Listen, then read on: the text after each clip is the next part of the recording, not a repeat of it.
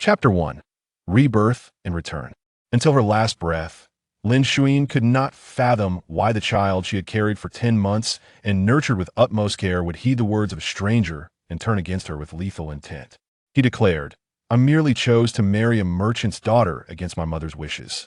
If anyone should bear her wrath, it ought to be me, not my wife."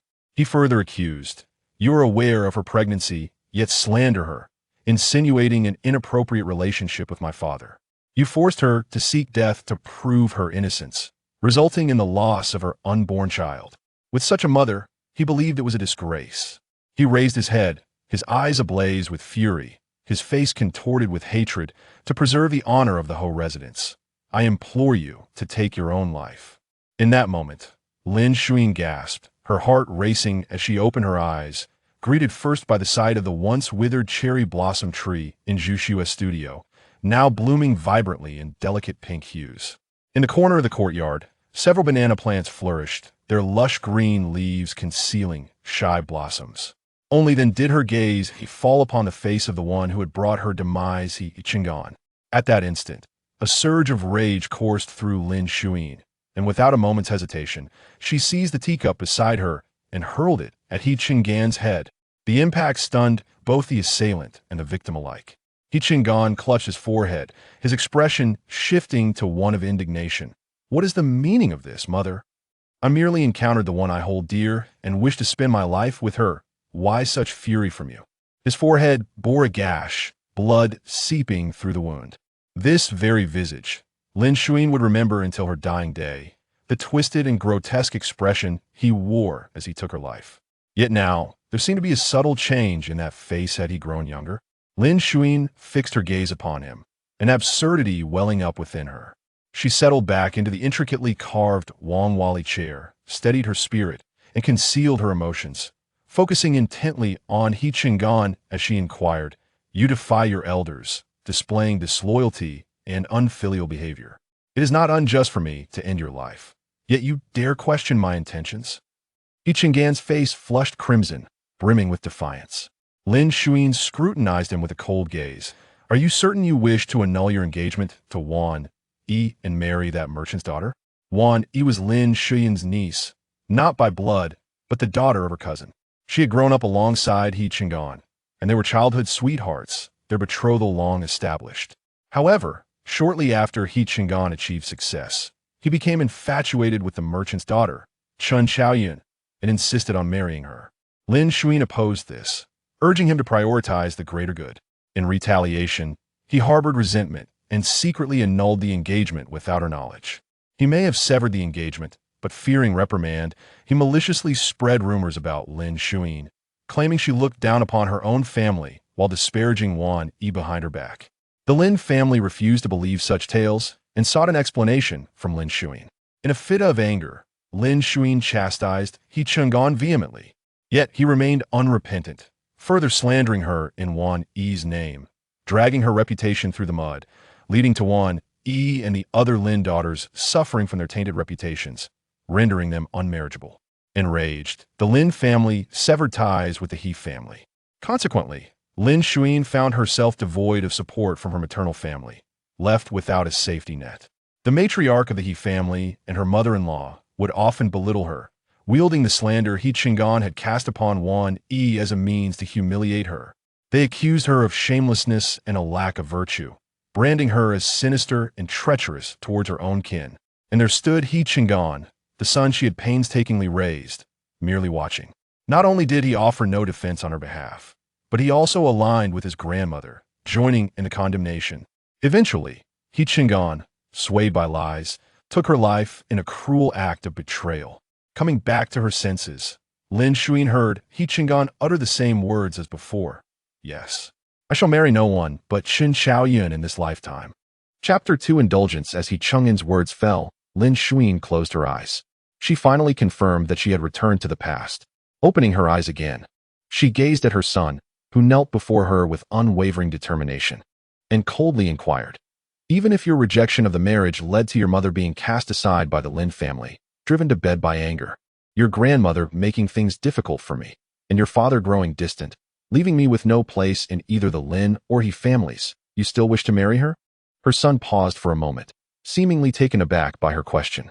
Yet, it was but a fleeting surprise.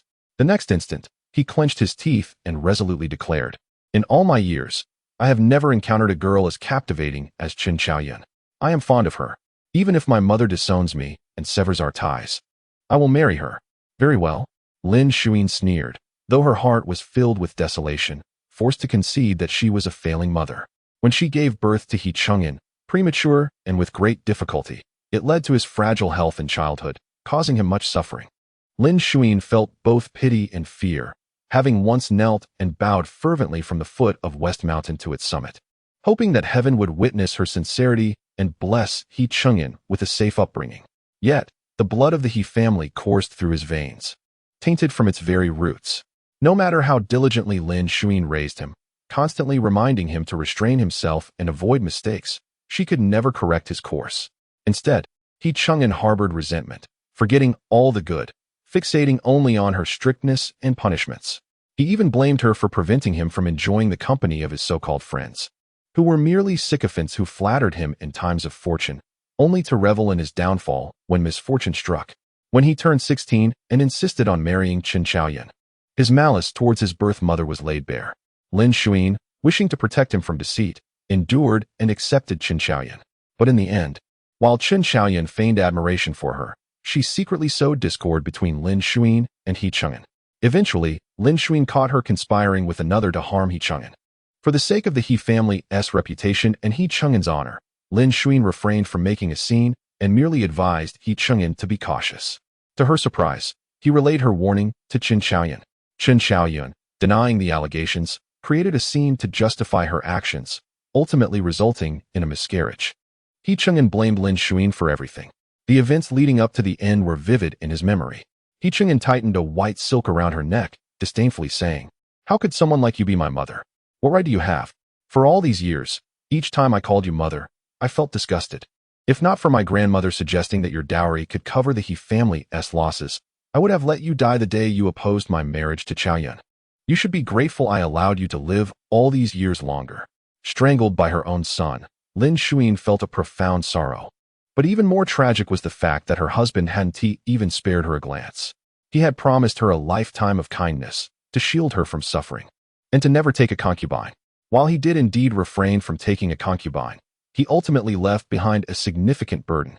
Lin Zhaoxue looked at He Chang'an, and the bond of motherhood and responsibility unraveled completely with his declaration that he would marry Qin Xiaoyan, regardless of their severed ties. Her fingers gripped the table edge tightly as she suppressed the rising hatred within her. If you wish to marry her, then marry her. Chapter 3: The Old Matron's Dilemma. Within half a day of Lin Zhaoxue consenting to He Chang'an's marriage to Qin Xiaoyan, the news had spread throughout the Marquis' residence. Gossip flew rampant, growing ever more fervent and outlandish. Upon learning of this, Lin Zhaoxue merely arched an eyebrow, dispatching a maid to inquire about the origins of these rumors. Moments later, the maid returned, reporting, "They say the madam appears strong on the outside but is crumbling within, fearing to offend the eldest son. Hence, she reluctantly agreed to this union." Others claimed the eldest son coerced you into this decision, threatening to sever maternal ties should you oppose the match. Lin Zhaoxue chuckled softly. The maid, frowning, asked, "Madam, shall I go and intimidate them a bit?" Lin Zhaoxue replied, "No need." In her previous life, she had fiercely defended the reputation of the Marquis' household, swiftly quelling any unfavorable remarks with decisive measures. This time, however, she opted for indifference.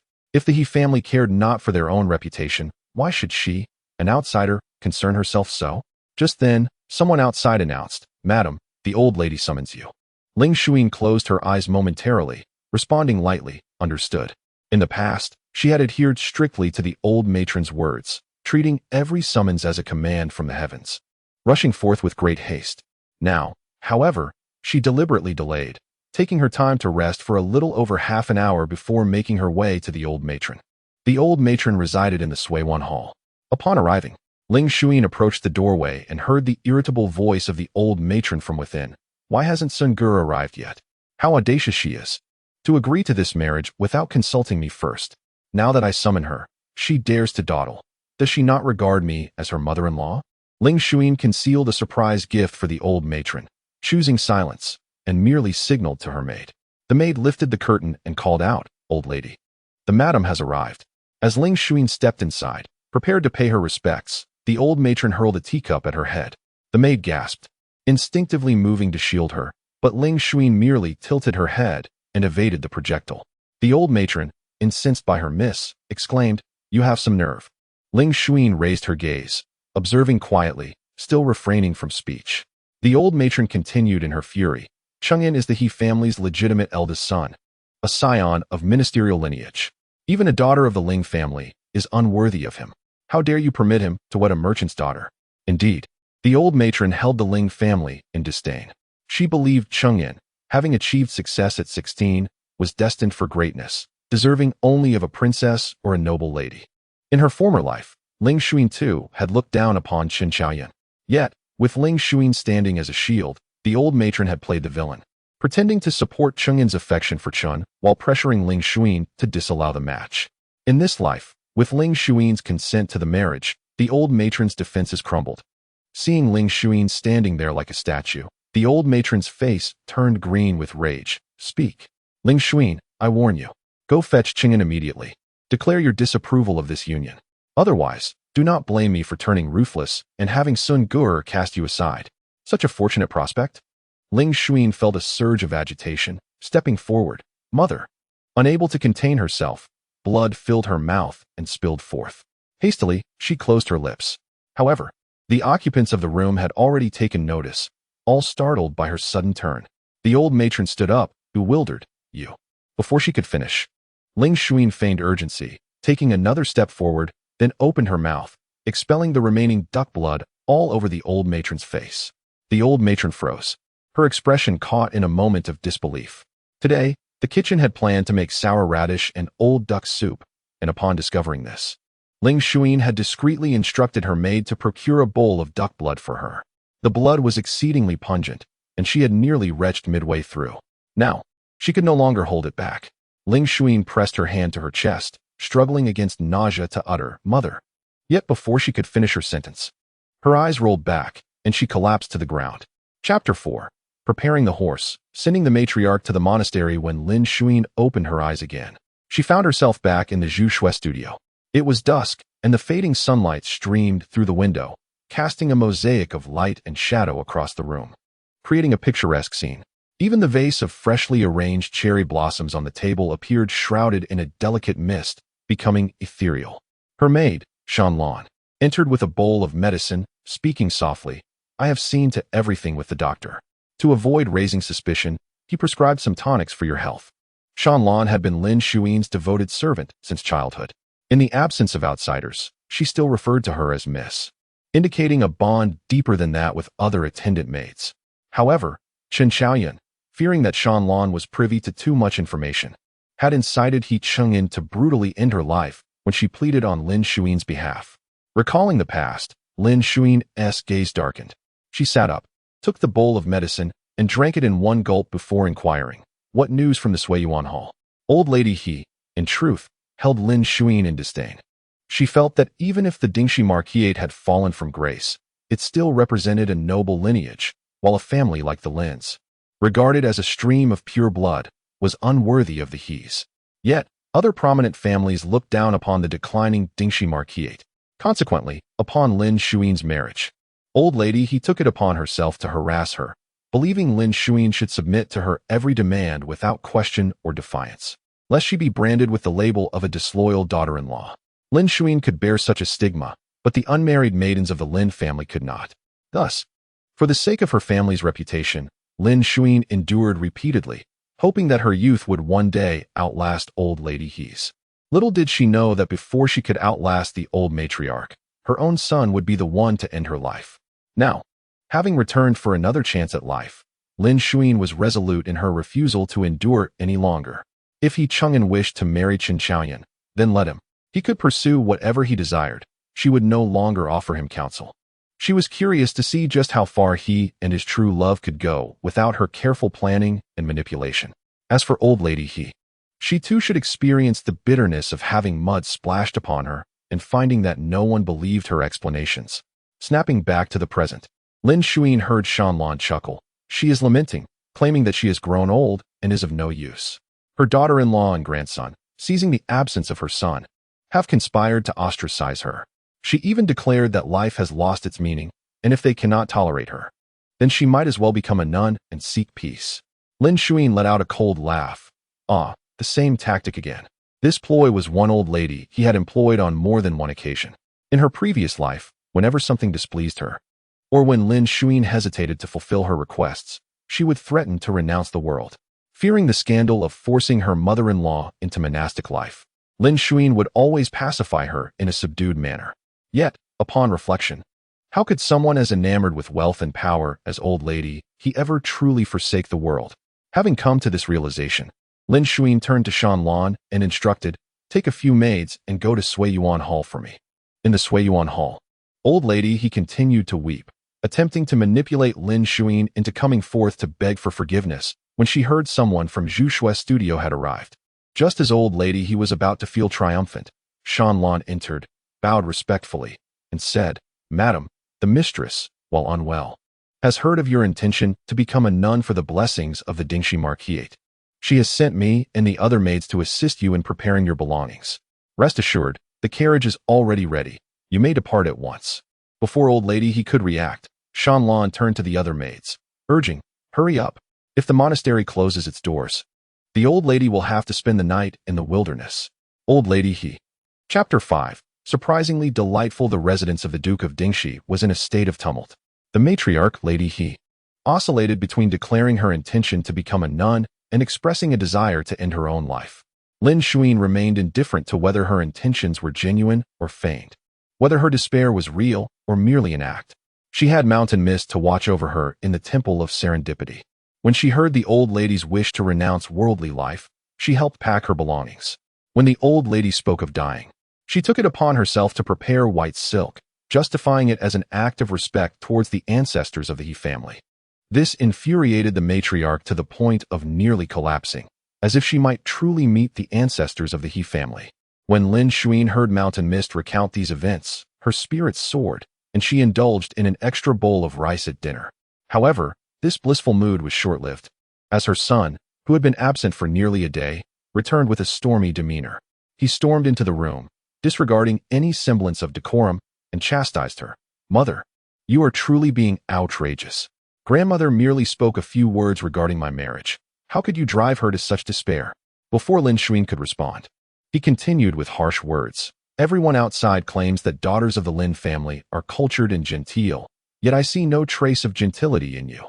Thankfully, I have discerned the true nature of the Lin family, or else I would have fallen victim to your deceit." In the past, if He Chang'an had spoken to her in such a manner, she would have been torn with anguish and would have sought to placate him, apologizing and accepting the blame. But now, Lin Zhaoxue was unfazed. Mountain Mist, unable to contain her indignation, exclaimed, "Young master, how can you speak of the lady in such a manner?" Lin Zhaoxue set her bowl down and raised her hand to interrupt her, turning to He Chang'an. "Who told you such things?" He Chang'an scoffed dismissively. "Grandmother is always open-minded and would never speak ill of you. Rather, it is mother." Lin Zhaoxue interjected. "So it is the people in your grandmother's household who are spreading such tales?" As she spoke, she beckoned him closer. He Chang'an's expression shifted, but he took a few steps forward to stand before her. Lin Zhaoxue looked up and noticed he was gazing down at her from a height advantage. He Chang'an was a head taller, and even when standing, she had to strain her neck to see his face, let alone while seated. Without uttering a word, Lin Zhaoxue suddenly grasped He Chang'an's wrist and yanked him downward. In one swift motion, she delivered a resounding slap across his face. He Chang'an, stunned, covered his cheek in shock. Lin Zhaoxue, unable to resist the impulse, struck him again.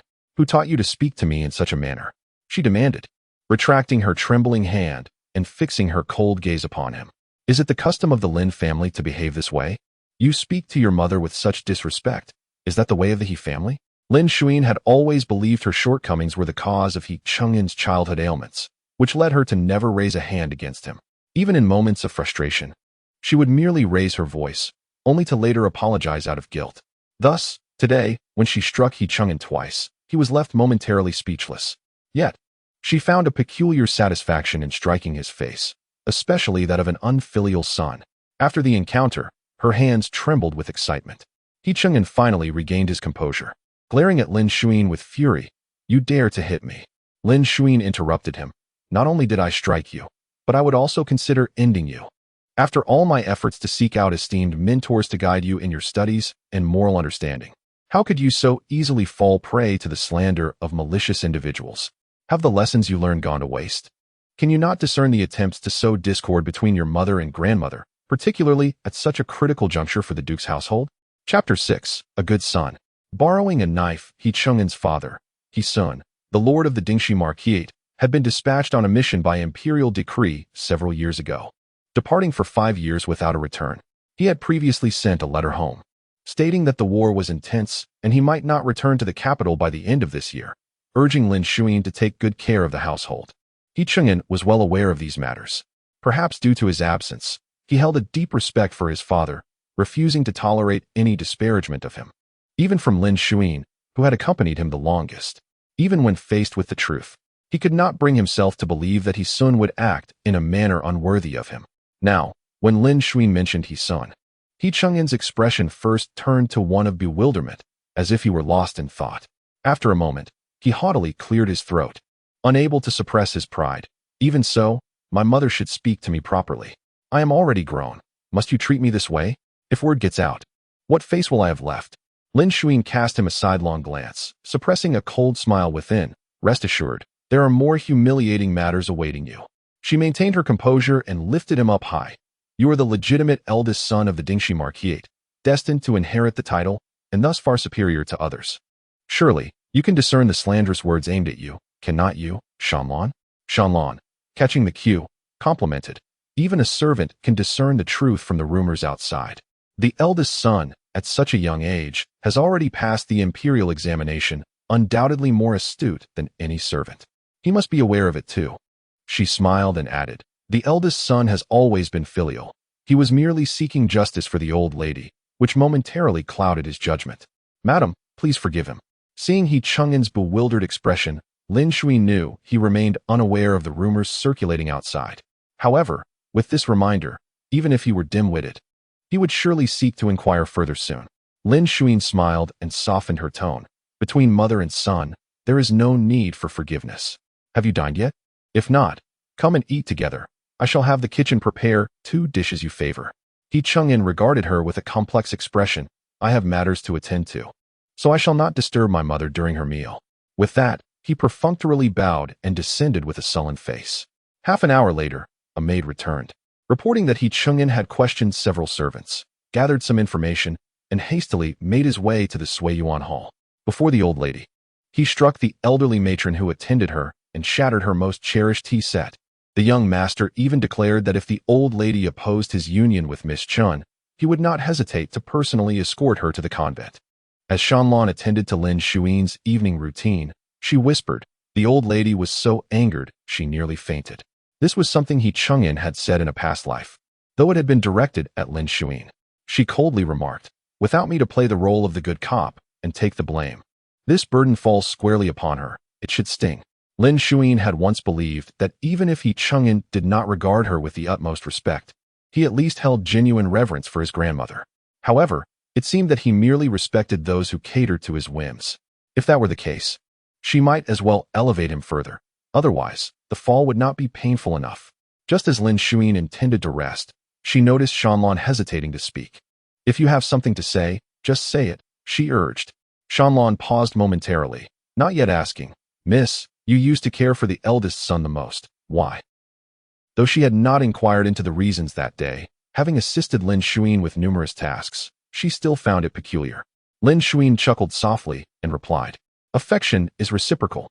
If he does not respect me as his mother, why should I concern myself with him? Shanlan, I must first be true to myself before I can be anything else. If I do not hold myself in esteem, how can I expect others to do so?" Chapter 7. The Dream. In order to preserve the reputation of the Ho residence, please, mother, hang yourself. Lin Zhaoxue dreamt once more of He Chang'an kneeling before her, holding a white silk, his face contorted with fury as he implored her to die.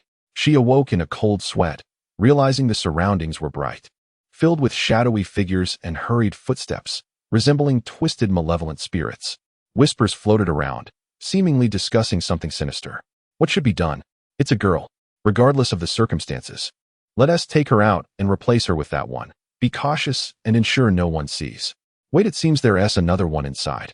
After a while, Lin Zhaoxue suddenly heard someone joyfully exclaim, "Excellent, it's a boy. Quickly, hurry, take him out. What shall we do with this one? No use, after all. She is a girl, suffocate her and bury her secretly. Do not blame us for our ruthlessness. Blame your unfortunate reincarnation." For being born in the wrong place, Lin Zhaoxue seemed to hear the cries of an infant, and for some reason, panic surged within her. She struggled to get out of bed and stumbled towards the direction of the sound, crying out, "No, no. Let me see. Let me see." In her dream, she saw a man dressed in splendid attire, adorned with a 3-pearl copper crown, turning his back to her, solemnly asking someone nearby, "What about the other?" The person beside him replied something that Lin Zhaoxue could not discern. She yearned to pursue further, yet someone blocked her path and presented a child to her. "Madam, do not be anxious. Look, the child is here." Lin Zhaoxue was compelled to lower her gaze, only to see that the child, though resembling an infant, bore the grown face of He Chang'an, who giggled and called out, "Mother, please hang yourself." Lin Zhaoxue screamed, awakening in a cold sweat, only to realize that daylight had broken. The morning glow was fiery, akin to the splendid brocade woven by the celestial maiden, sprawling across the horizon, radiant and dazzling. Shanlan, hearing the commotion outside, strode into the room, lifting the azure canopy of the bed, worry etched on her face. "Miss, what troubles you?" Lin Zhaoxue, still not fully awakened from her nightmare, clutched Shanlan's hand tightly, exclaiming anxiously, "The child, Shanlan, quickly stop them. They intend to harm my child." Her child? He Chang'an? But hadn't He Chang'an always been by her side, cared for well, even if he was spoiled? Suddenly, Lin Zhaoxue regained her composure. During her pregnancy with He Chang'an, her voracious appetite had led to an unusually large fetus, and the doctor had once advised her to moderate her diet during a pulse examination. Nevertheless, she had given birth prematurely at 8 months due to the size of the fetus. Lin Zhaoxue had always believed that her inability to adhere to dietary restrictions during pregnancy had caused He Chang'an's frail health. Yet, it now seemed there were deeper implications. Taking a deep breath, Lin Zhaoxue spoke with chilling calmness, "Shanlan, do you remember the 2 midwives who assisted me during my labor, and the doctor who took care of me?" "I remember," Shanlan replied. Puzzled by the sudden mention of this matter, the master sought them out himself, claiming that the children of the Duke of Shindong were all delivered by them, thus ensuring their reliability. Lin Zhaoxue narrowed her eyes. "Yet I recall that after I gave birth to He Chang'an, they all resigned and returned to their hometowns." After a moment, she whispered to Shanlan, "Go find Steward Chun, have him search for these 3 individuals. I must see them. Do so discreetly. Do not let the He family know." Steward Chun was someone Lin Zhaoxue had brought from her family. He had been managing her dowry for these years. After her demise, it was likely that the He family would seek to usurp her dowry under the guise of legitimacy, and like Shanlan, Steward Chun would probably meet a grim fate. Shanlan assented while calling in a maid to assist Lin Zhaoxue with her ablutions. Before she had finished preparing, another matron came to inquire, "Madam, the old lady has sent someone to ask. It is already the hour of Chun. Why have you not yet paid her respects?" Lin Zhaoxue instructed Shanlan to apply a lighter shade of powder to her face and enhance the appearance of her dark circles, stating calmly, "I shall attend to it at once." Chapter 8. The Lin family's withdrawal from engagement. By the time Lin Zhaoxue tidied herself up, it was already early afternoon. More than an hour past the time set by the old madam. Consequently, when Lin Zhaoxue arrived at the Suiyuan Hall, the old madam was in a fit of rage. Upon seeing Lin Zhaoxue enter, her displeasure intensified. "You have truly become more audacious, arriving late for your greetings, and even daring to incite Chang'an against me. Do you still regard me, your mother-in-law?" Lin Zhaoxue glanced around, noticing the absence of Yumama, who frequently attended to the old madam, and only a few young maidservants were present. It seemed that after He Chang'an's furious outburst the previous day, she was unable to leave her quarters. Dragging her ailing body, she feigned weakness, allowing Shanlan to assist her in sitting down, and said breathlessly, "Mother, you are well aware of what kind of person I am. If it were not for my frail condition, I would brave any danger to pay my respects to you." As she spoke, she gasped for breath. The old madam, seemingly oblivious to Lin Zhaoxue's pale complexion and the dark circles under her eyes, sneered, "You claim to be unwell, yet your tongue is still sharp. How else could you have uttered such divisive words against our family?" Lin Zhaoxue covered her mouth to cough lightly, then continued in a drawn-out tone, I have always taught Qingyan to respect you and have never dared to utter a word of disrespect. His outburst yesterday must have stemmed from sensing that someone in Suiyuan Hall harbors ill intentions, seeking to ruin the Ho residence. Mother, you should thoroughly investigate the people in this courtyard. Her implication was clear. It was the old madam's own missteps that had provoked He Cheng'en's ire, and she ought to reflect on her actions. The old madam, realizing the insinuation, slammed her palm on the table and exclaimed, "Preposterous! The people of Suiyuan Hall are utterly loyal. How dare you speak of them so?" "Indeed, mother speaks truth," Lin Zhaoxue replied calmly, a smile gracing her lips. "Cheng'en, at such a young age, has already achieved the status of Jinshi. This proves he is no fool. The affairs of this household cannot escape his keen eye." Observing the old madam's reddening countenance, she continued to smile. "Mother, you must exercise caution moving forward, lest you become a pawn for those with wicked hearts. Otherwise, the punishment may not fall solely on you, Mama, next time." The old madam's expression shifted as she recalled He Cheng'en's fury from the previous day. She was well aware that Yumama, relying on her status as a dowry servant and having nursed He Sun, had often wielded her influence in the household, distorting the truth and maligning Lin Zhaoxue to incite punishment against her. As for Shanlan, who had once defended Lin Zhaoxue in a confrontation, the old madam had long harbored resentment, always seeking opportunities to dismiss her. The old madam remained unaware. But Lin Zhaoxue knew that Yumama had deliberately instigated Chun Xiaoyan to speak against He Cheng'en, and since Shanlan had been with her the longest and knew the most, it would be prudent to silence her permanently. It was also she who had counseled He Cheng'en to deal with the matter swiftly.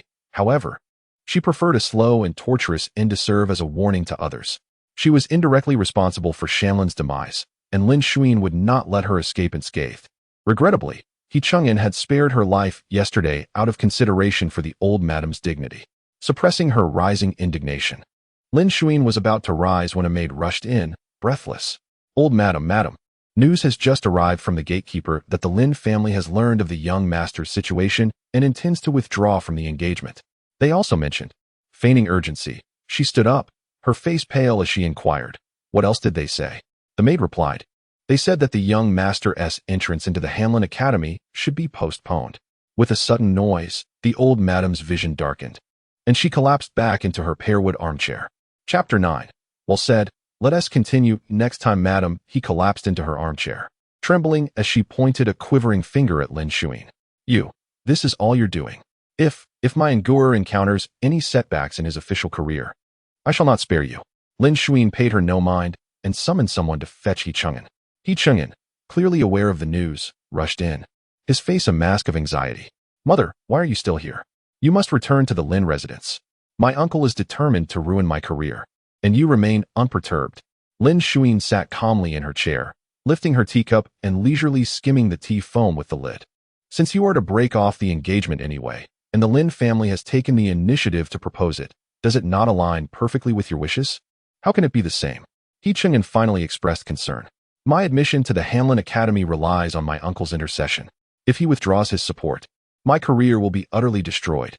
Lin Zhaoxue cast him a sidelong glance. "Then shall we not proceed with the withdrawal?" "Absolutely not. I will not marry anyone other than Chao Yun." He Cheng'en suddenly grew wary. "Mother, you aren't attempting to force me into marrying Lin Wanyi, are you? Have you colluded with my uncle to set a trap for me?" Lin Zhaoxue thought to herself, "At least he isn't completely foolish. He has surmised that she had already sent word to the Lin family." However, what he failed to comprehend was that her actions were not aimed at coercing him into marrying Lin Wanyi, but rather targeting Madame He.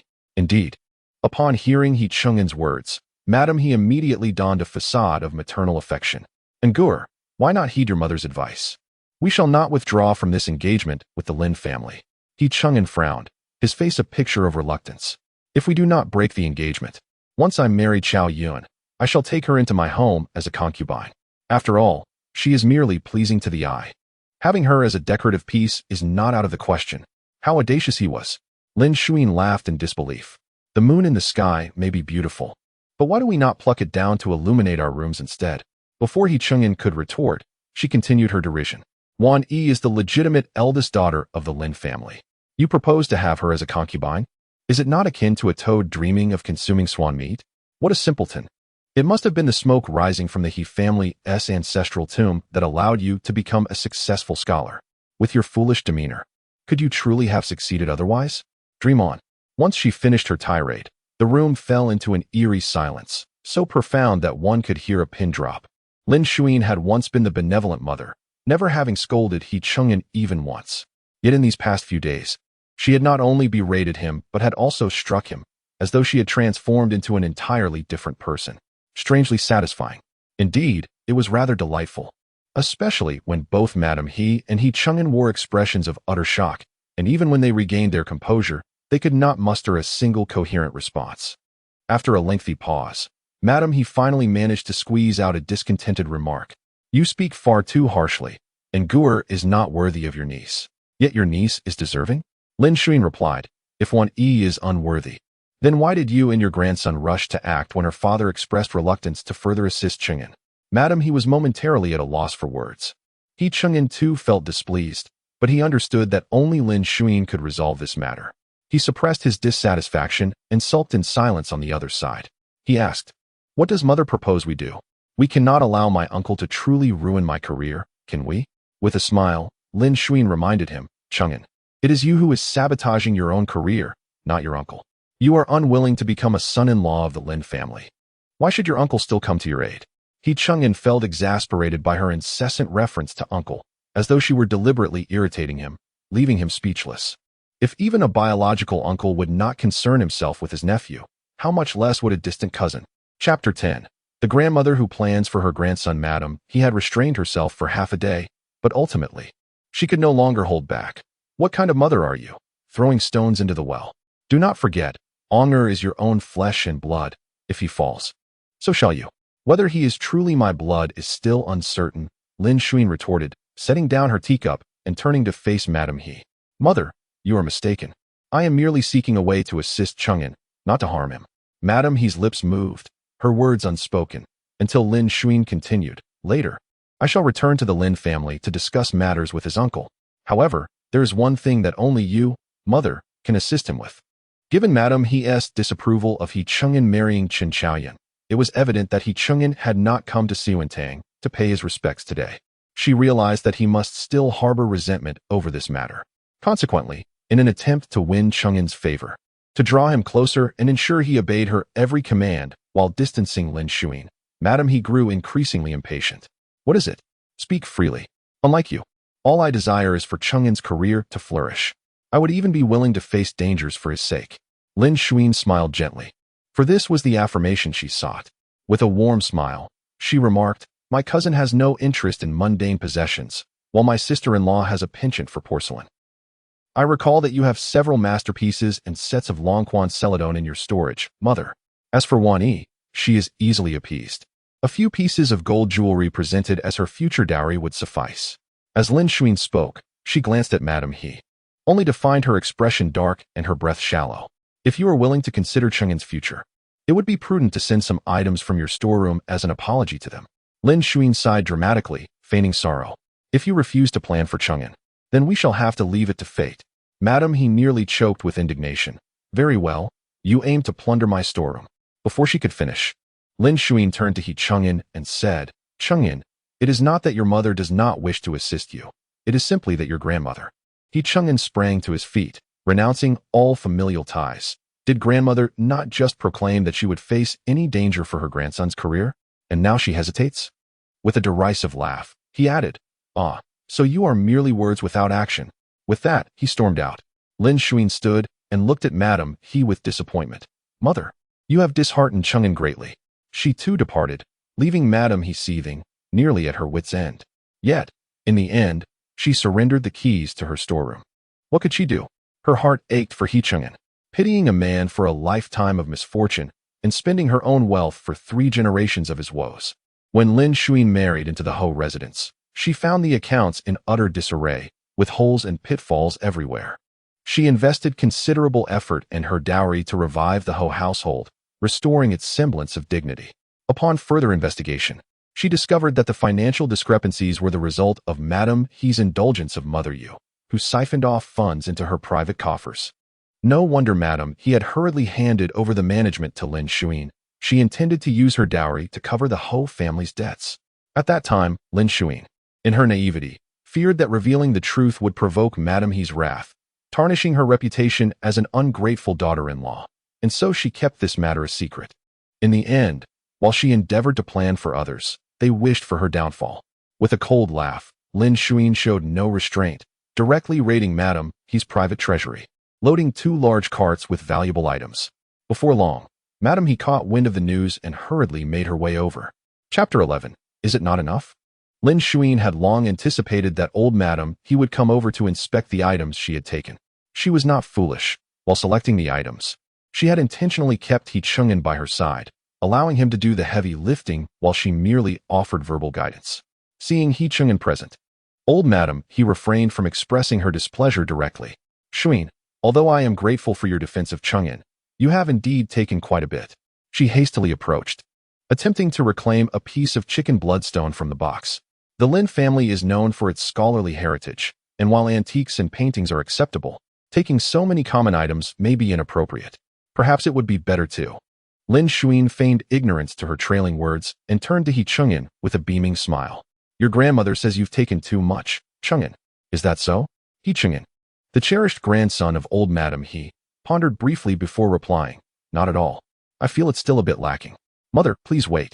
With that, he returned to the storeroom and brought out 2 more items, a Longquan Celadon brush rest and a bronze crane incense burner.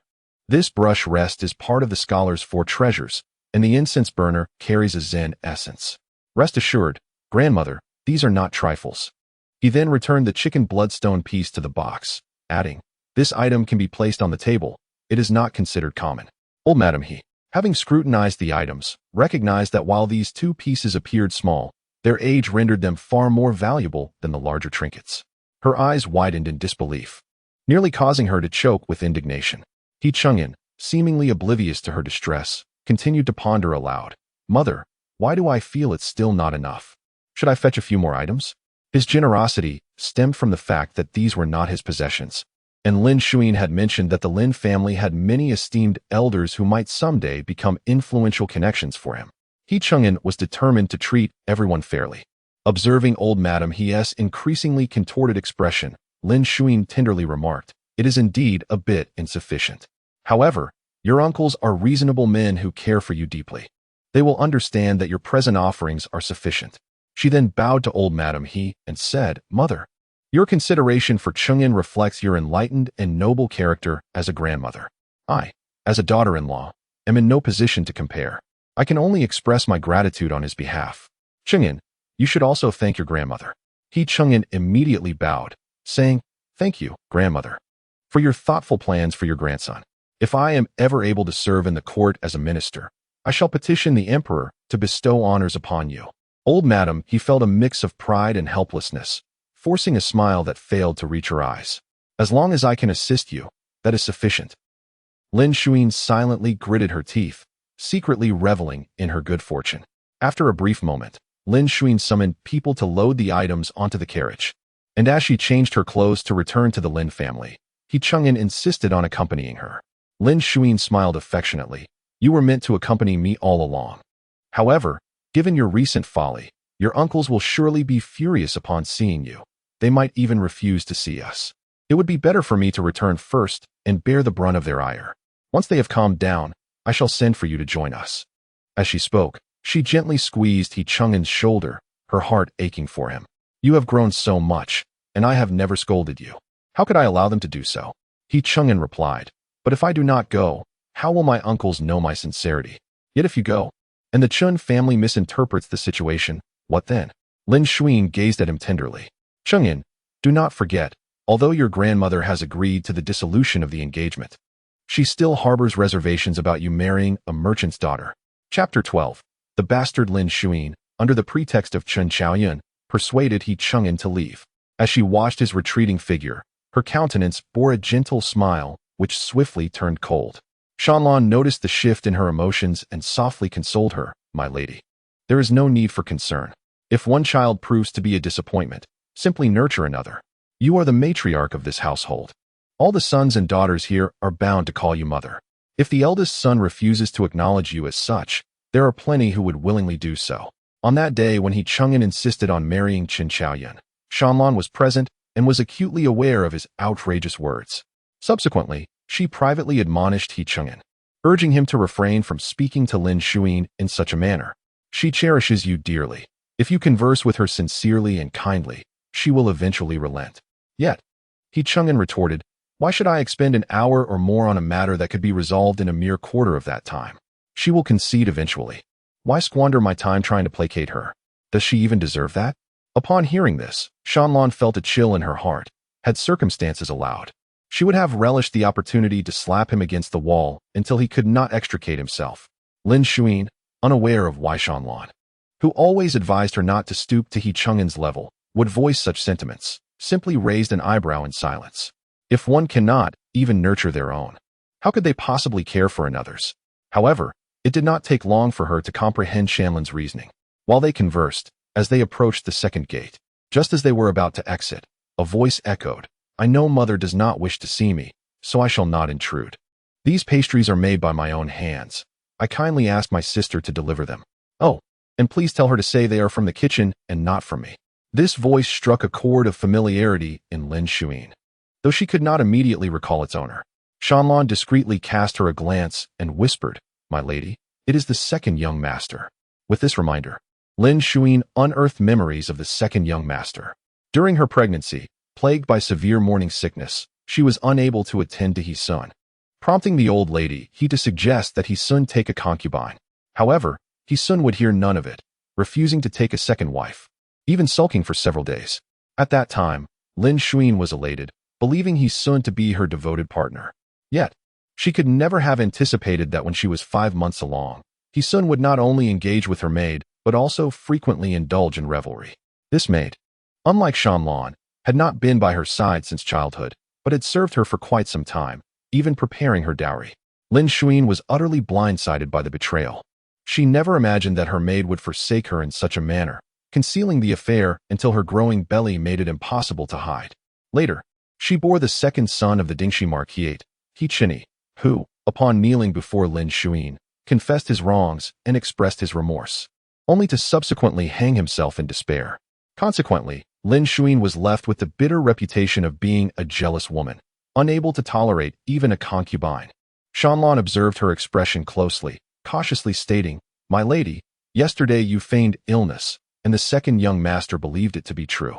He wished to visit you but feared being a bother, so he lingered by the second gate, not daring to enter until he heard you were well before departing. As she spoke, a maid approached with a food box in hand. Upon seeing Lin Zhaoxue and Shanlan, she came forth, presenting the box and stating it was sent from the kitchen, omitting any mention of He Chang'an. Lin Zhaoxue remained silent, opening the food box to reveal a stack of her favorite pea cakes. Even He Chang'an and He Sun were oblivious to her fondness for them. She sampled a piece and discovered it tasted exactly like the pea cakes she had savored in the past. Chapter 13.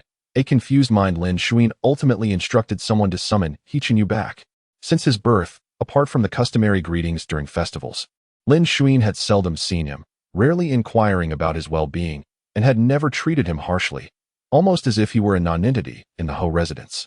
Now, upon their reunion, she observed that although he was younger than He Chang'an, he stood slightly taller, albeit a bit frail, with a less rounded face than He Chang'an, and his attire was less refined. His features bore no resemblance to He Sun, but rather echoed those of Lin Zhaoxue's long-deceased maid. Possessing a delicate beauty interlaced with a certain vigor, he was dressed as a scholar, yet lacked any semblance of weakness. Upon seeing Lin Zhaoxue, He Chang'an appeared somewhat perplexed, hesitating in his greeting, ultimately addressing her as madam instead of mother, perhaps in fear of evoking past memories that might disturb her. Lin Zhaoxue scrutinized his countenance, seemingly approving with a nod. Though he was indeed thin, he was still presentable. Her daughter, Wan Yi, had been sheltered within the confines of their home, seldom encountering men, and thus had become infatuated with He Chang'an. Yet, if she were to meet a few more handsome individuals than He Chang'an, surely she would be swayed and find new affections. Who could resist beauty? As for lineage, once He Chang'an were to achieve academic success and establish his own path, he would not be inferior to a legitimate son. He Chang'an, bewildered, uttered, "Ah?" Shanlan, understanding the situation, could only shake her head in exasperation. Lin Zhaoxue cleared her throat, refraining from discussing matters of the heart, and calmly instructed, change into something more formal and meet me at the side gate. I shall wait for you for just a quarter of an hour. With that, she supported Shanlan and departed, maintaining a demeanor of detachment. He Qingyu was punctual, appearing at the side gate even before Lin Zhaoxue had to wait a moment. Had it been He Chengyan, he would have held himself in high regard and would have deliberately delayed his arrival. Lin Zhaoxue felt satisfied and said nothing further, instructing the coachman to return to the Lin residence. He Qingyu sat properly on the opposite side, behaving himself and not asking any questions. It was not until they were nearing the Lin family home that Lin Zhaoxue glanced at him and casually inquired, "Do you not wish to know why I have brought you back to the Lin residence?" He Qingyu opened his mouth, about to speak, when he noticed Shanlan persistently signaling him. Although he was puzzled by Shanlan's motives, he altered his response. "As a junior, it is not my place to inquire. Whatever my mother arranges, I shall comply." Lin Zhaoxue was somewhat taken aback by his sudden change of heart, quickly realizing it was the doing of that mischievous girl, Shanlan. She cast a sidelong glance at the girl as a warning and raised an eyebrow, asking, "Do you not fear that I might harm you?" He Qingyu met her gaze, noticing her calm demeanor, which did not reflect any disdain for his use of the term mother, nor did it convey any fondness. He lowered his eyes, replying honestly, "If my mother wished to harm me, I would not have grown up safely. The servants of the Shiho residence would not regard me as the second young master, nor would I have the opportunity to study at the academy. Moreover," He Qingyu lifted his head, fixing his sincere and resolute gaze upon Lin Zhaoxue, "I do not believe that coming to the Lin residence would bring me harm." At the age of 14, soon to turn 15 in autumn, he was well aware of his origins. No one in the household had ever concealed it from him, nor had anyone ever belittled him. He understood clearly that the privileges he enjoyed were not merely due to his gender, but rather acknowledged the source of such favor. Lin Zhaoxue regarded He Qingyu intently, feeling a sense of wonder at the stark contrast among the offspring of the He family. Even if he were merely flattering her to gain favor, at least He Qingyu possessed the intellect to articulate such pleasing sentiments, unlike He Chengyan, who could only fill his mind with nonsense. Chapter 14. The Lin family. Lin Zhaoxue suddenly recalled something. "I have heard that you also participated in the imperial examinations this year. Your husband mentioned you to me, praising your literary talent and predicting a bright future for you. Yet, how is it that you did not succeed this time?" She squinted and inquired, "Was it intentional?" He Qingyu lowered his head nonchalantly. "My capabilities are limited, and my studies are not yet refined. I failed to make the list, bringing shame to my mother and my teacher." Lin Zhaoxue immediately understood the reason behind it. He Chengyan, with an inflated sense of self-worth and only a fraction of true talent, sought to project an image of brilliance.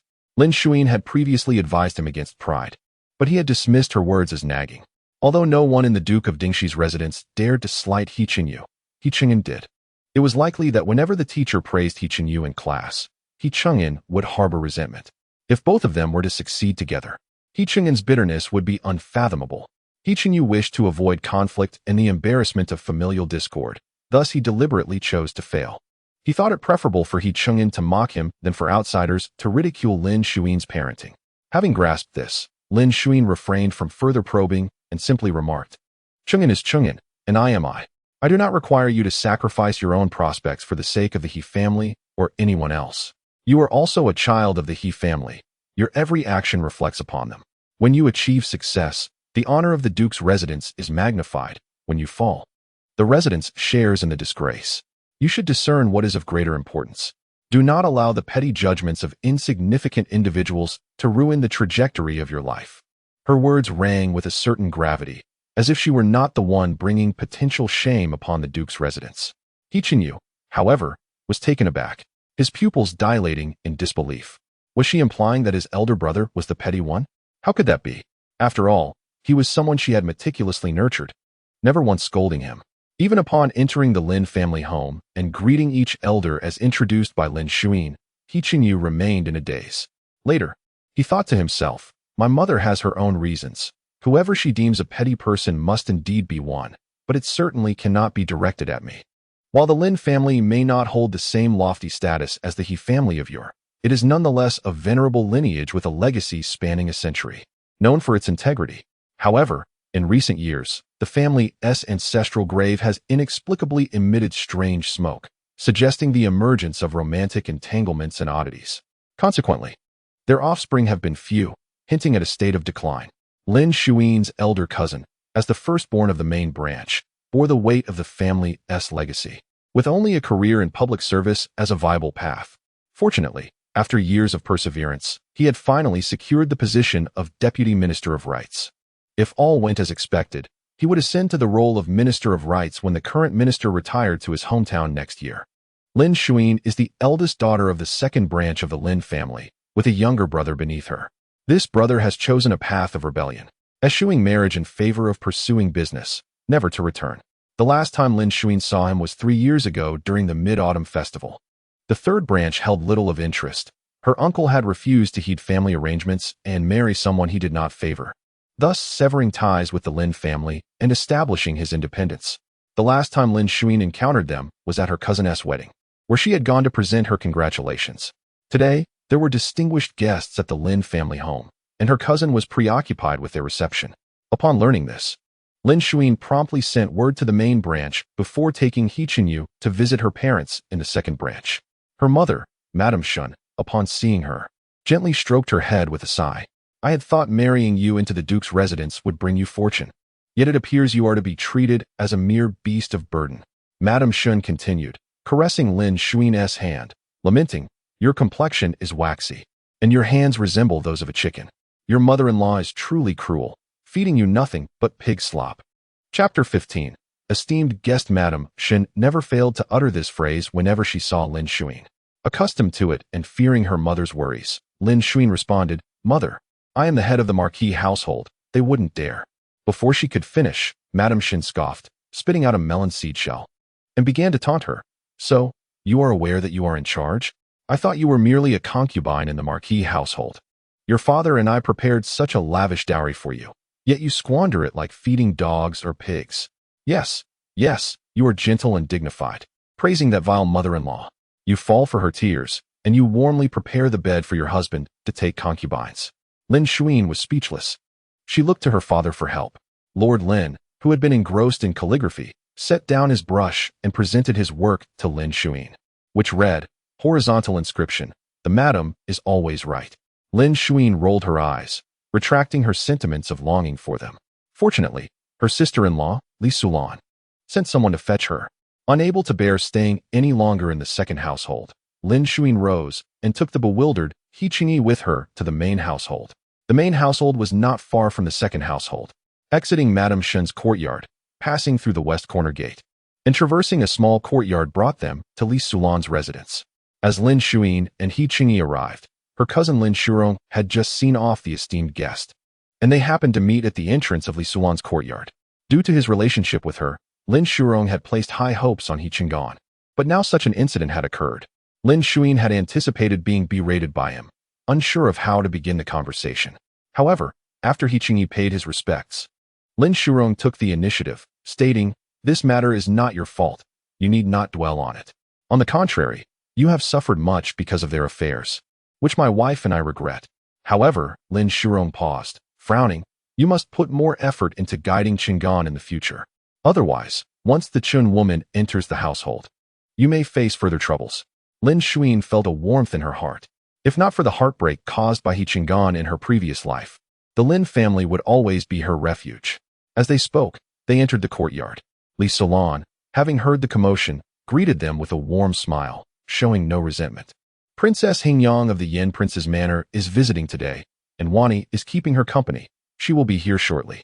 Lin Zhaoxue knew of Princess Hingyang of the Yin Prince's manor, but had never met her. She had heard others say that the princess was not of sound mind, somewhat simple, and rarely left the Yin Prince's manor. Even when she occasionally ventured out, she was always accompanied by a large retinue.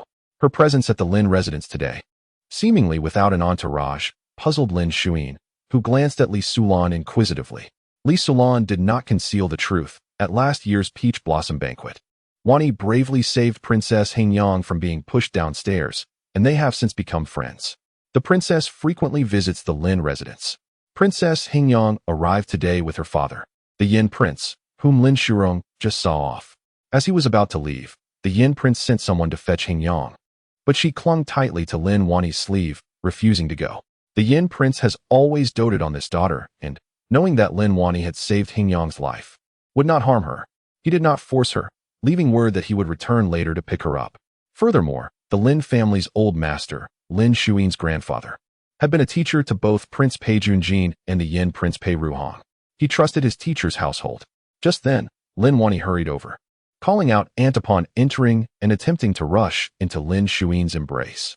However, upon noticing He Qingyi standing nearby, observing her with curiosity, she abruptly stopped, freezing in place. Lin Shuin noticed that she subconsciously smoothed her dress. Chapter 16. Beauty is Justice. Lin Shuin was exceedingly pleased with Lin Wani's subtle gesture. Who among the young ladies would willingly hang themselves from a crooked tree if given the chance? Surely the lush and upright forest behind them was far more enticing. She beckoned Lin Wani closer and introduced her, saying, "This is your brother Qingyi, who is half a year older than you. He has never visited the Lin family before, so you do not know him. Qingyi, this is Wani." He Qingyi stepped aside courteously and greeted her with proper etiquette. "Sister." Though Lin Wani felt a twinge of shyness, she returned the greeting gracefully. Before her marriage, Li Shirlan was renowned as one of the most talented women in the capital, possessing both beauty and discernment. Lin Shirong, in his youth, was not lacking either. With a handsome visage and remarkable talent, he had even been a top scholar. At the Qianglin banquet, the two inexplicably found favor in each other's eyes, and thus began their tender romance, sweet as honey. Despite the considerable distance between their families, he would often take the longer route just to pass by the Li residence, leaving pots of flowers at their wall as a covert expression of his affection. As their daughter, Lin Wani perfectly inherited her parents' beauty, especially her eyes, which seemed to speak when they gazed at others. Even after He Chengyin had tarnished her reputation to evade their engagement, suitors still approached the Lin family to propose to her. However, she found herself unable to comprehend the situation, or perhaps unwilling to accept it, preferring instead to hang from the crooked tree of He Chengyin rather than remarry. Lin Shuin felt a pang of sympathy for her and softly remarked, "That boy is blind to your virtues, and you need not grieve for him. Consider it as if a meat bun had been tossed to a dog." Lin Shurong and Li Shirlan exchanged glances, waiting for Lin Wani to make her own decision. Prior to this, Lin Shuin had shared her intentions with them. She wished to keep He Qingyi in the Lin household, allowing him to join the family's educational pursuits. If Wani found pleasure in his company, she could accept him as her husband. If not, Lin Shurong could take him as a student and support him in the future. She assured them repeatedly that the Lin family would not suffer for receiving He Qingyi. Though Lin Shurong was uncertain of her confidence, he resolved to give it a try. "Aunt," Lin Wani raised her head, looking earnestly at Lin Shuin. "I am not heartbroken. I am merely unwilling to accept this. I do not understand why. Despite my unwavering devotion, appearing when he needed me and staying away when he did not, I ended up losing to someone he scarcely knows." Her eyes reflected confusion, disbelief, and a sense of injustice. Lin Shuin gently adjusted her hair. "This is neither your fault nor that of the Qin girl. The man you both admire is not worthy. He is a scoundrel, a beast, a mere impostor among pearls. You need not dwell on this. It is but a stumble. Simply rise, and you will find that the pit is hardly deeper than your knees. If you remain dissatisfied, fill in the pit with earth, or even spit into it. Just do not fall into it, and remain there forever." Lin Wani gazed at her with a mixture of understanding and confusion. Lin Shuin added with a smile, "Moreover, there are many who surpass him. Why fixate solely on him?" With that, she cast a deliberate glance at He Qingyi, causing Lin Wani to blush deeply. Lin Shuin continued, "I will place Qingyi in the Lin household. If you find him agreeable, take some time to get to know him. If his background does not suit you, fret not. Your aunt has her ways.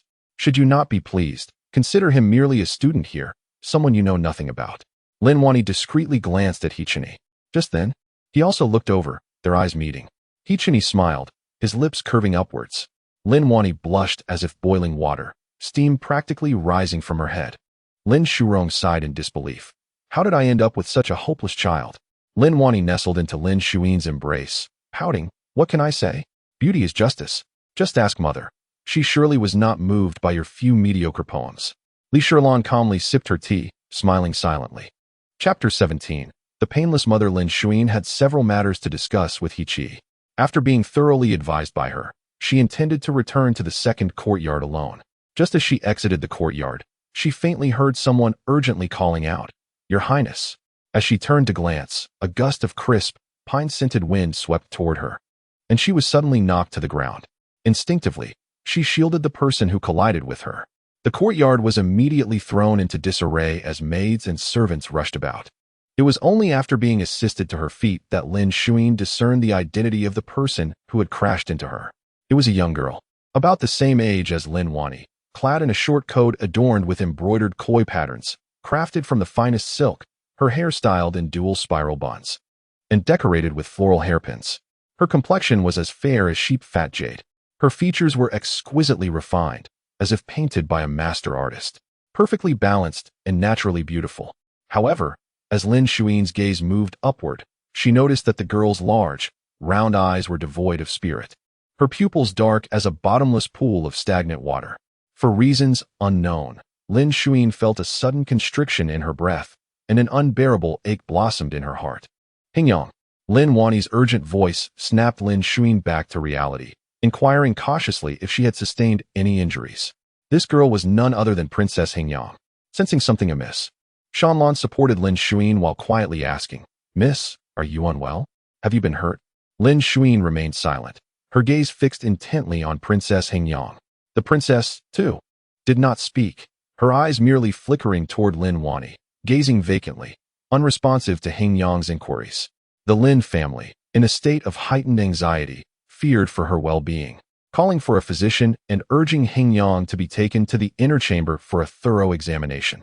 To their astonishment, they discovered that Hingyang was gripping Lin Zhaoxue's sleeve tightly, refusing to let go. Intrigued, Lin Zhaoxue tentatively took a step to the left, and Hingyang mirrored her movement. When she shifted to the right, Hingyang followed suit. The princess remained silent, her attention elsewhere, leading one to believe she was merely an ornament attached to Lin Zhaoxue's attire. The Lin family was momentarily taken aback. Lin Zhaoxue found the situation remarkable, recalling a similar instance when she had shielded the princess during a fall down the stairs, where she had injured her leg yet received little attention amidst the concern for Hingyang. Just as today, when those around sought to escort Hingyang away for examination, she clung tenaciously to Lin Zhaoxue's sleeve. It was not until the physician arrived, examined Lin Zhaoxue's injuries, administered medication, that Hingyang finally released her grip. Lin Zhaoxue's expression shifted as a realization struck her. She suddenly grasped Lin Zhaoxue's wrist and gently lifted it. A sharp pain shot through Lin Zhaoxue, causing her to gasp in shock, her face paling.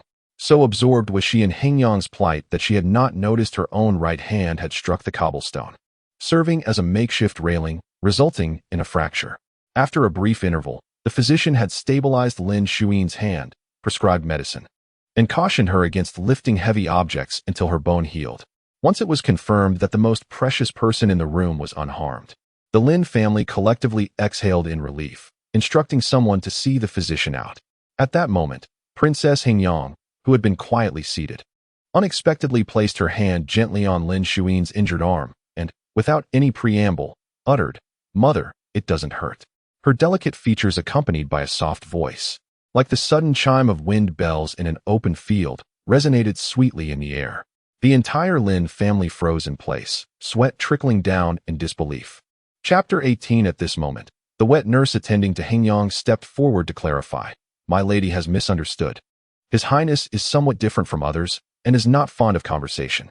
When he does speak, it is merely to utter words like mother, it hurts, or not painful." He addresses both the prince and the young master in the same manner. The prince initially tried to correct him, but eventually acquiesced to his Highness's ways. The wet nurse scrutinized Lin Zhaoxue, then added with a smile, "However, His Highness has only addressed the prince and the young master in such a manner. It is the first time I have witnessed him refer to anyone else in this way." Even when Lin Zhaoxue saved Hingyang, she merely heard him softly say, "Not painful." Lin Zhaoxue pretended not to hear the wet nurse's final remark and glanced at Hingyang, who was intently staring at her hand. She inquired, "Has His Highness ever been ill?" The wet nurse succinctly replied, "It was something he brought from the womb. The prince has summoned many doctors for this, but to no avail." As they spoke, someone arrived outside, announcing the arrival of those sent to escort Princess Hingyang. Lin Zhaoxue and Li Shirlan intended to personally see Hingyang off, but unexpectedly, Hingyang tightly grasped Lin Zhaoxue's sleeve, refusing to let go. The wet nurse looked at Lin Zhaoxue with a troubled expression. Lin Zhaoxue smiled and gently took Hingyang's hand with her uninjured one, rising to say, "Zhaoxue, my dear aunt will accompany you to see His Highness off." The two women escorted Hingyang to the side gate, where they encountered her escort. He appeared to be of similar age to Hingyang, yet towered over her by a considerable margin. Dressed in a peacock blue round-collared robe adorned with cloud patterns, his features bore a resemblance to Hing Yang, albeit slightly deeper. His demeanor exuded a forced gravitas, akin to that of a young elder. Upon seeing him, Hing Yang released her grip on Lin Zhaoxue's sleeve and strode confidently toward the young man.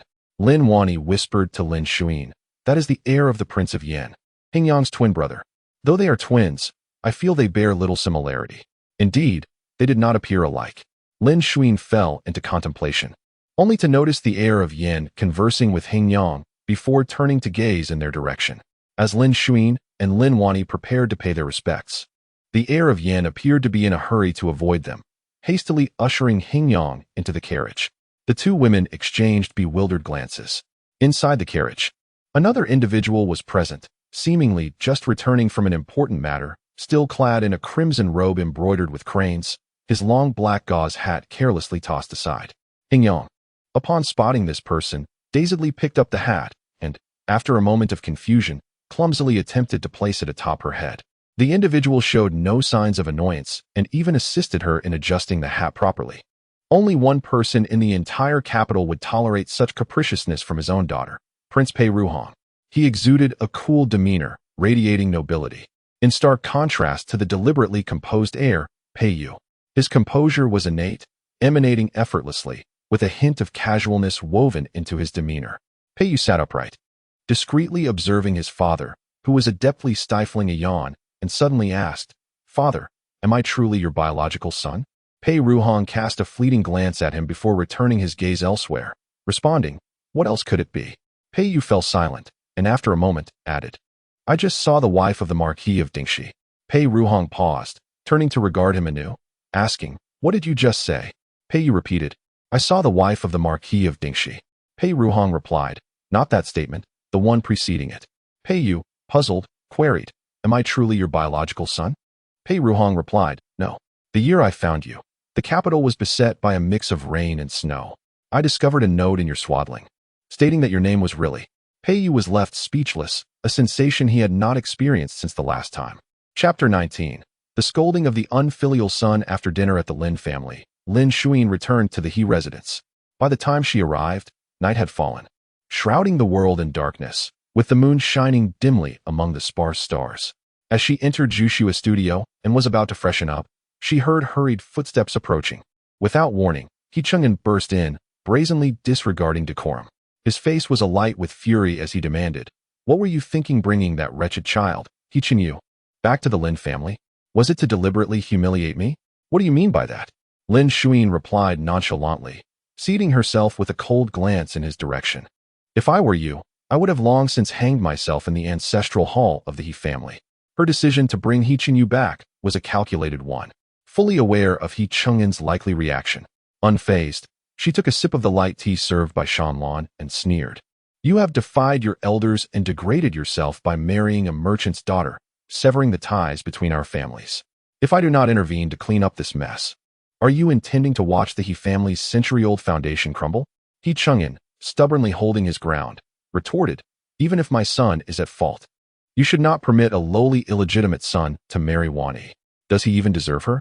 Does he not deserve her? And you? What makes you worthy?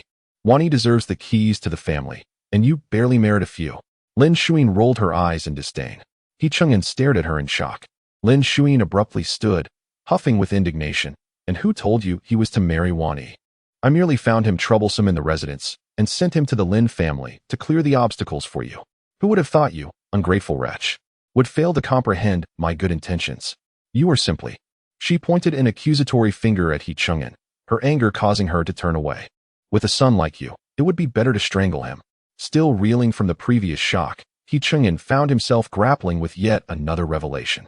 After a moment's pause, he hesitantly inquired, "Mother sent my younger brother to the Lin family for my sake? You have broken my heart. I do not wish to see you for a while." With that, she slumped her shoulders and retreated into the inner chamber, dejectedly instructing, "Shanlan, please see the eldest son out." He Chang'an, still reeling from the emotional roller coaster, was ushered out of Zhaoxue's studio by Shanlan. He reflected on Lin Zhaoxue's simultaneous rebuke and apparent concern for him, feeling a lingering sense of discontent. Has mother truly cleared the obstacles for me? "Young master, if I may speak candidly, You are exceedingly unfilial. Shanlan gazed at him with disappointment. As the old mistress said, you are her child. If you fail, she too shall suffer. If she does not consider your well-being, who else will? Yet here you are, heeding some ill counsel, deliberately distancing yourself from her, leaving her heartbroken. And you fail to notice the wounds she bears for your sake.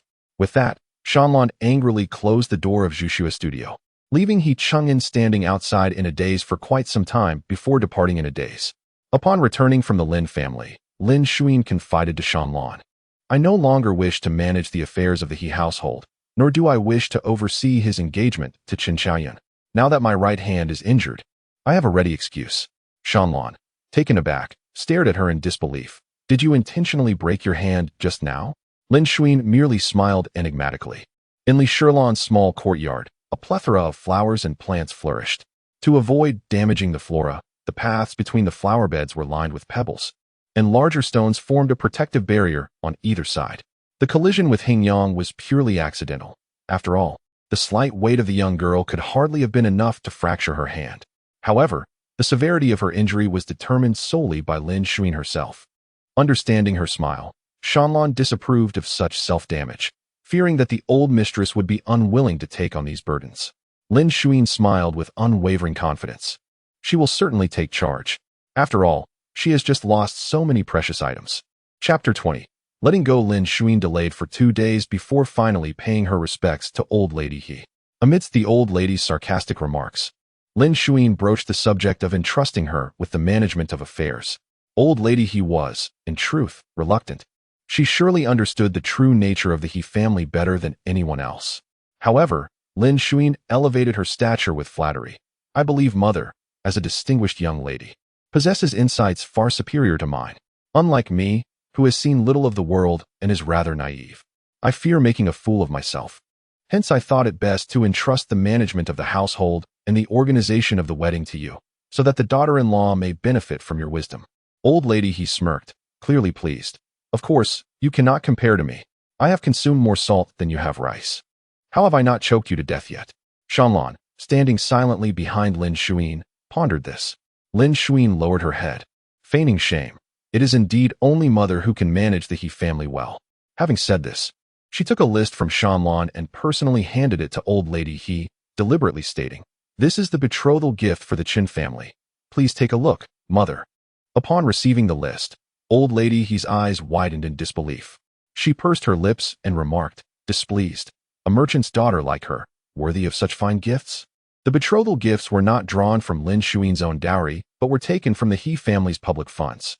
Lin Zhaoxue replied, although Qiaoyun is a merchant's daughter, she is the sole daughter in her family and has been spoiled by her parents. I have heard that her family has prepared a betrothal gift of at least this value. If our gift is less, it would surely be a laughingstock. She raised her hand to indicate too, catching a glimpse of old lady He's eyes sparkling with interest. Indeed, the next moment, she feigned a cough and said, since you are injured and unable to manage, I shall reluctantly take over for a couple of days, until your hand is healed. Lin Zhaoxue bowed slightly. Thank you for your understanding, mother. Subsequently, she returned to Zhu Xuezhai. Later, she sent for He Chang'an. Upon entering, he noticed Lin Zhaoxue's suspended hand and appeared somewhat guilty, avoiding her gaze. Mother. Lin Zhaoxue glanced at him, scoffing. Have you been to the Lin family? He Chang'an lowered his head and nodded. Known for his petty nature and obstinacy, he did not fully trust Lin Zhaoxue's words after that day. Instead, he took the initiative to inquire at the Lin family. The Lin family had already coordinated their story with Lin Zhaoxue. Moreover, since the matter between He Qinyi and Lin Wani was still uncertain, the Lin family would naturally not claim they had a betrothal agreement. Seeing that the Lin family's account aligned with Lin Zhaoxue's, He Chang'an reluctantly accepted it as truth. Lin Zhaoxue sighed at an opportune moment, painting a bright future for him. You are to inherit the title.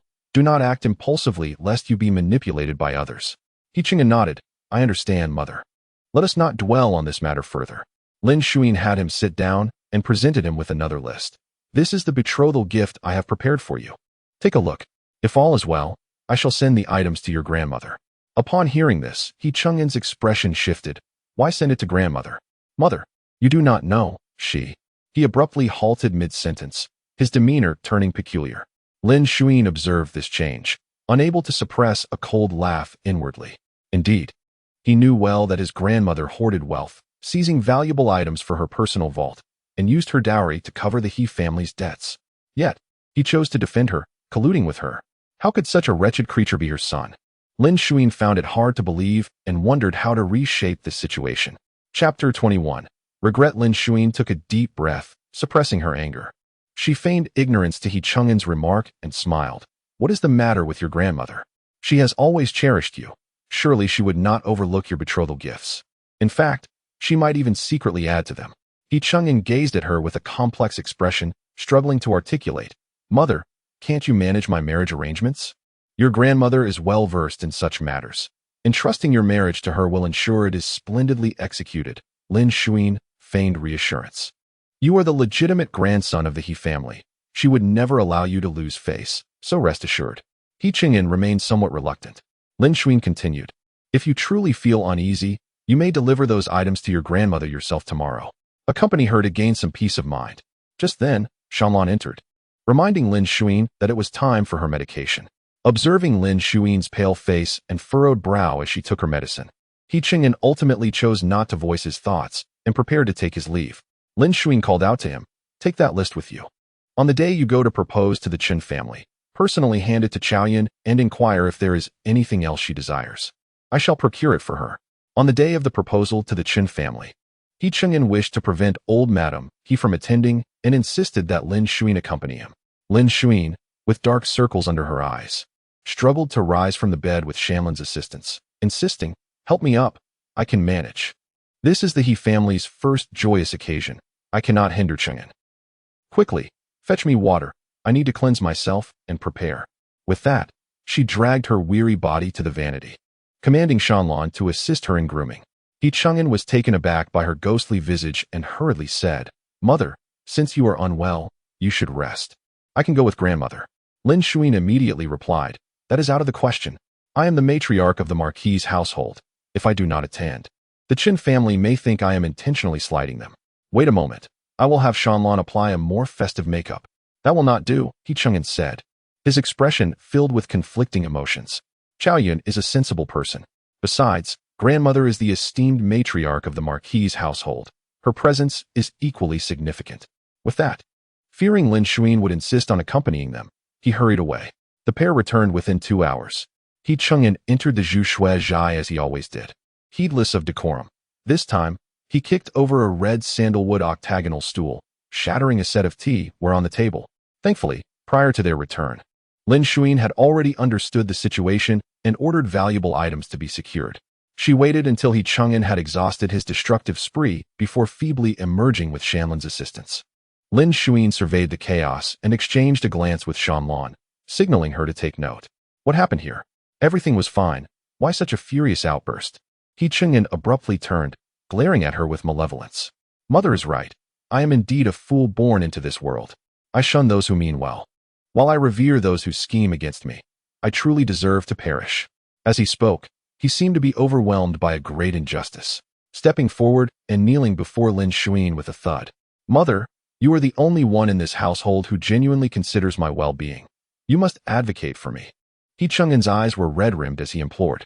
Lin Zhaoxue, understanding his plight, feigned ignorance and instructed her maid to assist him to his feet. If you do not confide in me, how can I advocate for you? He Chang'an gritted his teeth, his face contorted with resentment. I once believed grandmother was merely fond of small advantages and would not be foolish in significant matters.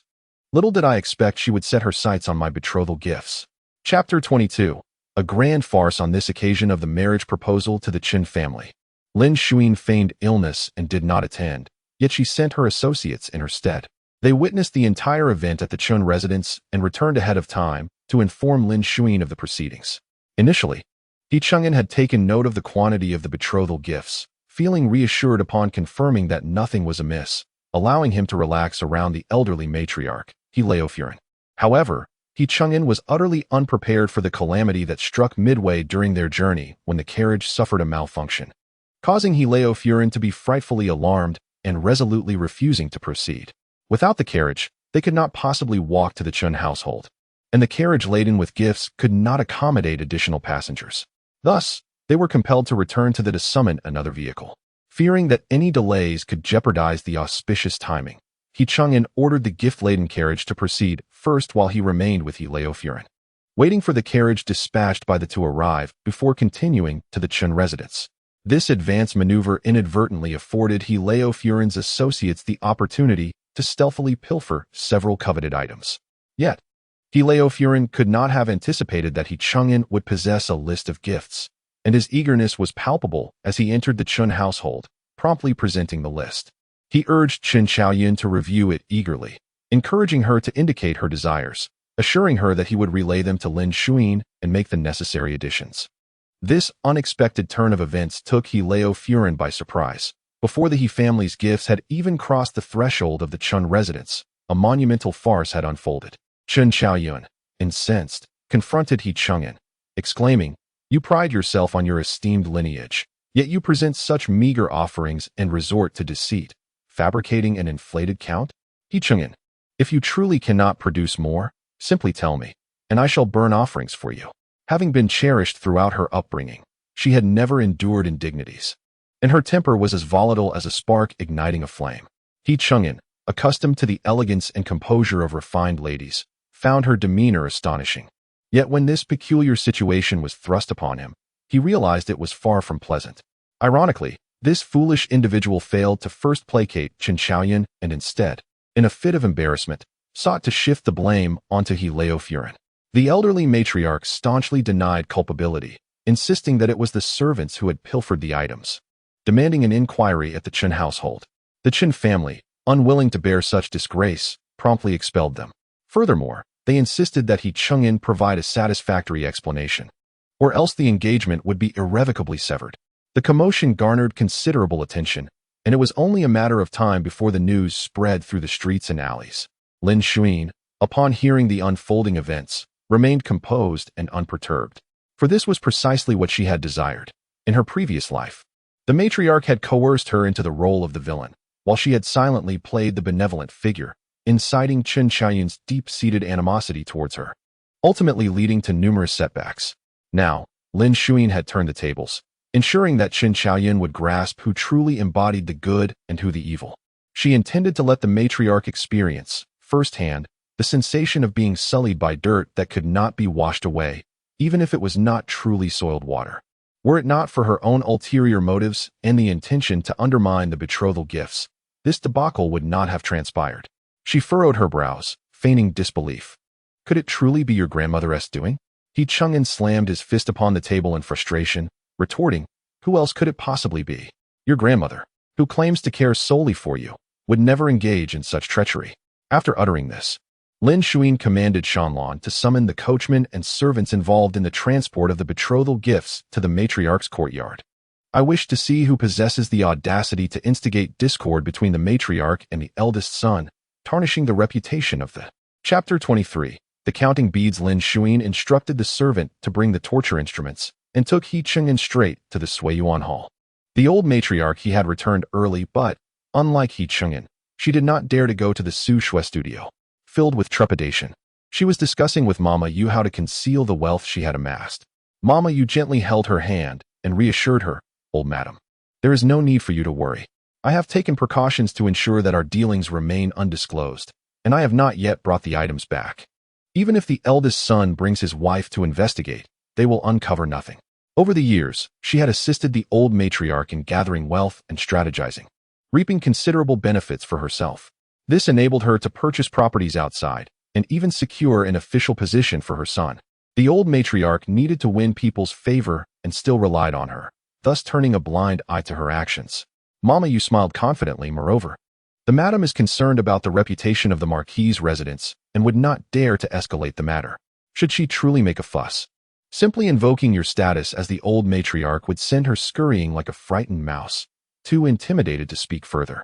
The old matriarch found her reasoning sound and nodded in agreement. "You are right. As long as I remain the old matriarch of this residence, she will not dare to act against me. Otherwise, she would be committing a grievous act of filial piety." As they spoke, a maid hurriedly entered, announcing, "Old madam, the madam and the eldest son have arrived." Before the words had fully left her lips, Lin Zhaoxue entered, illuminated by the light, smiling, "Mother, I have heard that someone has falsely accused you of stealing Chungin's betrothal gifts, and I have come to clear your name. Previously, Lin Zhaoxue had been cautious of the Marquis' reputation, fearing that any scandal could tarnish her own standing and implicate the other maidens of the Lin family. However, now, it was not she who was damaging the Marquis' reputation. Why should she still be concerned? The old matriarch suddenly felt unease and, supporting herself with Mama Yu, rose abruptly. You are being outrageous. Before she could finish, Lin Zhaoxue turned and exited again, calling, Chungin, assist your grandmother outside. It is more spacious there, making it easier to settle accounts. Did they think they could conceal the truth? Did they wish to minimize the matter? She would not allow it. The tales she had once read were indeed correct. Within such prominent families, an external assault would not easily suffice to bring them down. As the ancients said, a centipede, though mortally wounded, does not easily perish. It was essential to begin the self-destruction from within to ensure total ruin. For so many years, Lin Zhaoxue had diligently upheld the Marquis' reputation, and with the family's military legacy, even the current powers would think twice before acting. Yet, if such a family began to rot from within, spreading the decay outward, there would be no need for such caution when taking action. In the courtyard of Suiyuan Hall, numerous maids and servants stood around. Lin Zhaoxue commanded the maids to bring chairs for the old matriarch to sit, while she stood beside Shanlan, speaking calmly. Today, everyone has heard about the Chun family's affair. I shall not elaborate further, but I ask you all one question. Who has stolen the items, wrongfully accused the old matriarch, and tarnished the Marquis' reputation? Step forward. I do not seek your life. Only a modest sum of silver to send you away from this residence. Her gaze swept the crowd and caught sight of Mama Yu's grandson among them. She had heard that the old matriarch had returned Mama Yu's contract of servitude, granting her family freedom. Mama Yu had ambitions for her family to pursue education and official careers, but alas, her descendants lacked the aptitude for scholarship and had to return to the Marquis' residence to find lucrative positions instead. Even if they could not secure official titles, there was still wealth to be gathered, and in the future, they could still aim for an official position. Lin Zhaoxue felt a cold smile tug at her lips and continued unhurriedly. If no one is willing to step forward, then we shall all face punishment together. Do not blame me for lacking compassion at that time. Of course, those who came forward to report would be handsomely rewarded by both me and the old matriarch. Chapter 24. Bring it here. As Lin Zhaoxue spoke, Shanlan approached with a lacquered tea tray. The maids and young servants raised their eyes and were immediately dazzled by the gleaming gold ingots within. Old lady, he wore a greedy expression but feigned calmness, letting out a cold snort. Who in the does not know of your wealth? You bestow fine gifts upon outsiders, yet you never show proper filial piety to me. Your mother-in-law. Is it the way of the Lin family to be so unfilial to their elders? Lin Zhaoxue refrained from responding, but Shanlan pretended to be troubled. Madam, the old lady claims you have never shown her filial respect. Shall I then take back everything she wears and possesses? As she spoke, she glanced at the dark-faced old lady, her intentions apparent. Madam, he grew anxious. How dare you? You Mama scolded angrily. You wretched thing. This is not your place to interject while the mistress is speaking. Shanlan cast a sidelong glance at Mama, then suddenly placed the lacquered tea tray into the hands of a nearby maid.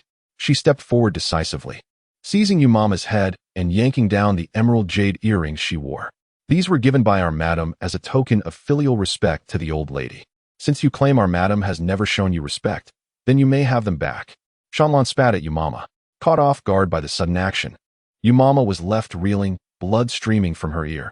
She cried out in pain and lunged at Shanlan. At that moment, old lady, he slammed her hand on the table and stood up, just as a sharp crack echoed in the air. Everyone was startled and turned to see Lin Zhaoxue shattering a teacup, her cold gaze fixed upon the unfolding chaos. Her dark eyes glinted with a chilling intensity, rendering old lady, he momentarily speechless. Lin Zhaoxue said nothing further, withdrawing her gaze and calmly inquired. It seems these individuals are adamant about remaining silent. Chungin, how do you suggest we handle this? Chungin, filled with disdain for old lady, he and her servants, would have defended them in the past. But now he did not even glance their way. He surveyed the servants in the courtyard and coldly declared, if they choose to remain mute, then let them be punished. To steal from one's master is a crime worthy of death.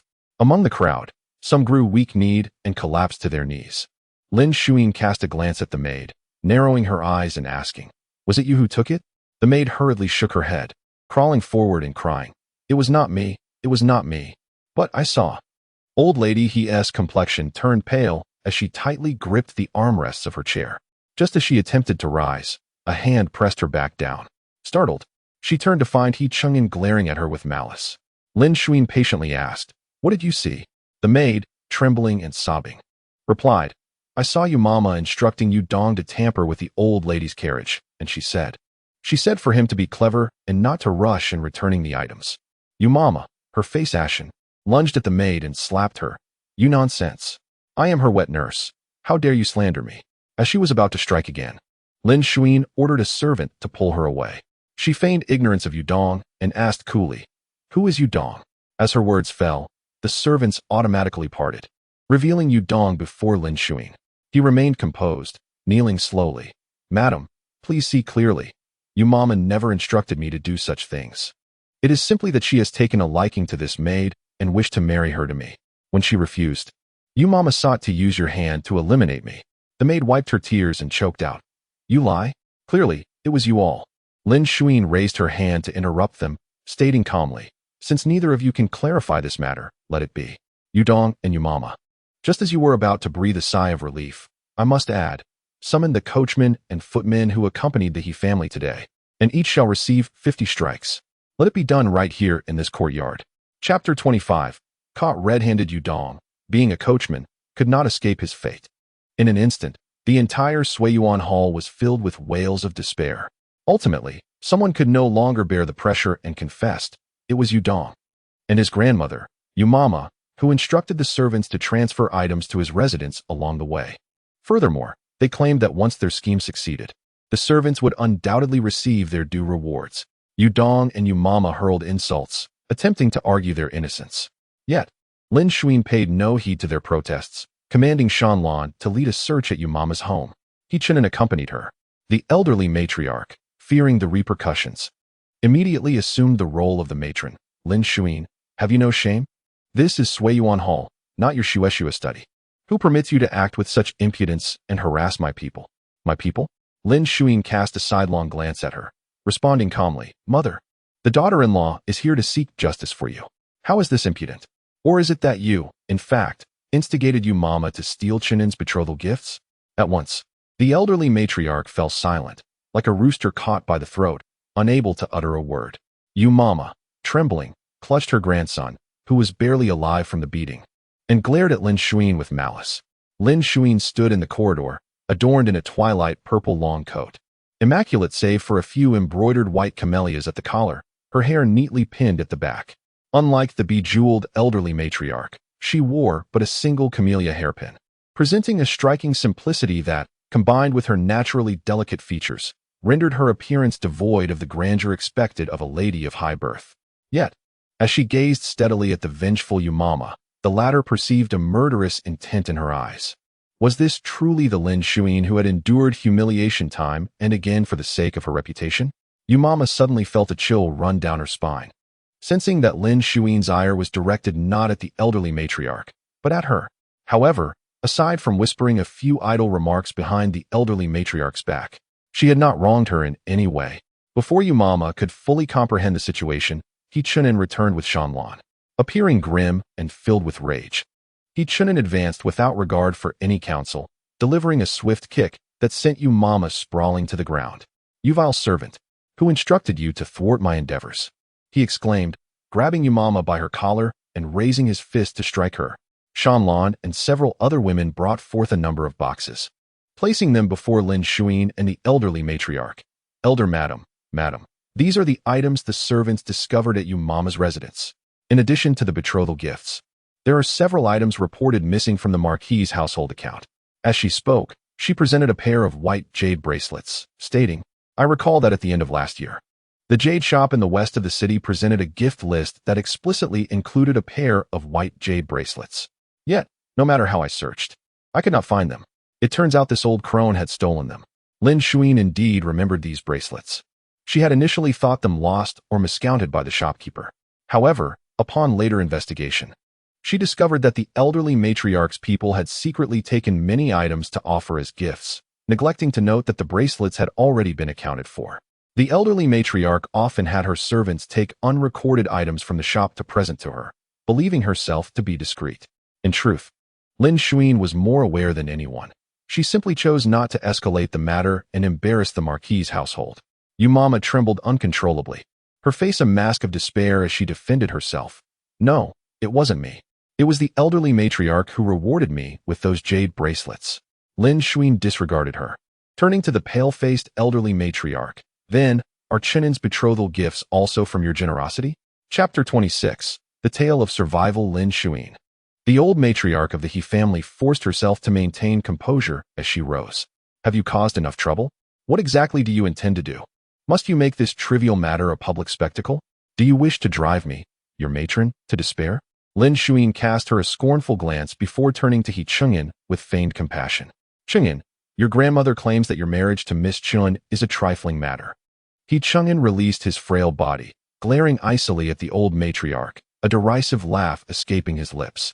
Mother, grandmother is advanced in age. Not only has she indulged the servants in pilfering my betrothal gifts, but she has also tarnished the reputation of the Marquis house. As he knelt, Lin Zhaoxue perceived the same venomous resentment on his face as in their previous life, to preserve the dignity of the Marquis house. He implored his grandmother to take vows of celibacy. Lin Zhaoxue nearly laughed aloud. In their past life, Chen Xiaoyan deceived He Chang'an, and upon learning the truth, she had warned him, yet he refused to believe her, even relaying her words to Chen Xiaoyan. In a fit of despair, Chen Xiaoyan threw herself against a pillar, seeking to eliminate the child within her. Upon discovering this, the old matriarch, heeding the advice of Mama Yu, guided He Chang'an to strangle Lin Zhaoxue. Yet now, with no one to lead him, He Chang'an uttered this very sentiment to the grandmother who cherished him the most. He professed to uphold the dignity of the Marquis house, but the one who first brought shame upon it was none other than himself. Such grandiloquence, such hypocrisy. Indeed, He Chang'an was the most deserving of condemnation. The old matriarch could hardly fathom that those words would emerge from He Chang'an's lips. In disbelief, she collapsed back into her chair. What did you say? You want me to take vows? He Chang'an, has your conscience been devoured by dogs? I am your grandmother, who has always cherished you. By what right do you demand such a thing?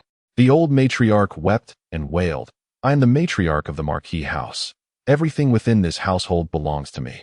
Even if I do not claim it, you should present it to me with both hands. As He Chang'an prepared to speak, Lin Zhaoxue raised her hand, silencing him. She turned to the old matriarch with a serene smile. Mother, you are the esteemed matriarch of the Marquis house, renowned for your grace.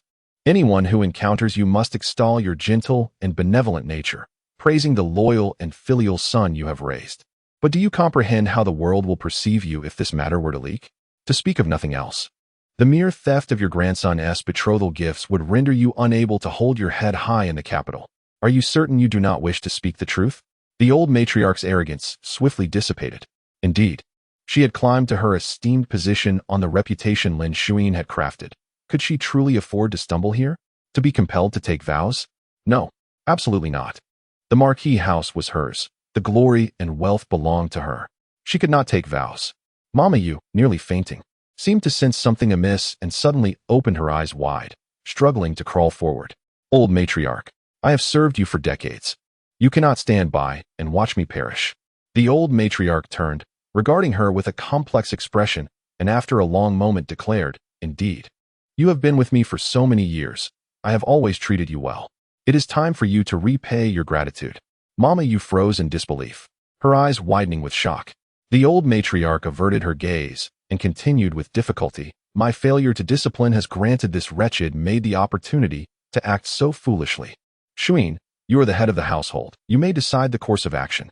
He Chang'an seemed to have something to say, but Lin Zhaoxue did not grant him the opportunity. Standing in the corridor, her hands clasped within her sleeves, her expression fierce, she commanded, Summon someone to take Mama Yu and her accomplices away and execute them. Chapter 27. The cycle of cause and effect. Madame Yu, lacking a formal contract, could not be deemed a servant of the He family. Consequently, Lin Zhaoxue discreetly utilized some silver to send her and Yu Dong to the Jingzhou prefecture. While directly killing her and her grandchildren would have provided a sense of vengeance, it was far more advantageous to create a scandal by sending them to the authorities. As for the others, they were executed outright in the presence of the old matriarch. The matriarch of the He family was likely horrified. Upon receiving the news of Madame Yu and Yudong being publicly beaten to death, she fainted on the spot and fell gravely ill. Lin Zhaoxue attended to He Chang'an during her illness, administering medicine while cheerfully remarking, "Mother, how fortunate you were to discern Madame Yu's true character early on and sever ties with her. Otherwise, our He family would have surely been embroiled in her troubles." The old matriarch glared at her, seething with resentment. Noticing her refusal to take the medicine, Lin Zhaoxue casually discarded the bowl aside. "You may not be aware, but Madame Yu spent money to purchase an official position for her son. Somehow, this has reached the higher authorities, who are now furious and have ordered a thorough investigation. The act of selling titles and offices is explicitly prohibited. Yet, it continues unabated in secrecy, and the current ruler is likely well aware of this. Therefore, as long as it remains concealed, he turns a blind eye. However, once it comes to light, it constitutes a breach of the law. Lin Zhaoxue need not stir the pot. Merely submitting the evidence to the Jingzhou prefecture would ensure that no one in Madame Yu's family would escape justice. Of course, this is not an act exclusive to Madame Yu.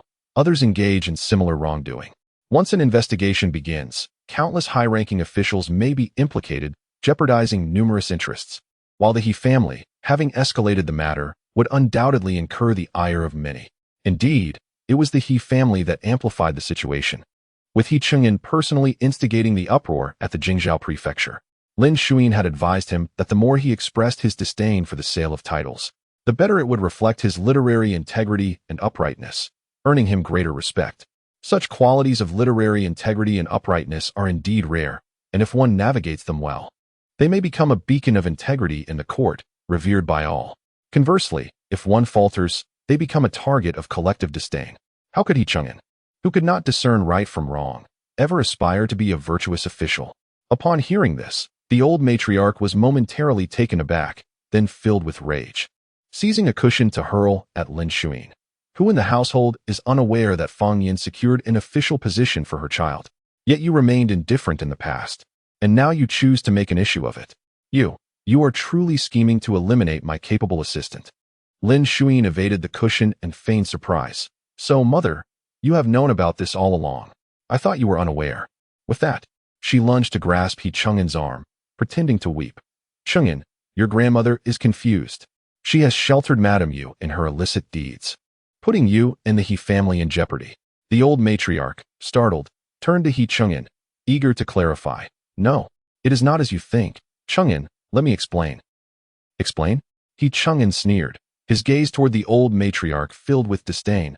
What further explanation could there be? You, as the matriarch, not only failed to safeguard my interests, but sought to ruin me as well. In all of Jing City, whose matriarch possesses such a malevolent heart as yours, you truly repulse me. With just a few words, He Chang'an plunged the old matriarch into despair, her face ashen, her condition deteriorating. Lin Zhaoxue stood silently, listening, filled with derision. He Chang'an had uttered similar words in a past life, but directed at her, in all of Jing City, whose mother possesses such a malevolent heart as yours. Slandering your husband, plotting against your daughter-in-law. Mother, you truly repulse me. Chapter 28. A show of authority. Madame He remained bedridden, and Lin Zhaoxue visited her daily, inadvertently worsening her condition. Yet, He Chang'an had not once made the trip. During these days, he frequented the Chun residence, seeking Chun Chaoyun's forgiveness, but the Chen family barred him from entry. With no options left, He Chang'an returned home to enlist Lin Zhaoxue's assistance, hoping she would plead his case to the Chens. Lin Zhaoxue poured him a cup of tea and said, "For your future, I am willing to make this trip. However, Chang'an, ultimately, this matter was instigated by your grandmother. Without her stance, my visit would be in vain." He Chang'an took her words to heart and reluctantly made his way to Sui Yuan Hall. It remains unclear how he conversed with Madame He, but soon he returned with the key to her private treasury. Grandmother admitted her mistake and instructed me to select a few valuable items from her collection to present as an apology to the Qin family. Suppressing a smile, Lin Zhaoxue asked in surprise, "Your grandmother isn't planning to go herself?" He Chang'an replied, "She expressed a desire to apologize in person, but I fear the Qin family might resent her and refuse her entry." Lin Zhaoxue nodded. "That is for the best. Then you should choose some items, and I shall prepare myself to accompany you to the Chun residence."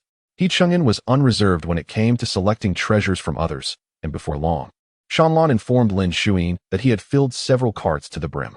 It was even more than what she had taken when returning to the Lin family. Lin Zhaoxue smiled, laden with irony. In her previous life, although she opposed He Chang'an's union with Qin Xiaoyan, for the sake of the Hou family's reputation and to avoid him harboring deep-seated resentment towards her, she ultimately relinquished a substantial amount of her own resources as a dowry. Yet, in the aftermath, she received nothing but disdain, with the credit going solely to Madame He. Now, it was time for her to experience the bitter taste of futility. An hour later, Lin Zhaoxue and He Chang'an arrived outside the Qin residence, laden with gifts. The events of the past few days had spread like wildfire. As soon as the onlookers spotted the He family carriage, they gathered to witness the spectacle. However, the Qin family kept them waiting at the threshold, refusing them entry. Unfazed by potential embarrassment, Lin Zhaoxue did not wish to stand idly in the sun. She dismounted and, amidst the murmurs of the crowd, instructed Shanlan to knock on the Qin's door once more, raising her voice deliberately. "Miss Chun, the villain of the He family has betrayed his allegiance, ruining your engagement with Chang'an. I have dealt with him. Should you still harbor grievances, please express them, and the He family shall seek reparation on your behalf. If the Chun family wishes to sever ties with the He family, kindly return the dowry and marriage contract previously sent, so we may part amicably, rather than allow outsiders to disrupt your bond with Chang'an." Though Qin Xiaoyan claimed indifference toward the dowry, her actions suggested otherwise, as she delayed its return. They may not have cared for the material possessions, yet the marriage itself held significant value. Among the gentry, merchants were regarded as the lowest class.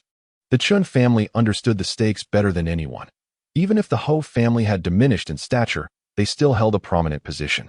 For them, Qin Xiaoyan's marriage into the He family was a net gain rather than a loss. Moreover, Qin Xiaoyan was with child. How did Lin Zhaoxue know this? In her previous life, it was evident that Qin Xiaoyan had delivered at full term, yet publicly claimed it was a premature birth, attributing the early arrival to Lin Zhaoxue. Lin Zhaoxue, skeptical, had discreetly questioned the midwife who assisted Qin Xiaoyan, and the midwife insisted there were no signs of premature labor. The assertion of early birth was merely to avoid suspicion. After calculating the timeline, Lin Zhaoxue realized that Qin Xiaoyan must have conceived before marrying into the He family. Sure enough, shortly after her words, laughter rang out from within. "Ah, we apologize for our tardiness. Please do not take offense, madam." Chapter 29. A good idea. Madame Chun donned luxurious attire, adorned with an exquisite gold hairpin that exuded a sense of opulence, making it impossible for her to lower her head. Although Master Qin bore no adornments upon his head, he sported 2 jade rings on his fingers. Qin Xiaoyan, in contrast, was less ostentatious than her mother, yet upon closer inspection, one would find that she was not lacking in any embellishments. Even her garments and shoes were the latest fashion. In stark contrast to the plain and ailing Lin Zhaoxue, they seemed to wear their wealth upon their faces. With a warm smile, Madame Qin approached and affectionately grasped Lin Zhaoxue's hand, apologizing.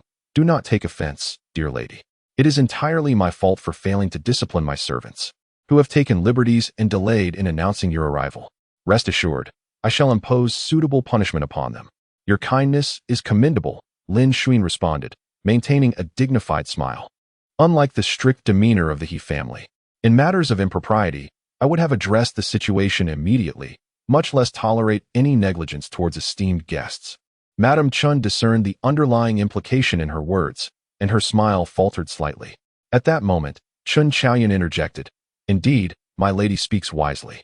I often advise my mother against her excessive kindness, but she remains resolute." She then called out, "Bring forth those who have neglected Madame He and Master He," and administered 20 strokes as a warning. Turning to Lin Zhaoxue, she provocatively inquired, "What do you think of my course of action, dear lady?"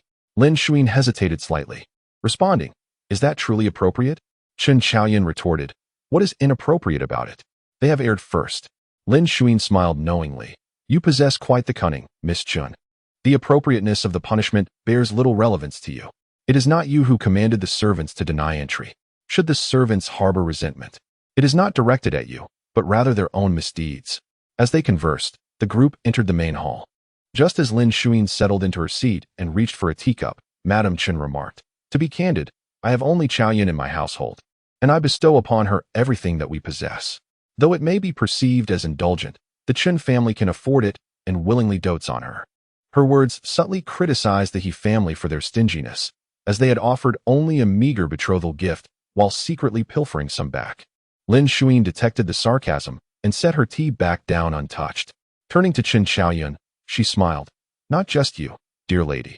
If I had a daughter like Xiaoyun, I too would cherish her dearly. It would be best to keep her at home, nurturing her for a lifetime without the need for marriage. For I am more than capable of providing for her. Wouldn't you agree, madam? Madam Qin's eyes bore no trace of mirth as she replied defiantly, You truly understand me. Had I known she would endure such humiliation, I would rather raise her myself to spare her the hardships of a marital home. Her words nearly pointed at Lin Zhaoxue, implying that the He family had no shame. Then, if that is the case, Lin Zhaoxue said, surveying the haughty expressions within the Chun household, shall we take our leave? Rising from her seat, she indeed prepared to depart. However, He Chang'an was reluctant, casting a longing glance at Qin Xiaoyun while anxiously grasping Lin Zhaoxue's arm. Mother, it is not as you think. Before he could finish, Lin Zhaoxue interrupted. Chang'an, Madam Qin fears that Xiaoyun will suffer in the He household and is unwilling to see you united. But I know you truly cherish her and cannot settle for anyone else. If that is the case, why not remain here and become a son-in-law to the Qin family? Chapter 30. The futility of self-esteem. As Lin Zhaoxue's words fell, a wave of astonished gazes enveloped her. He Chang'an grew anxious, momentarily disregarding Qin Xiaoyun. What about the Marquis? I have only you as my child. How could I bear to let you suffer the pangs of longing? Lin Zhaoxue shook her head with a sigh, then forced a smile. You need not worry about the Marquis. Once your father returns, we shall adopt a child from a collateral branch, and he shall inherit in my name, taking your place. You are resolute in pursuing true love. I will support you and not stand in your way. Let others endure the burdens of inheritance. You should live freely and pursue your desires. The three members of the Chun family instantly altered their expressions, with Qin's mother paling visibly. Seeing Lin Zhaoxue's frail demeanor, she assumed she could easily manipulate her. Moreover, given that the He family was at fault this time, they believed they could leverage this mistake to secure greater advantages for Qin Xiaoyun, transforming the lofty Marquis into their possession. Yet, to their surprise, the seemingly sickly woman was not easily swayed. She could even casually speak of abandoning her own child. Now, it was clear that instead of seizing the Marquis, they might not even be able to touch its threshold. Upon hearing that someone else might inherit the title, He Chang'an's anxiety deepened. No, the Marquis is mine. Why should another inherit it? Lin Zhaoxue interrupted him, gazing gently at Qin Xiaoyun. And what of Xiaoyun? Did you not declare that you would rather sever ties with me to be with her? Now, faced with this minor obstacle, are you prepared to abandon her? Her words were deliberately aimed at Qin Xiaoyun, who indeed changed countenance, a flicker of resentment appearing in his gaze directed at He Chang'an. He Chang'an hastily clarified. I did not mean that. Xiaoyun, please let me explain.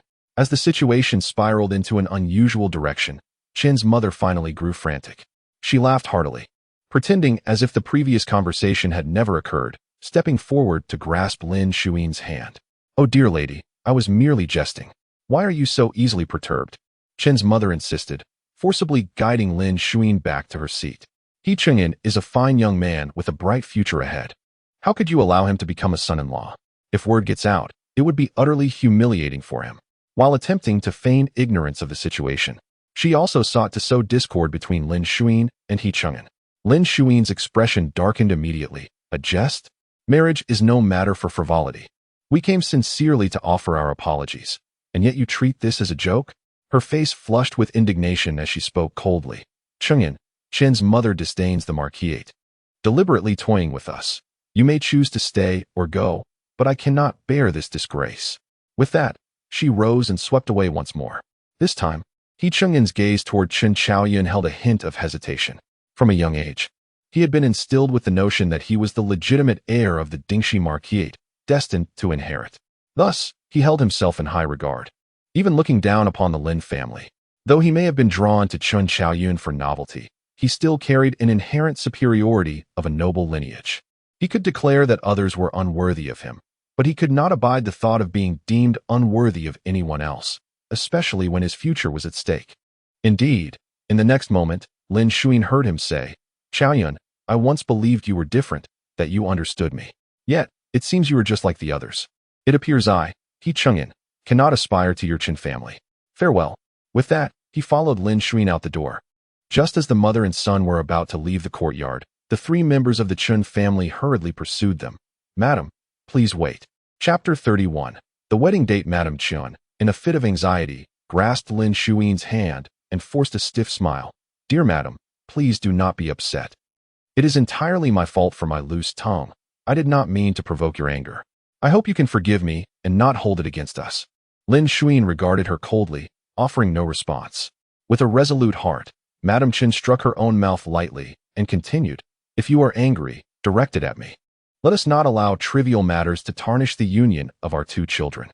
Just then, Chun Xiaoyan approached, taking He Chang'an's hand and gently shaking it, half playfully. "Chang'an, my mother speaks out of concern for me. Please do not be angry, all right?" Though Chun Xiaoyan may not match Lin Wani in beauty, she possessed a quality that Lin Wani could not rival: her freedom, her unrestrained spirit. She was unbound by social conventions, not obliged to adhere to decorum. Bold and passionate, she dared to confront her feelings openly. Even when she was assertive, her moments of softness created an illusion that the person she was coaxing held a special place in her heart. Thus, both He Chang'an and his father became entranced by her. At that moment, He Chang'an found himself utterly captivated, his resolve weakening. Yet, he could not abandon the pride of his noble lineage and feigned indifference. "You are the only daughter of the Qin family, and I am the sole child of the He family. We are both treasures to our families. Why should I be the first to bow my head and apologize, especially for the mistakes of others?" Lin Zhaoxue could not fathom what Chun Xiaoyan felt upon hearing these words, but she had an overwhelming urge to slap him. However, Chun Xiaoyan refrained, instead grasping his sleeve and feigning innocence. "Do you not wish to marry me then?" He Chang'an's expression mirrored that of someone whose heart was seized by an invisible hand, a profound ache coursing through him. Lin Zhaoxue suspected that had it not been for the many eyes upon them, he would have taken Chun Xiaoyan into his arms without hesitation. He Chang'an held Chun Xiaoyan's hand, turning back to Lin Zhaoxue with a look of remorse. "Mother, I am lacking. I cannot bear to part with Xiaoyan." Seeing this, Madame Chun quickly interjected with a smile. "Madam He, you can see for yourself that these two share genuine affection. Would you truly wish to tear them apart?" Old Master Chun chimed in, urging her to consider the feelings of the young couple. Lin Zhaoxue smiled, realizing they intended to shift the blame onto her. She took Madame Chun's hand, wiping away non-existent tears from her face. "You mentioned earlier, had you not deliberately made things difficult, we would have been amicably discussing the wedding date by now. You cannot imagine. I have even decided what the children's names would be." Before the blame could land on Lin Zhaoxue, it veered back towards Madame Chun and Old Master Chun, inciting their ire and twisting their expressions. Yet, amidst their fury they, like the others, began to avoid her gaze. Lin Zhaoxue knew that Chun Xiaoyan was genuinely with child and eagerly wished to enter the He household. Otherwise, returning with a swollen belly would surely invite disdain. Lin Zhaoxue had tasted that disdain in her previous life. Now it was time for Chun Xiaoyan to experience it herself. As before, the Chun family aimed to arrange the wedding before Chun Xiaoyan's pregnancy became apparent, proposing the date of the 15th of next month. Lin Zhaoxue cautioned, "Might this not be a bit too hasty? Such a swift arrangement may inadvertently slight Xiaoyan." Old Master Chun chuckled, "Dear madam, there is no need for concern. The Chun family has prepared thoroughly to ensure that Xiaoyan faces no hardship. Should the He household require anything, please feel free to send for it." To conceal the truth of Chun Xiaoyan's pregnancy, the Chun family had invested significantly. Lin Zhaoxue saw no reason to refuse the advantageous offer, nodding in agreement under their expectant gazes. After all, it was not she who would bear the brunt of gossip. Chapter 32. The invitation. After finishing dinner at the Chun residence, Lin Zhaoxue and He Chang'an returned home. By the time they arrived at the Ho residence, night had already fallen. The young servant stationed at the door informed them, "Madam, the old lady has sent word several times asking for you to go to the Suiyun Hall upon your return with the eldest son." Lin Zhaoxue understood that the old lady was eager to inquire about the Chun family and decided to pay a visit. In Suiyun Hall, the old lady he had been waiting anxiously for several hours and was finally elated to hear of Lin Zhaoxue's arrival. Just as she was about to rise, she saw Lin Zhaoxue enter alone, clad in a deep blue long coat, while He Chang'an was nowhere to be seen. The old lady's expression darkened as she craned her neck to look around, confirming that He Chang'an had indeed not come. "Why are you alone? Where's Ngur? He said he prefers not to see you right now and returned first," Lin Zhaoxue replied, choosing to ignore the old lady's displeasure as she settled herself comfortably nearby. The old lady leaned back against her pillow, disappointment washing over her, and then shot Lin Zhaoxue a fierce glare. It's all because of you. Because of me? Lin Zhaoxue chuckled. Am I the one who forced you to steal the betrothal gifts meant for Cheng'an? The old lady's face flushed with embarrassment, leaving her momentarily speechless. Lin Zhaoxue looked at her with disdain. No wonder Cheng'an looks down on you. You are supposed to be a lady from a prominent family. Yet you behave as if you have never seen anything of value. How dare you look down on the Lin family? Under the old lady's furious gaze, she retorted the old lady's previous insults back at her. Mother, having you in the Ho residence is truly a disgrace to the family name. You audacious girl. The old lady hurled a pillow at Lin Zhaoxue in anger. Lin Zhaoxue deftly dodged and picked up the pillow, placing it back on the bed. I came today to inform the old lady that the engagement between the He family and the Chun family has been finalized for the 15th of next month. If you wish to win back Cheng'an's heart, this is your last opportunity. With that, she disregarded the old lady's shrieks and curses and returned to Zhu Shuizhai. The following morning, Shanlan informed her that the old lady intended to personally oversee He Cheng'an's wedding preparations and requested that Lin Zhaoxue not interfere. Lin Zhaoxue was amused and relieved to be free from the burden. Only a fool would treat such matters as a delightful undertaking. Having nothing to occupy her time, she idled for half a month until one day He Cheng'an brought her a list, asking whom else they should invite to the banquet. Lin Zhaoxue glanced over the list and found that all her guests were included, which put her at ease. She took 2 invitation cards, stating, I will personally deliver the invitations to the Xiao family and the Lin family. You can send someone with the remaining ones. He Cheng'an hesitated. Won't that be a bit few? Lin Zhaoxue could not help but smirk inwardly. Before she married into the Ho family, the old lady had never gotten along with any of the other ladies, even refusing invitations to their celebrations. It was only after her marriage that the connections began to grow. Otherwise, given the character of his family, gathering a full table for the feast would be quite an achievement. Lin Zhaoxue tactfully replied, the entire capital knows of your impending nuptials. If they wish to show respect to the Ho family, they will come regardless of whether you send invitations. Those who do not want to attend will simply ignore the invitations, regardless of their delivery. He Cheng'an left, still uncertain. Lin Zhaoxue paid him no mind. Changing into another outfit and setting off for the Xiao residence with Shanlan. She had a close friend named Xiao Yunhuan, whose father was the chief physician, and her mother descended from the medicine king. Having learned medicine from a young age, she excelled particularly in gynecology. Lin Zhaoxue sought her assistance regarding Chun Chaoyun's pregnancy. Chapter 33. Tales of Hingyang. The Xiao family, not long after Lin Zhaoxue had delivered her formal greetings. A personal maid from the inner courtyard arrived to escort her into the estate. Please wait a moment, madam, she said.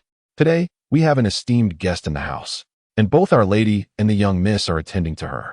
The maid guided Lin Zhaoxue directly to Xiao Yunhuan's chamber. Xiao Yunhuan was a year younger than Lin Zhaoxue and had devoted her life to the study of medicine without ever marrying.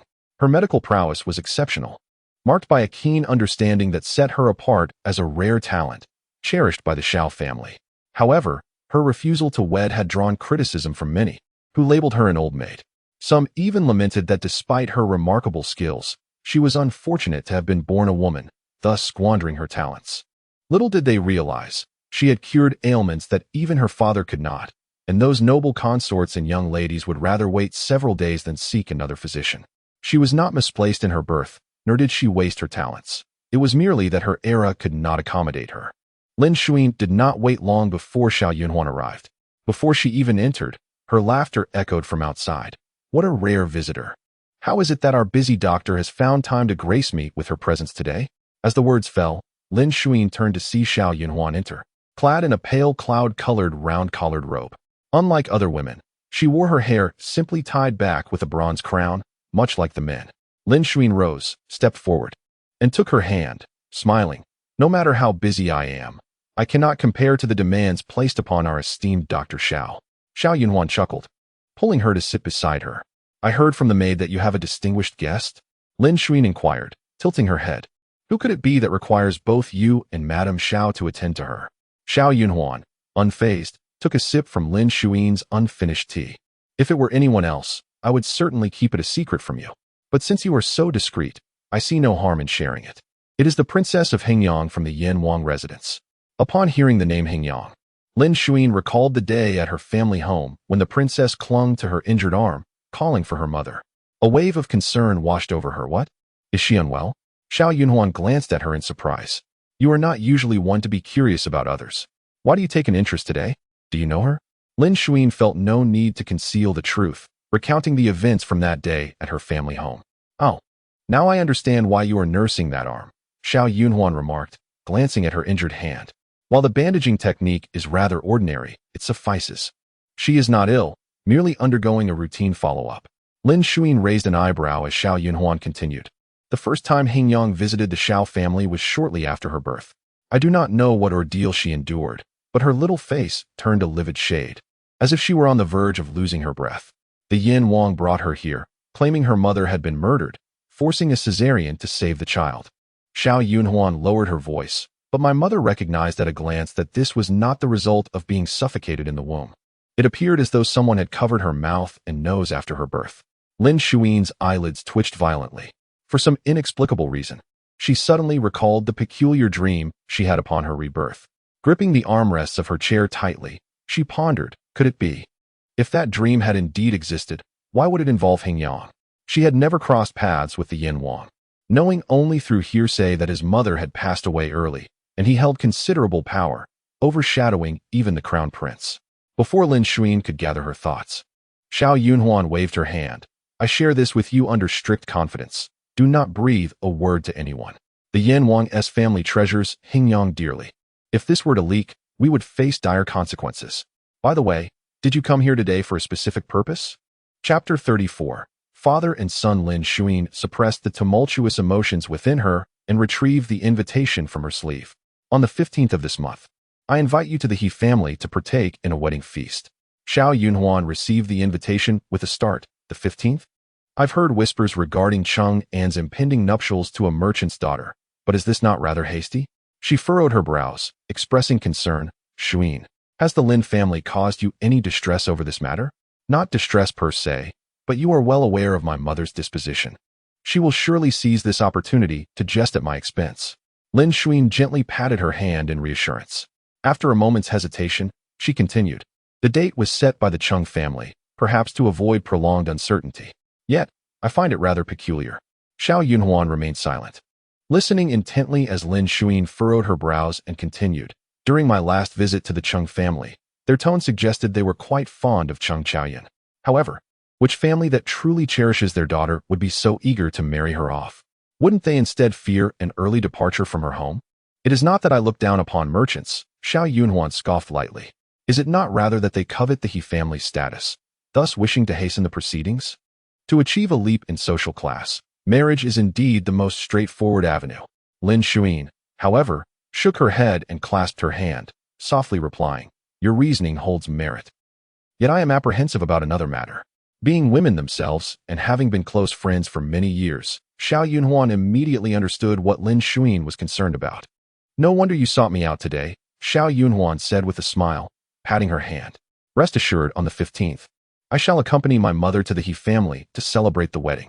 After finalizing their plans, the two exchanged some inconsequential chatter, and Lin Zhaoxue prepared to take her leave. Unexpectedly, a rumble of thunder echoed outside, followed swiftly by a torrential downpour. The sky had been overcast all day, and Lin Zhaoxue anticipated rain, prompting her to take an umbrella when she left. However, the rain fell so heavily that even with an umbrella, traversing the streets would be nearly impossible. Lin Zhaoxue had no choice but to wait a while longer, until the rain had eased, before bidding farewell to Xiao Yunhuan. Shanlan held the umbrella for her as the two women exited through the side gate of the Xiao residence. Miss, shall we return to the Lin family now? Shanlan inquired. Lin Zhaoxue nodded in affirmation, supporting herself against Shanlan's arm as she climbed into the carriage. The carriage rolled out from the alley, turning left and passing by the Xiao family gate on its way to the Lin residence. The driver hastened his pace, and a gust of wind carrying droplets of rain swept through, lifting the carriage curtain. Lin Zhaoxue glanced out through the curtain and spotted a carriage parked outside the Xiao family gate. It was a royal carriage, adorned with 4 horses, equipped with decorative rings and bells, and a round canopy. Lin Zhaoxue instantly recognized it as belonging to the prince. Trapped in the Xiao residence due to the downpour, she and Hingyang would remain there until the rain ceased, at which point her father and brothers would come to fetch her. Indeed, just as the curtain was about to drop, Lin Zhaoxue saw the Xiao family gate swing open from within, revealing a man dressed in a dark-patterned, golden-threaded long robe. Hingyang trailed behind him, clutching the hem of his garment like a puppet, mirroring his every step. When he paused and glanced in Lin Zhaoxue's direction, Hingyang halted as well, staring blankly at his back. At that moment, Pei Yu approached with an umbrella, reaching out to take Hingyang's hand while casting a glance at Pei Ruhong. "Father, I just saw Madame He again." Pei Ruhong huffed lightly, visibly displeased. "Well, your eyesight seems quite sharp." Pei Yu chuckled. "It's decent enough, not as poor as yours, father." As the three of them boarded the carriage, Pei Ruhong feigned anger. "You ungrateful child." Pei Yu grinned widely, displaying a row of pearly teeth. "Did you not say I was a foundling?" That day it even rained mixed with snow at the palace. Pei Ruhong replied, "Indeed, I cast you away, only to find you again. Care to dispute this? I can easily toss you out once more." "That would be acceptable," Pei Yu continued.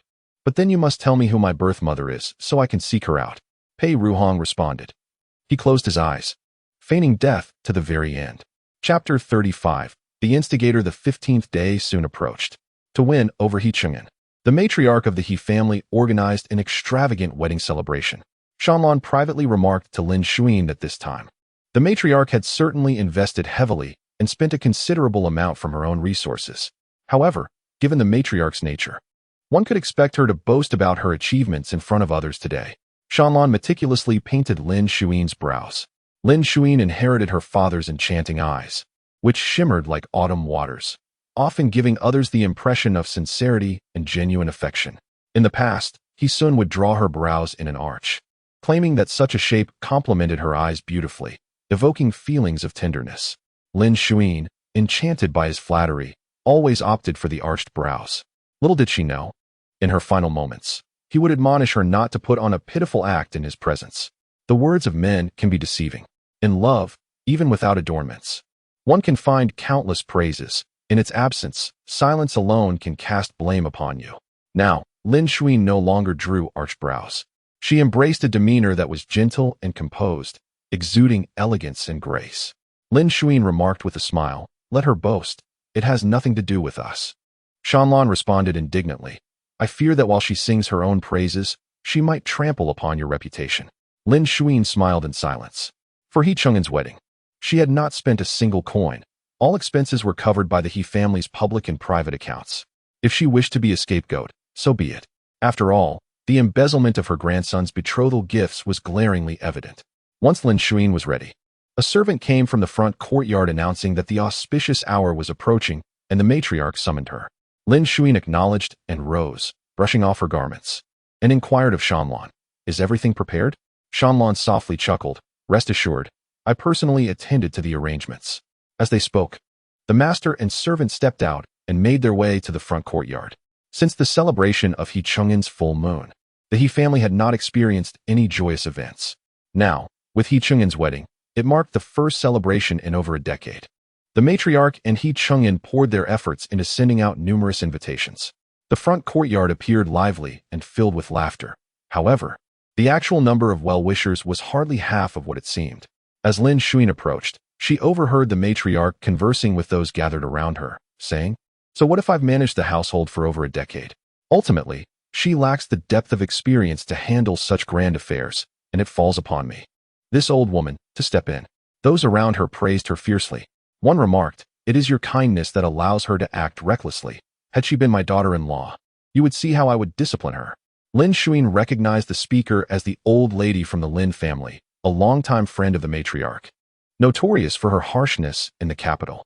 A few years prior, she had even forced her own daughter-in-law, who was cradling a newborn, to leap into the river in a fit of rage. She frequently visited the He family, alongside the matriarch, to criticize Lin Zhaoxue. Lin Zhaoxue, unable to retort, feared the matriarch's wrath. With a graceful flick of her hair, she stepped forward, smiling as she said, "Indeed, if Lady Lin were not capable, how could the Lin family have faced a division?" As the crowd turned to look at her, Lin Zhaoxue slowly added, "How could the eldest Miss Lin ever find herself unfit for marriage, being sent back to her family for her excessive chatter?" Lady Lin's expression changed abruptly. She sprang to her feet, ready to respond, but someone interjected, "You cannot manage your own daughter, yet you presume to oversee others? What a bold face you have." Chapter 36. Refusing to bow to the high hall, Lin Zhaoxue glanced to the side and saw a woman clad in an orange-red round-collared robe, Xiao Yunhuan, entering the courtyard with her mother. She hurried over to greet them, saying, "At last you have arrived. Please, come inside."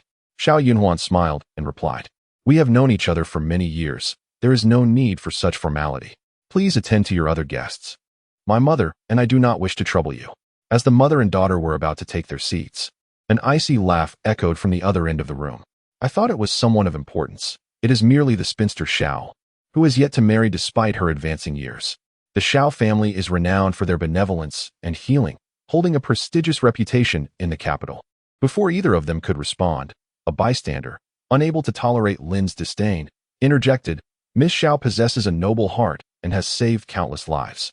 How dare you, old crone, speak ill of her? Indeed, what of being unmarried? It is far better than some young ladies who have married only to be cast aside. Ah, Lin, old lady, do you have no mirror at home? Why not take a moment to reflect on yourself?" A murmur of laughter rippled through the crowd. Lin Zhaoxue and Xiao Yunhuan exchanged glances, each finding amusement in the other's eyes. Lin, incensed, turned to old Madam He, saying, "I have come to your home to celebrate your joyous occasion, yet you allow your daughter-in-law to conspire with outsiders to humiliate me?" Old Madam He, witnessing her kin being insulted, felt a surge of indignation and was about to reprimand Lin Zhaoxue. However, Lin Zhaoxue, maintaining a playful demeanor, remarked, "Old Madam, you are aware that today is a day of celebration for the He family? I had thought you were oblivious, which is why I assumed you would speak ill of my mother in an attempt to sabotage her efforts in arranging a marriage for Chang'an." She stepped forward and addressed old Madam He, saying, "Mother, one must discern the intentions of those who would disrespect you." Old Madam He shot her a glance, defending her old friend. "Enough, enough. Let us not create a ruckus on this joyous occasion, lest we become the subject of ridicule." Just as Lin was about to revel in her perceived victory, she was met with another retort. "And you, at your age, why do you bicker with a younger generation? Are you truly so intent on losing face?" Hearing this, Lin was nearly beside herself with rage, preparing to storm off when a voice announced from outside, "The bride has entered." Many in the capital viewed the He family's wedding with derision. The esteemed heir of a marquis, willingly lowering himself to marry a merchant's daughter, was deemed a disgrace by the aristocracy. There was no need for Lin Zhaoxue to voice her opinions. Those of high birth would sever ties with him without her prompting. The aristocrats valued lineage above all. They would never allow anyone to tarnish their reputation. Lin Zhaoxue chose silence, allowing events to unfold naturally. As his son was absent, she occupied the main seat with old Madam He at her right. The matchmaker led Chun Chaoyan over, guiding her past the saddle and the fire basin until they reached the front. The officiating official announced, "The auspicious hour has arrived. The bride and groom shall pay their respects."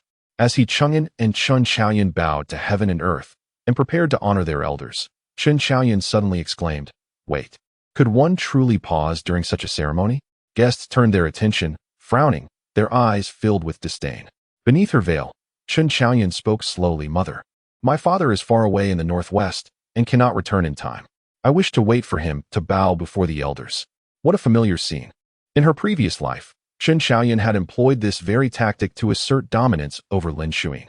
She acted with intent, yet was utterly ignorant of the customs she was flouting. Curiously, old Madam He took her side, chastising Lin Zhaoxue instead. Lin Zhaoxue, with a smile that masked her cold demeanor, replied, "If you wish to wait for the Lord to return before bowing, that is your prerogative. However, I am present, and yet you choose not to pay your respects? Miss Jin, is this how your mother has instructed you?" Chapter 37. Self-inflicted consequences beneath the red veil. Chun Chaoyan remained undaunted, asserting calmly, "Mother and father are united as one. If I were to honor you alone and not my father, it would be a profound disrespect to both of you, an act of great filial impiety, which a daughter-in-law would never dare to commit." Whispers circulated among the guests, some criticizing Chun Chaoyan for her lack of decorum, while others secretly condemned Lin Zhaoxue, suggesting that had she opposed this union from the outset, she would not have faced humiliation from a merchant's daughter. Lin Zhaoxue maintained her serene smile. "You make a valid point. If you wish to honor Father Chang'an without acknowledging me, then you need not call me mother nor refer to yourself as a daughter-in-law of the He family. Once Father Chang'an returns, you may pay your respects to the elders, and the He family will recognize you then." Chun Chaoyan's expression shifted. Her intention was to deliberately embarrass Lin Zhaoxue in front of the assembled guests, to demonstrate that despite being a merchant's daughter, she could still command respect from a noble matriarch. Yet, unbeknownst to her, such actions merely revealed her short-sightedness and lack of decorum. If she failed to pay her respects, the He family would not acknowledge her. She would not be recognized as their daughter-in-law, not even as a concubine.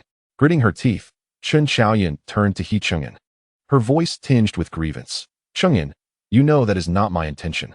I simply do not wish for anyone to think I disrespect my father. I never wanted mother to misunderstand my intentions. Her voice quivered with emotion. Chang'an, is mother intentionally making things difficult because she disapproves of this marriage, thus delaying the auspicious moment? He Chang'an's heart ached as he cast a troubled glance toward Lin Zhaoxue. Mother, Xiaoyan means well. Well-intentioned? Lin Zhaoxue retorted with a cold laugh. If her intentions were truly honorable, she would wait for your father to return and offer her respects as many times as she wished. Why must she create discord on this joyful occasion, knowing full well that your father is absent? She shot a frosty glance at He Chang'an. What if, instead of being away, your father had fallen bravely in battle? Would she then wait until I am gone to pay her respects? He Chang'an, caught between loyalties, turned back to Chen Xiaoyan. Xiaoyan, perhaps. Chen Xiaoyan pressed on insistently. Mother, you know I mean no disrespect. Moreover, father is in good health. Your words seem to curse him deliberately. Lin Zhaoxue nearly laughed at the absurdity of her logic.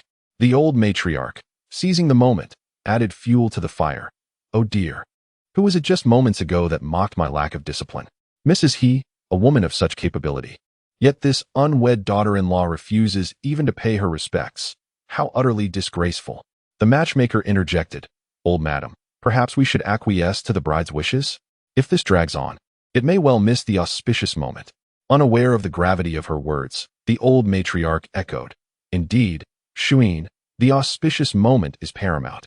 If she is unwilling to pay her respects, then so be it. Mother, there are so many witnesses today, Lin Zhaoxue replied with a sidelong glance, scoffing. If she refuses to honor me, do you think it is my dignity at stake? It is the He family's honor that is on the line. Seated at the head of the table, Lin Zhaoxue maintained her poised and dignified smile. The legitimate grandson of the He family defies his elders, disregarding your wishes, mother, and chooses to marry a merchant's daughter, allowing her to cause a scene. If you can bear the shame of this, then she need not pay me any respects today. At once, the old matriarch fell silent, no longer daring to speak. Chapter 38. Compromise. When Lin Zhaoxue uttered the words of severance towards Lin Zhaoxue, the whispers below grew louder, filled with a mixture of disdain and contempt directed at He Chang'an, who felt the weight of their gazes. Angrily, He Chang'an looked at Lin Zhaoxue. Mother, you know very well that on that day. Lin Zhaoxue interrupted him, turning her attention to Chen Xiaoyan with a smile. Chang'an, this is the virtuous wife you insisted on marrying, despite all the scorn. Yet, in front of everyone, she is unwilling to offer you even a modicum of respect. Though the veil obscured her view of Chen Xiaoyan's face, Lin Zhaoxue could only imagine the spectacle of her expression. In her previous life, she had prioritized the greater good, agreeing to Chen Xiaoyan's entry without performing the customary bow, only to be mocked by the noble women of the capital for the better part of her life. The He family paid no heed to her plight, instead deeming her suffering as her own doing. Indeed, it was self-inflicted. If the He family had no shame, why should she be compelled to uphold theirs? He Chang'an opened his mouth, caught in the middle, his face a portrait of confusion, uncertain of whom to support. At that moment, Chen Xiaoyan stepped forward, her voice wavering with emotion. Mother, it is my fault. Please do not blame Chang'an. It would only invite ridicule. I acknowledge my errors, and I am willing to bow to him. As her words faded, the matchmaker sighed. Well, it is commendable that the bride wishes to bow. However, the auspicious time has already passed. Chen Xiaoyan appeared on the verge of tears. What should we do now? Chang'an, it is all my fault. I should not have put you in this position.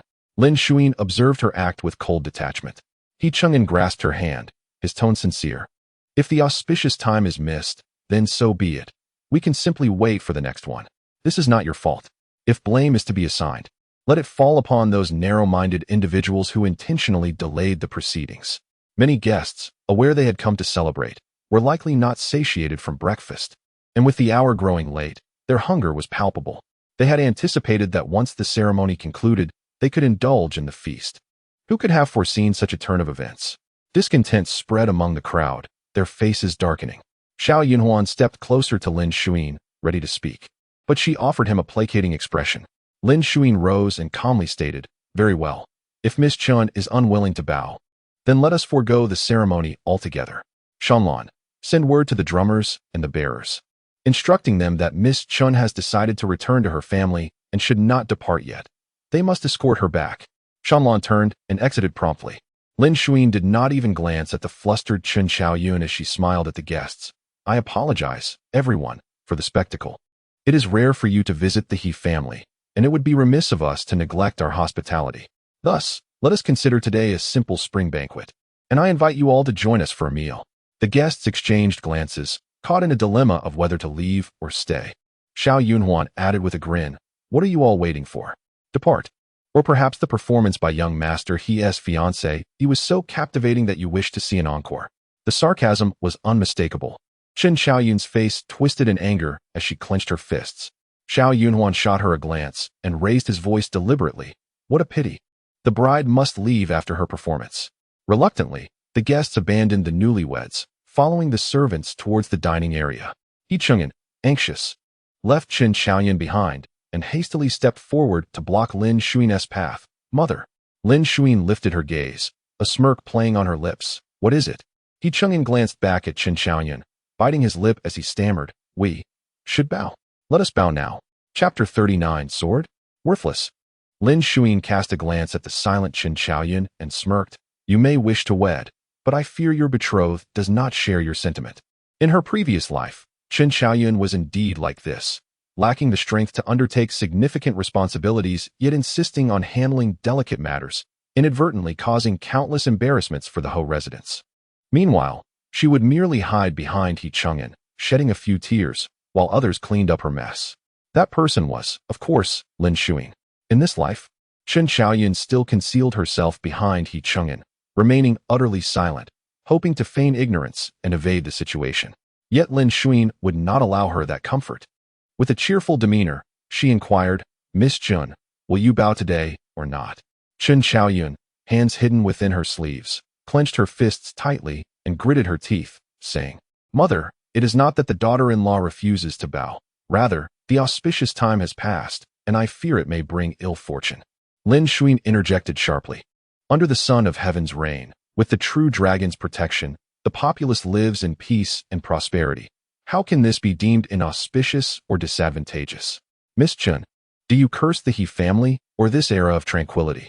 Such an accusation was far too grave for her to bear. She trembled, at a loss for words. In truth, Chen Xiaoyun was not particularly clever. She had been spoiled at home, accustomed to being cherished, and had been led astray by incessant flattery.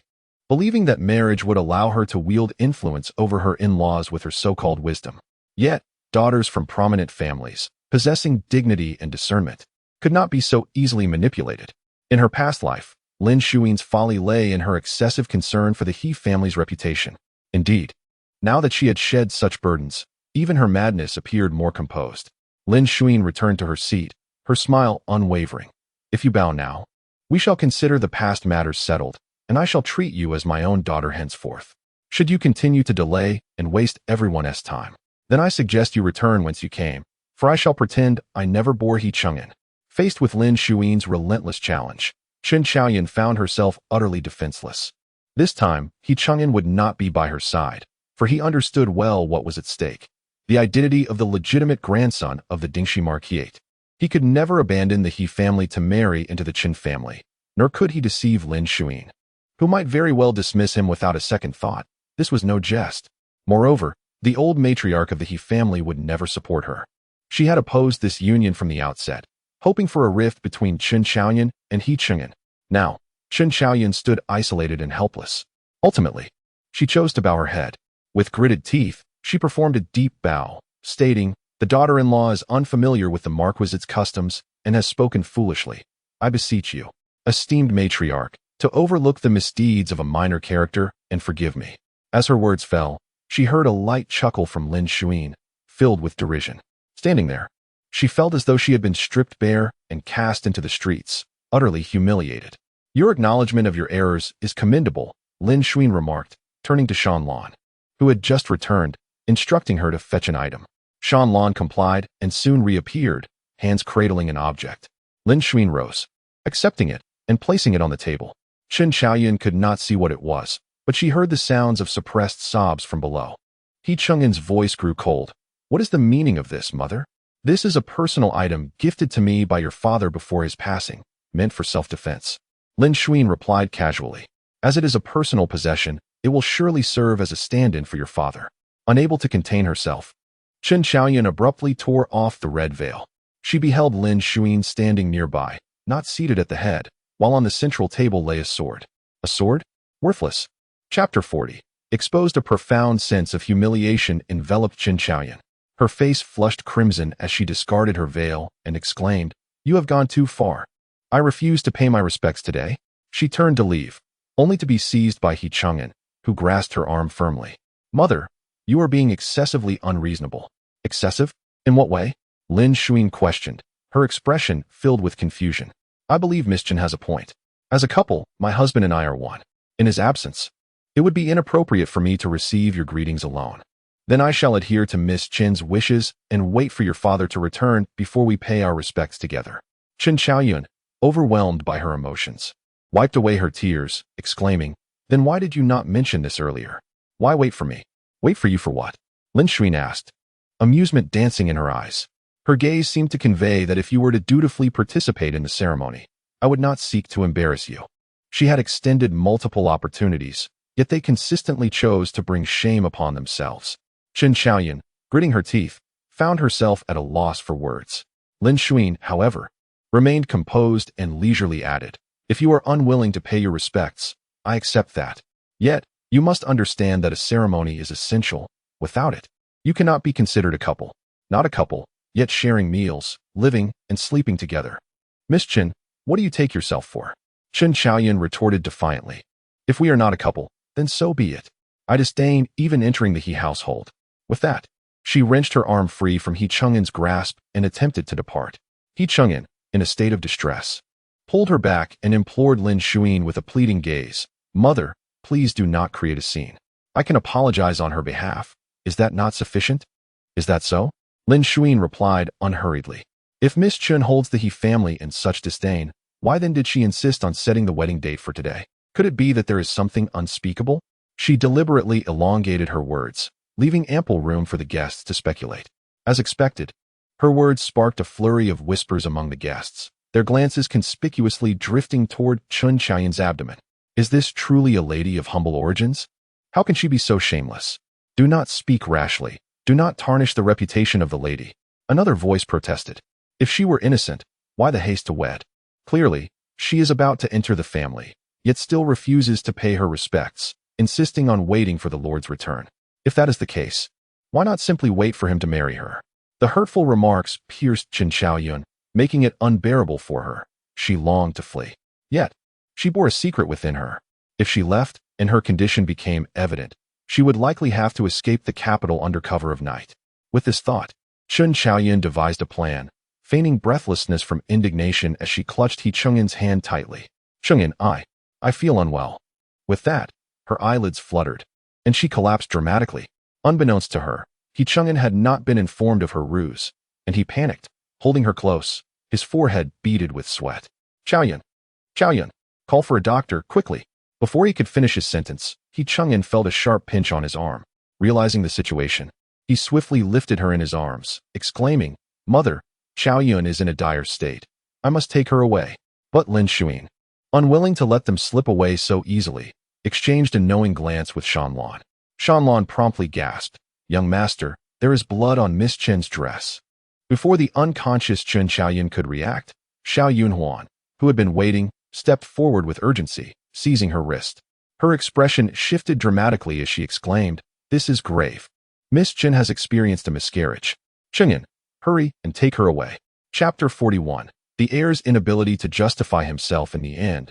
The ceremony was not successfully completed. Chen Xiaoyun's pregnancy was firmly established.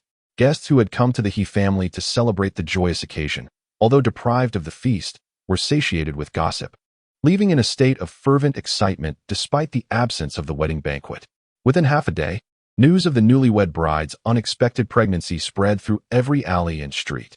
While still in the Eastern Palace, Pei Ruhong had heard of this from the Crown Princess, who had just returned from her family home. With a raised brow and a hint of surprise, he quickly grasped the situation. How fortuitous. The Crown Princess, standing beside the inkstone, smiled enigmatically as she ground the ink.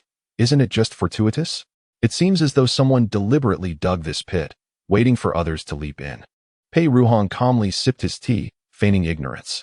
Meanwhile, the Crown Prince, seated behind the table writing memorials, cleared his throat softly, dragging out his words with a weary tone. Do not speak of baseless rumors. The Crown Prince's pallid complexion suggested a long-standing lack of sunlight, giving him a frail appearance. And even the act of writing was evidently taxing for him. He continued, the Marquis of Dingxi is known for his integrity and benevolence. Having been away at war for 5 years, leaving the Marquis wife to maintain the vast estate alone, this is no easy feat now. She must also contend with these malicious rumors, which is truly pitiful. Setting down his brush, the Crown Prince coughed into his hand before turning to the Crown Princess.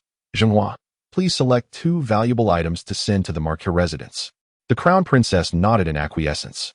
Pei Ruhong said nothing, finishing his tea before taking his leave. The Crown Prince called out to him. Have you given any thought to what we discussed last time? Pei Ruhong replied nonchalantly, I understand. The Crown Prince frowned. Your mother passed away many years ago, and her condition seems to worsen with each passing day. You are both young men and cannot always be by her side, which presents its own challenges. When the time comes for her to marry, how will you address this with her? Pei Ruhong nodded in agreement. You speak rightly. The Crown Prince, believing he had secured Pei Ruhong's consent, began to feel relieved, only to hear him solemnly declare, however, I do not intend to let her marry. The royal residence can support her for many years, and it can certainly provide for her for a lifetime. With that, he took his leave, leaving the Crown Prince alone in the study, filled with vexation and helplessness. It was well known that the Prince of Yin, Pei Ruhong, was quite enamored with his sister, and even the heir, Pei Yu, had to take a back seat in her presence. Fortunately, the heir was rather fond of his sister and did not mind. As dusk approached, the evening glow painted the sky in fiery hues, with wisps of clouds drifting lazily. The tea-houses and taverns bustled with energy as groups gathered, animatedly discussing the affairs of the He family, their shadows elongated by the fading light, all inscribed with the word excitement. Pei Ruhong ignored the clamor and made his way back to the royal residence. Upon entering, he was informed by the elderly matron caring for Heng Yang that she had been in a foul mood, isolating herself in her room for most of the day, even ignoring the heir. Different from others, the Princess of Heng Yang did not comprehend joy or anger, but was not incapable of expressing herself. When in good spirits, she would draw near to others. When displeased, she would seclude herself, immersed in emotions only she could understand. Pei Ruhong nodded slightly, acknowledging the news. After changing his attire, he proceeded to the Heng Yang courtyard. Upon entering, he found Pei Yu squatting at the door, one hand holding a plate of Heng Yang's favorite pea cakes, the other scratching at the door. Heng Yang, open the door. Your brother has brought you something delicious. Heng Yang, be a good girl. Pei Ruhong approached and, in Pei Yu's bewildered gaze, pushed open a window and climbed inside. Turning back to the stunned figure at the door, he expressed his regret. I searched for quite a while, but couldn't find you. Where on earth is your mind? Pei Yu. He was left speechless, a mixture of frustration and amusement evident on his face. Chapter 42. The reason Heng Yang crouched in the corner against the wall, choosing to ignore her father's lack of martial decorum in entering the house through the window. It wasn't until a bony hand reached over her shoulder and snapped its fingers that she sluggishly turned her head to regard the person behind her. The esteemed Prince Yin, who could silence 100 officials with merely a glance in court, was now devoid of all pretense, holding up his garments and crouching in the corner, patiently coaxing his daughter. Have you visited the Lin family? Pei Ruhong inquired. Heng Yang remained unresponsive, staring at him intently before turning her head away again. Pei Ruhong employed the same method to redirect her gaze back to him, asking once more, Mother? The previously apathetic Heng Yang, who had shown no reaction to the world around her, now displayed a barely perceptible spark in her eyes. It was unclear which chord Pei Ruhong had struck within her, but she suddenly sprang to her feet, grasping his fingers and attempting to pull him outside. Others might not comprehend her intentions, but Pei Ruhong, fluent in the language of Heng Yang's heart, understood instantly. With a sigh, he gently tugged her back and settled her onto a chair, saying, Let us not go. Let you go instead, shall we? Hing Yang said nothing, her gaze fixed on him, her small face devoid of expression, a mask of numbness. Your father knows you wish to see her. Surely, he longs to see her as well, Pei Ruhong patiently explained while squatting before her. However, if we go, we will not only be of no help to her, but may inadvertently cause her harm. Still, Hing Yang remained silent, suddenly rising to her feet and dashing to the door, flinging it open and startling the young lord, who had been eavesdropping outside. Before Pei Yu could rejoice at her finally opening the door, she exclaimed, "Mother!" Pei Yu stood up, exasperated. "I've told you several times. I am your brother, not your mother." Hing Yang ignored him, calling out again, "Mother!" Upon closer listening, one could discern that her voice had risen slightly. Pei Ruhong emerged from the room, taking his time to say, "She is not calling for you." He paused and added, "Go to the treasury and select some valuable items to send to the He family. Just say you are congratulating that young man from the He family on his wedding, as you were classmates." Pei Yu frowned, a look of disdain on his face. "What do I have in common with him? We have never spoken half a sentence to each other. If the royal family has an excess of funds, you may as well send them to me." He had indeed shared a school with He Chung'an, but had never attended classes together. Moreover, he had been studying in the palace with the princes until Pei Ruhong, in a moment of folly, insisted he participate in the imperial examination, which led him to the academy for a year. "After my death, what is not yours and Hing Yang's?" Pei Ruhong offered no further explanation, casting a glance at him and stating simply, "Hing Yang wants you to go." Pei Yu was skeptical and turned to Hing Yang. "Is that true?" Hing Yang, of course, did not respond, growing slightly anxious as she slapped her palm against his chest and shouted once more, "Mother!" With no retort left, Pei Yu reluctantly set off for the He family. Before his departure, Pei Ruhong instructed a servant to convey a message. "The prince says the young lord need not rush back. He may stay at the He family a while longer, and he will naturally come to understand the princess's intent." Pei Yu, the top scholar of this year, had been assigned to the Dali Temple after the palace examination. Recently, the Dali Temple had been investigating an old case, and he was preoccupied with the affairs, remaining unaware of the happenings at the He family. Upon his arrival, he found the He family bustling with activity, with numerous townsfolk gathered outside despite the late hour. As Pei Yu dismounted from the carriage, he noticed a woman storming past him in a fury, pushing open the He family's grand door and barging inside, shouting, "Lin, come out here." Chapter 43. He is the savior. Pei Yu had not encountered such an impolite individual for quite some time, and while he was still taken aback, a murmur arose from the crowd. "It is Madame Chun." The noble women of the capital were easily recognizable to Pei Yu, but among the Chun ladies he knew, none displayed such a blatant disregard for propriety. As he pondered which Madame Chun it might be, a sharp voice rang out from behind. "In such a grand marquisate, is there not even a steward to manage this? With so many people gathered at our gate, why is no one dispersing them?" Pei Yu found the voice somewhat familiar and turned to see Madame Lin approaching, clad in a deep blue high-collared long gown, her demeanor commanding. Accompanying her were the young Miss Lin, Li Shilon, along with Lin Wani and He Chenyu. Upon noticing Pei Yu, their eyes met, and surprise flickered among them. The Lin family hastily offered their greetings, which Pei Yu promptly dismissed. At that moment, the steward ambled out, and upon realizing Pei Yu had come to deliver gifts, his expression grew complex. He hurriedly invited them into the estate, while summoning someone to fetch Lin Zhaoxue. The atmosphere in Zhuxua's studio was lively. Chen Xiaoyun's mother had finally heard of the incident involving her daughter at the He household. Ignoring her husband's objections, she stormed over to the He residence, intent on seeking justice for Chen Xiaoyun. "How can you, who pride yourself on being a lady of high birth, lack even a modicum of grace?" Madame Chen scolded, holding her daughter close, her face aflame with anger. "My daughter has yet to enter your home, and you treat her this way. Once she does, do you intend to torment her to death?"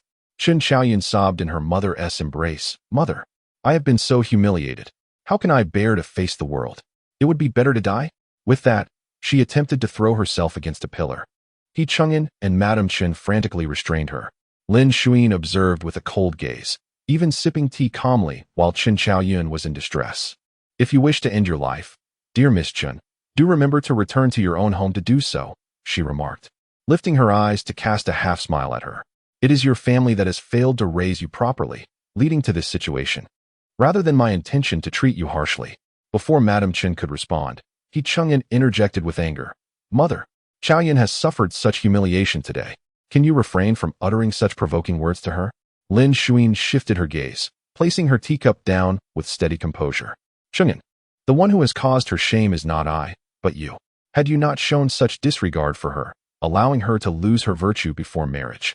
How could she find herself with child, and how could her condition have been jeopardized by her own exhaustion? Indeed, Chen Xiaoyan had been affected by her pregnancy. In the past, the reason had been fatigue. At that time, He Chung'an had kept it a secret from Lin Zhaoxue, but she eventually discovered the truth.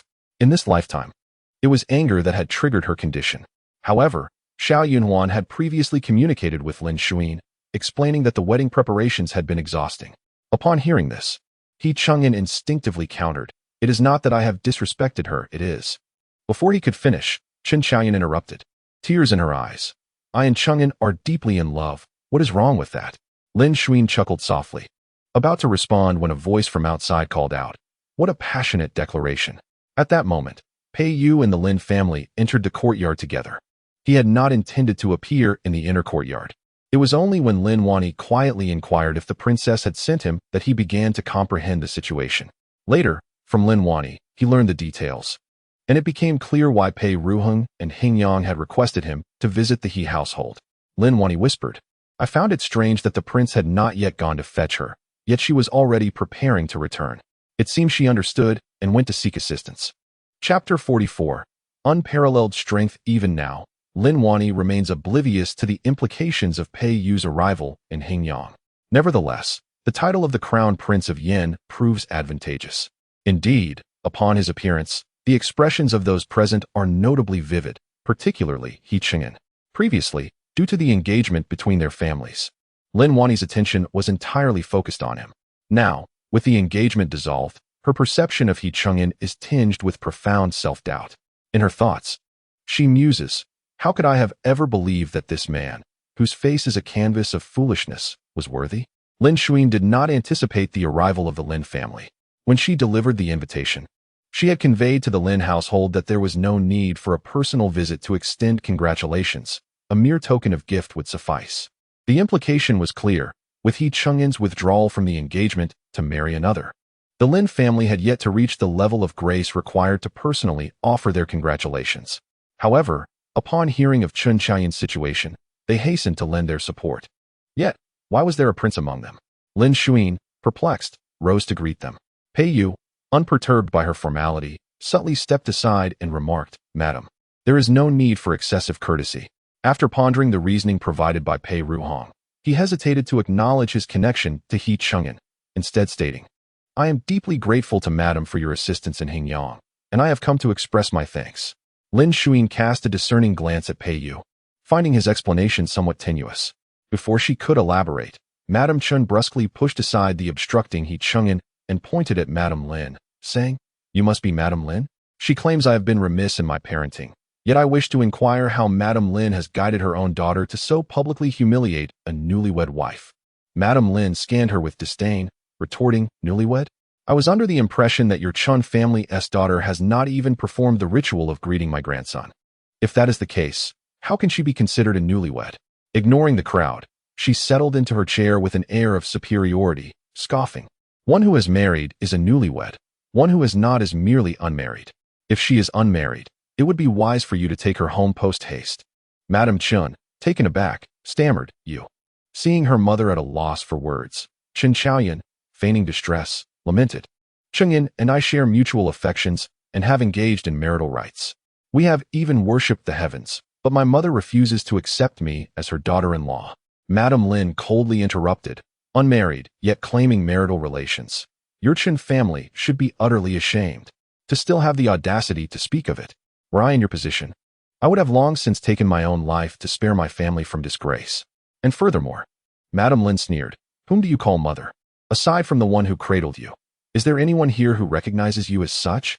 How shameless you are to utter such words." Chen Xiaoyan had not anticipated that this aged matron, seemingly half buried in the ground, would possess such formidable strength, causing her to tremble with rage. She feigned fragility, collapsing into He Chung'an's arms, who had entered alongside Pei Yu and He Chini, weeping, "Chung'an, I did not." He Chung'an, as if finally snapping back to reality, quickly embraced her, casting a reproachful glance at Madame Lin. "Grandmother, even if Chao Yun has not yet performed the rites with me. She carries the blood of the He family within her. Could you refrain from speaking of her in such a manner? Madame Lin scoffed. A farce. The offspring of the He family bullying the offspring of the Lin family. If I do not speak out against her, who will? You seem to think everyone is like you. Unable to discern between kinship and distance. Willing to sever ties with your own mother for the sake of a woman. Have you lost your senses? Chapter 45. There are always those willing. He Chang'an harbored no fondness for his maternal grandmother. In fact, he held no one from the Lin family in any regard. Lacking in ability, yet possessing lofty aspirations, he now found himself scolded by Madame Lin, holding the weeping Chun Chaoyun in his arms. His face contorted with anger. You all boast of your noble lineage, yet your actions reveal a contempt so deep that you cannot even tolerate a weak woman. All of you, who pride yourselves on being from high-ranking families, engage in the most acerbic and spiteful deeds. And you, mother, if you look down upon Chaoyun, why did you consent to this marriage in the first place? His agitation grew, his expression bordering on madness. Having agreed to it, why then humiliate her on our wedding day? What kind of mother are you? Lin Zhaoxue observed him quietly, contemplating where her slap would land more aptly. When a low chuckle reached her ears, she turned to see Pei Yu, hands clasped behind his back, smiling as he inquired, Young master he, would you rather bear the brunt of scorn than marry Miss Qin? It seems you are indifferent to social standing. He Chang'an snorted coldly, tightening his embrace around Qin Chaoyun. If I cared, I wouldn't have insisted on marrying her. Oh, is that so? Pei Yu nodded, his demeanor gentle as he adjusted his sleeves.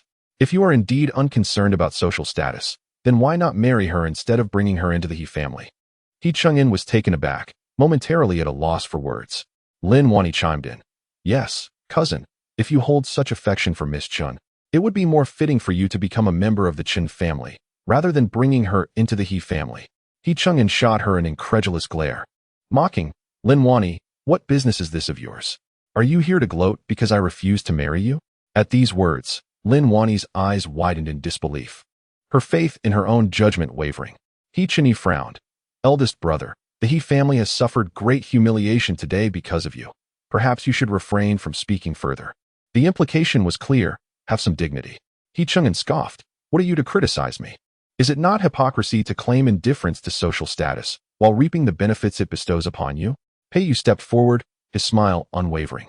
You profess your affection for Miss Chun, yet you engage in marital relations with her before wedlock. To desire both worlds, how can you, young master he, be deemed worthy to serve in governance? Concerning honor and future prospects, He Chang'an's expression shifted. Yet, he stubbornly retorted. It is said that the crown prince possesses both beauty and talent, treating others with warmth and courtesy, never flaunting his status. Why then, does he meddle in the affairs of the He family and use it as leverage? At a similar age, their characters and appearances stood in stark contrast. He Chang'an, devoid of true talent, could only manifest a superficial faade despite his wealth. Pei Yu, on the other hand, radiated an innate grace that captivated those around him, embodying the virtues of a gentleman, gentle and refined. Even when affronted by He Chang'an, his smile remained unaltered. Family affairs. If it were merely family matters, I would not interject.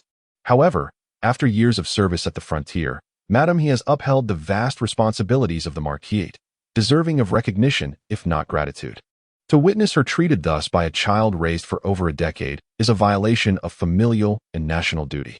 As the Chief Justice of the Dali Temple, I cannot abide by such slander against scholars. Pei Yu turned to Lin Zhaoxue, bowing respectfully.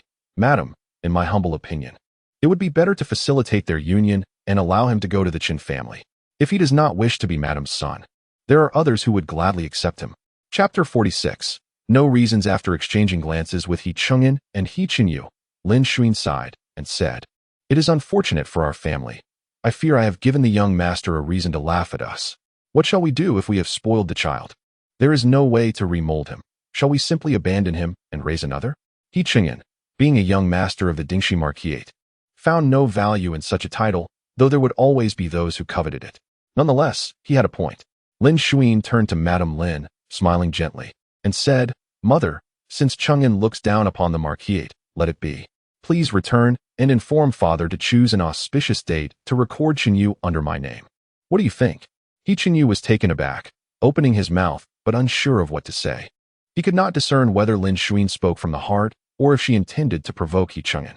At that moment, Madame Lin nodded, about to speak, when two voices exclaimed in unison, "No!" He Chang'an, abandoning the flustered Chun family mother and daughter, protested loudly, "Mother, I am your own flesh and blood. How can you treat me this way?" Indeed. After hiding for most of the day, the old matriarch of the He family finally made her entrance. Shuin. Chang'an merely spoke in haste. As a mother, you should have a good talk with him instead of denying him altogether. The old matriarch had long been aware of the situation concerning the Lin and Chen families, but she sought to witness their mutual tearing apart, relishing the spectacle of their embarrassment, and thus had kept her distance. Little did she anticipate that Madame Chun was no match for Madame Lin, unable to retort at all. Upon hearing that Pei Yu had intervened, her composure faltered even more, fearing the matter would escalate and jeopardize He Chang'an's career. Upon seeing her enter, Madame Lin lifted her eyelids, rolling her eyes dramatically. Lin Zhaoxue looked at He Chang'an, sighing in disappointment. "Mother, today it is not that I refuse to acknowledge Chang'an. Rather, he refuses to recognize the Marquis. I cannot be blamed for that. What do children know? They merely speak a few foolish words." The old matriarch stepped forward and gave He Chang'an a shove on the back, exclaiming, "What are you dawdling for? Hurry and apologize to your mother. Do you truly wish to allow such unworthy individuals to usurp your position?" She seemed to imply further, "Foolish child, unable to govern your desires. Yet you dare to blame others? Was it your mother who forced you into such conduct?" The old matriarch had often engaged in veiled criticisms in the past. Anyone perceptive would understand whom she truly chastised. Madame Chun clenched her fists, her face flushed with anger, just as she was about to retort. When Qin Chaoyun restrained her gently, she shook her head, signaling her to remain silent and endure for the moment. Subsequently, Qin Chaoyun stepped forward, kneeling alongside He Chang'an before Lin Zhaoxue, saying, "Madam, Chaoyun has acted foolishly and offended you.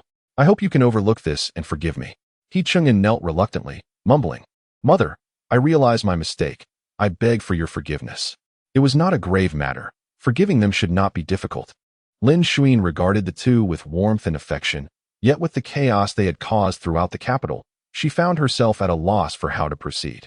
He Chang'an, still harboring resentment, replied somewhat brusquely, "Then what shall mother propose?" Lin Zhaoxue meticulously laid her plans. "In a few days, I wish to host a banquet at home to apologize for the trouble they caused today. However, such an action must be justified." At this juncture, Qin Chaoyun's eyes darted, eager to speak, but it was Li Shirlan, who had remained silent until now, who gently interjected while fanning herself, "Sister, I happen to have two reasons." Lin Zhaoxue, following the thread of conversation, inquired, "Sister-in-law, please do share." Li Shirlan's gaze swept across the assembly, and she smiled. "You just mentioned wanting to record Chenyu under your name. That is one reason. The second is that Chenyu is a fine young man, well-educated and courteous. My cousin and I are inclined to consider him for Wan Yi's husband. Do these two reasons suffice?" Chapter 47. The goose's blow to the head. As soon as Li Shirlan's words fell, He Chang'an sprang to his feet, exclaiming, "No, he cannot be recorded under my mother's name, nor can he marry Wan Yi." Madame Lin, unyielding, scoffed, "Since when do matters of the Lin family require your approval?" Li Shirlan, possessing a gentle disposition, remained unruffled and replied tactfully, "My Wan Yi is the legitimate daughter of the Lin family, destined only for a legitimate heir. While Chun Yi may not be, it matters not. As long as your mother acknowledges him, he too shall be a legitimate son of the He family." He Chang'an felt a surge of panic and turned to Lin Zhaoxue. "Mother, do you agree?" Feigning contemplation, Lin Zhaoxue took a while before responding, "The He family lacks heirs, with only you and Chun Yi remaining. If Chun Yi were to be recognized as a legitimate son and marry Wan Yi, he could indeed provide for you in the future. It is a wise arrangement. And what of me?" He Chang'an's face turned ashen. In that moment, he seemed to grasp the reality that Lin Zhaoxue could truly dismiss him without hesitation. Yet, while she could forsake her son, he could never part with Lin Zhaoxue as his mother. Lin Zhaoxue regarded him with curiosity and smiled. "You? Weren't you intending to wed Miss Qin? Or is it that you secretly cannot forget Wan Yi, and thus, you sought to provoke me by marrying Chaoyun?" Qin Chaoyun abruptly lifted her head, glaring at He Chang'an, her eyes ablaze with indignation. Li Wan Yi took a step back, her expression tinged with distaste. He Chang'an looked at her, his demeanor perplexed. "Cousin, do you agree as well?" Li Wan Yi, fearful of being associated with He Chang'an, nodded vigorously. "Yi Gu treats me well, always prioritizing my wishes. He would never summon or dismiss me at will. If I were to marry him, we would surely respect one another and maintain harmony. He Cheng'an, who had previously summoned Li Wanyi at will, found this hard to accept.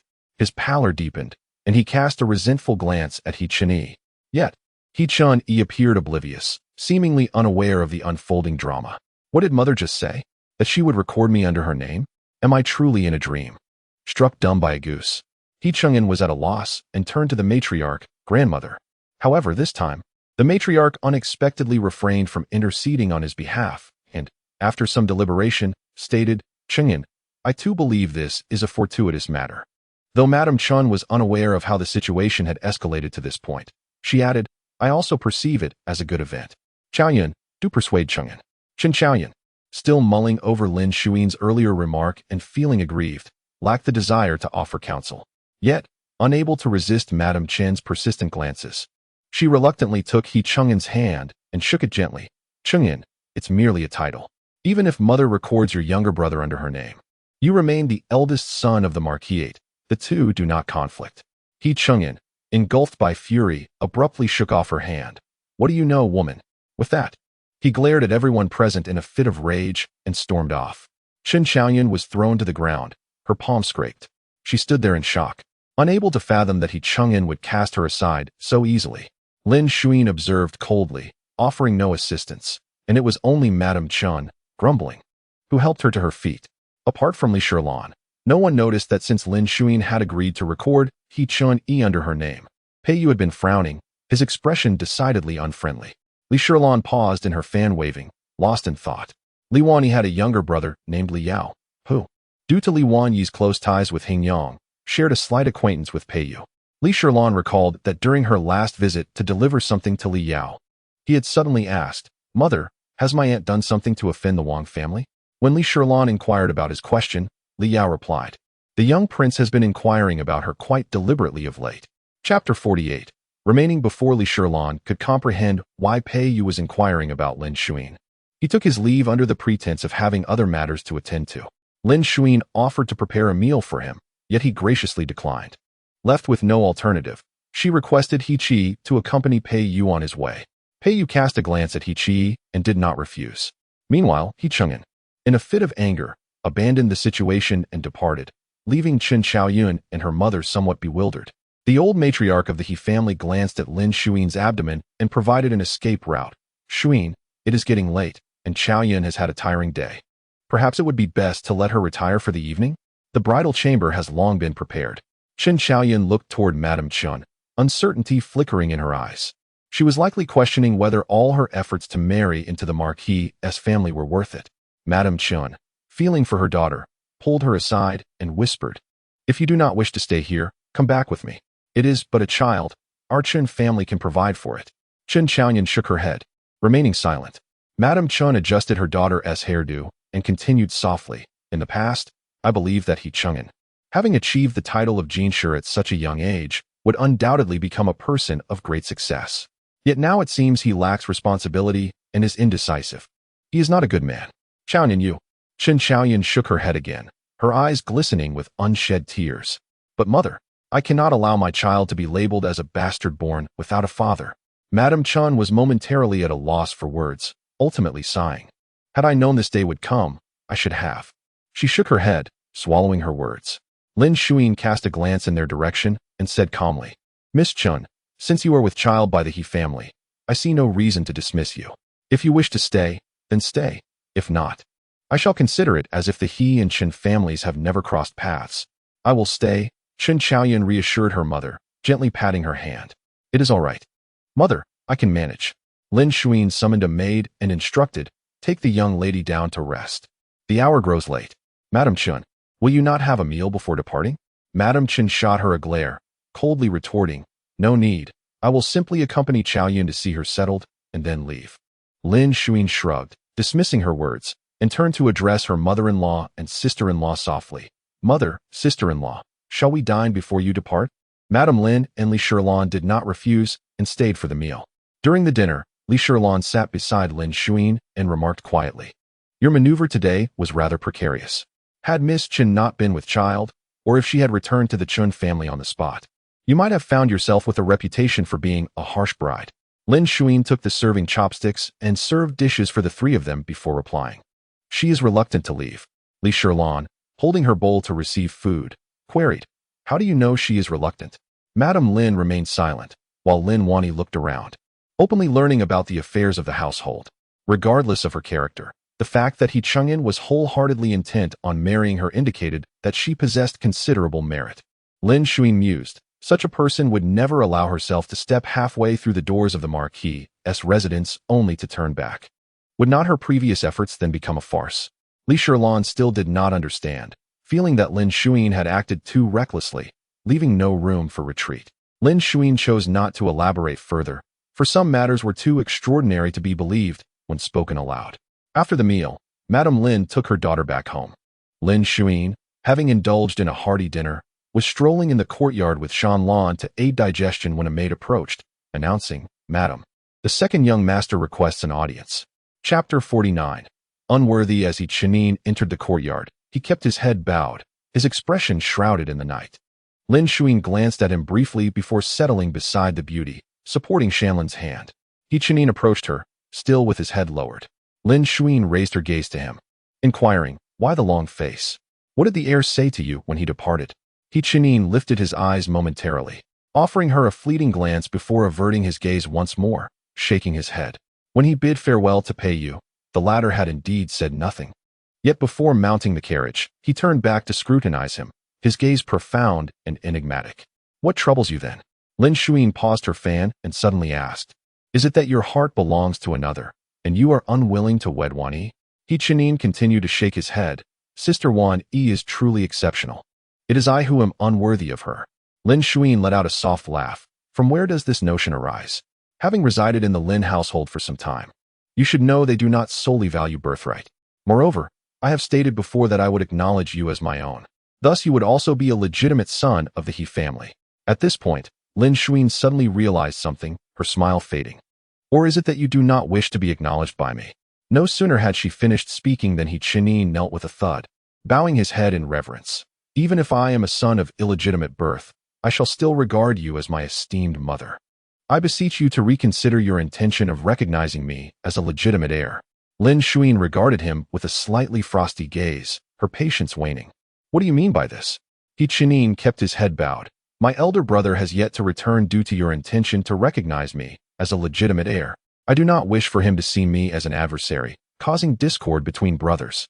Lin Zhaoxue sneered. "Such words might deceive others. But there is no need to attempt to mislead me." No one understood He Chang'an's temperament better than Lin Zhaoxue. Even if she did not acknowledge He Chang'an, He Chang'an would still look down upon him, scarcely deigning to cast a glance in his direction. The brotherly respect and affection that should exist between them could never manifest. A man as astute as He Chang'an would not fail to perceive this truth. Thus, it could only imply that he was currently deceiving himself. Yet He Chang'an gritted his teeth, unwilling to concede. Lin Zhaoxue rose, coldly stating, "If you are unwilling, then so be it. I am not one to impose my will upon another." Before she could finish, she suddenly heard He Chang'an murmur in a barely audible voice, "I found a letter she wrote to me among my aunt's belongings." Lin Zhaoxue paused, looking down at the man kneeling at her feet, her expression growing complex. She could surmise what her treacherous maid had pinned in that letter. He Chang'an lifted his gaze, the corners of his eyes tinged with red. "My aunt expressed her regrets towards you, stating that she ought to have perished when the truth emerged, but she was already with child at that time. She claimed the fault was hers and should not have fallen upon me. Hence she insisted on bringing me into the world. When I turned 1, she noticed I bore an increasing resemblance to my father, which deepened her guilt, leading her to seek a tragic end." He lowered his eyes once more, concealing his mixed emotions within those very eyes that mirrored his birth motheress. "She said I was as humble as dust, unworthy of coveting what did not belong to me. She urged me to honor you dutifully, to regard you with the respect due to a birth mother, and not to covet my elder brother's possessions." Lin Zhaoxue regarded him with a complex expression. "Your aunt could be said to have been indirectly driven to her demise by me. Do you not harbor resentment towards me?" He Chang'an shook his head. "How could I dare? These years, if not for your protection, how could I have grown up safely? How would I have had a home to return to, or the opportunity to study?" Lin Zhaoxue recalled her short-lived maid, letting out a sigh. "Do you know how your name came to be?" Chapter 50. Indifference. He-Chin's aunt truly did not disclose to him the origin of his name. Lin Zhaoxue once again settled onto the beauty's couch, stating, "Your name was bestowed by your aunt. Originally, you were named He-Chun, but your father found it unsatisfactory and wished to alter it. Your aunt refused to permit any changes, and no matter who tried to persuade her, she would not listen. Upon learning this, I devised a plan and created quite the uproar with your father, forbidding you from being included in the family tree." Lin Zhaoxue gently waved her fan, a carefree smile gracing her face. "The commotion was considerable. Your father deemed me unreasonable and did not speak to me for many days." She gazed at He-Chin, adding, "It is likely because of this that your aunt felt indebted and increasingly guilty towards me, enduring her turmoil until you turned one. At which point she resorted to a short-sighted decision." He-Chin, lost in thought, widened his eyes and stared intently at her. "That child's name. I changed it for you." Lin Zhaoxue suddenly raised her hand and gently patted his head, expressing her hope that you, even if merely dust, would stand tall and unyielding like a mountain, steadfast and upright, always remembering your aunt and taking pride in her. Initially shocked, He-Chin soon curved his back, lowering his head as he stifled his cries between his lips, his shoulders trembling lightly. Lin Zhaoxue lightly patted his shoulder and sighed. "Your aunt did not betray her principles. She is a person of loyalty. You must never utter such self-deprecating words again." She rose to her feet, saying, "Now, dry your tears and return to rest." He-Chin wiped away his tears with his sleeve, bowed respectfully, and after offering his farewells, he withdrew. Once he departed, Shanlan supported Lin Zhaoxue as they walked towards the house. "Why did you not tell the second young master that it was not the Marquis bed that Ji Hong climbed into?" Though he is perceptive, his youth renders him unable to conceal his emotions. "If I were to reveal this, I fear his resentment would become apparent." Lin Zhaoxue replied with a faint smile, "It matters not. He only needs to know that his aunt has not betrayed me. I shall bear the weight of other sins." He-Chin did not return home late at night, causing Chen Xiaoyan to worry. She sent someone to search his usual haunts, ultimately finding him at the brothel. After much persuasion, he remained drunkenly entwined with the girl, refusing to return. With no other recourse, Chen Xiaoyan sought Lin Zhaoxue's counsel. Lin Zhaoxue did not meet her, but sent word with Shanlan. The young mistress need not worry. Simply inform him that the decision to adopt the second young master as a legitimate son has been made. If he wishes to return, he may. If he prefers to stay at the brothel, that is also acceptable. However, the Marquis will no longer cover his expenses. Upon hearing this, Chen Xiaoyan felt Lin Zhaoxue's demeanor was excessively cold and failed to comprehend her actions. How could one expect kindness from those who are not their own? Little did she realize, Lin Zhaoxue had once offered the finest of the world to He-Chun, yet he had spurned it. Given such, why should she continue to show him kindness? In this world, maternal affection does not guarantee filial piety. Some individuals are rotten to the core. Chen Xiaoyan, lacking understanding, could only send word to the brothel. Initially, He-Chun reacted with rage upon hearing her messages, flipping a table in anger. However, as he became increasingly inebriated, he began to weep, and after a spell, he staggered to his feet, murmuring his desire to return home. The following morning, He-Chun arrived with bloodshot eyes. Accompanied by Chen Xiaoyan, to pay his respects to Lin Zhaoxue, an unprecedented act. Reluctantly approaching, he softly called out, "Mother." Lin Zhaoxue glanced at him and coolly beckoned, "Please, take a seat."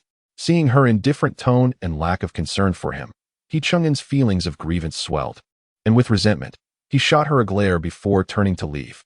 Chapter 51. Pleasing Lin Zhaoxue, disinterested in He-Chun, gestured for Chen Xiaoyan to take a seat. Chen Xiaoyan found herself in a quandary, neither knowing whether to sit or leave, momentarily forgetting to offer tea.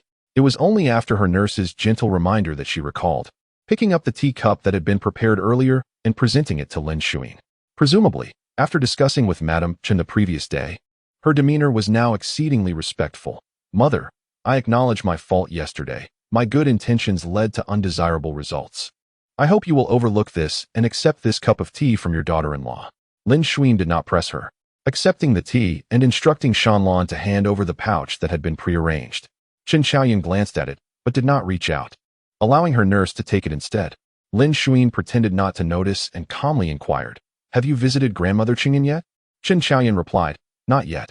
Nodding, Lin Zhaoxue summoned a maid. "Take the young mistress to pay respects to the old lady." Upon exiting the Zhuxua study, Chen Xiaoyan exchanged a knowing glance with her nurse. The nurse understood and discreetly passed the pouch, received from Shanlan, to Lin Zhaoxue's maid. "What is your name?" the maid asked, refusing the pouch. "I am Seer. This is from the lady for the young mistress. I cannot accept it." Lin Zhaoxue pursed her lips, feeling disdainful but feigning compliance, keeping her thoughts to herself. The nurse kindly took her hand and insisted, since it is for the young mistress, it rightfully belongs to her. How she chooses to handle it is up to her. The lady is magnanimous and will not take offense. Seer glanced at Lin Zhaoxue ahead and accepted the pouch. The nurse, sensing her compliance, inquired further, "Sir, as we are new here, there is much we do not understand. We hope you can guide us." Seer replied, maintaining decorum. "The lady injured her hand some days ago and has not been managing affairs. The old lady now holds authority over the household." The nurse's eyes brightened, and she continued, "Does the old lady have any taboos?" "The old lady is soft-hearted, easily swayed by those with ulterior motives," Seer elaborated. "She has a fondness for the eldest son, and since the young mistress is favored by him, she will surely be fond of her as well." Lin Zhaoxue scoffed inwardly at this statement. If there was true affection, how could one covet their own grandson's betrothal gifts? While others might believe the servants betray their masters, Lin Zhaoxue was not among them. The nurse, noting her daughter's demeanor, smiled a bit more. Indeed. Seer, you know that while the Chun family cannot compare to the Ho family, the young mistress's dowry, which you must have seen yesterday, should you assist her, will surely bring you future benefits." Seer, unwavering, responded, "Do not worry.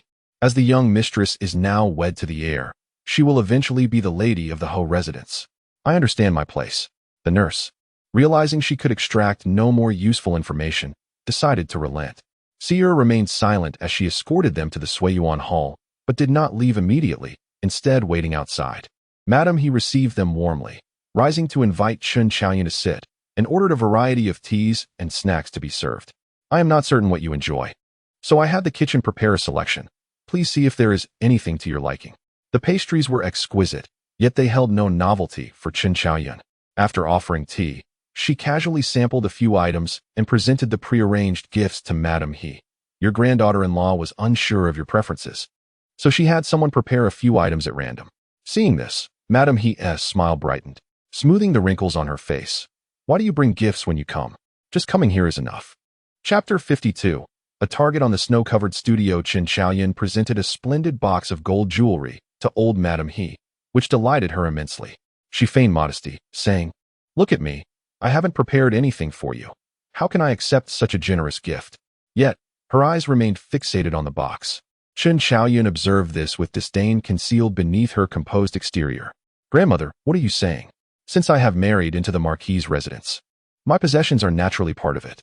If you desire anything, do not hesitate to let me know, and I shall send it to you." This display of thoughtfulness brought great joy to old Madame He, who attempted to feign restraint, pretending to show little interest in the jewelry.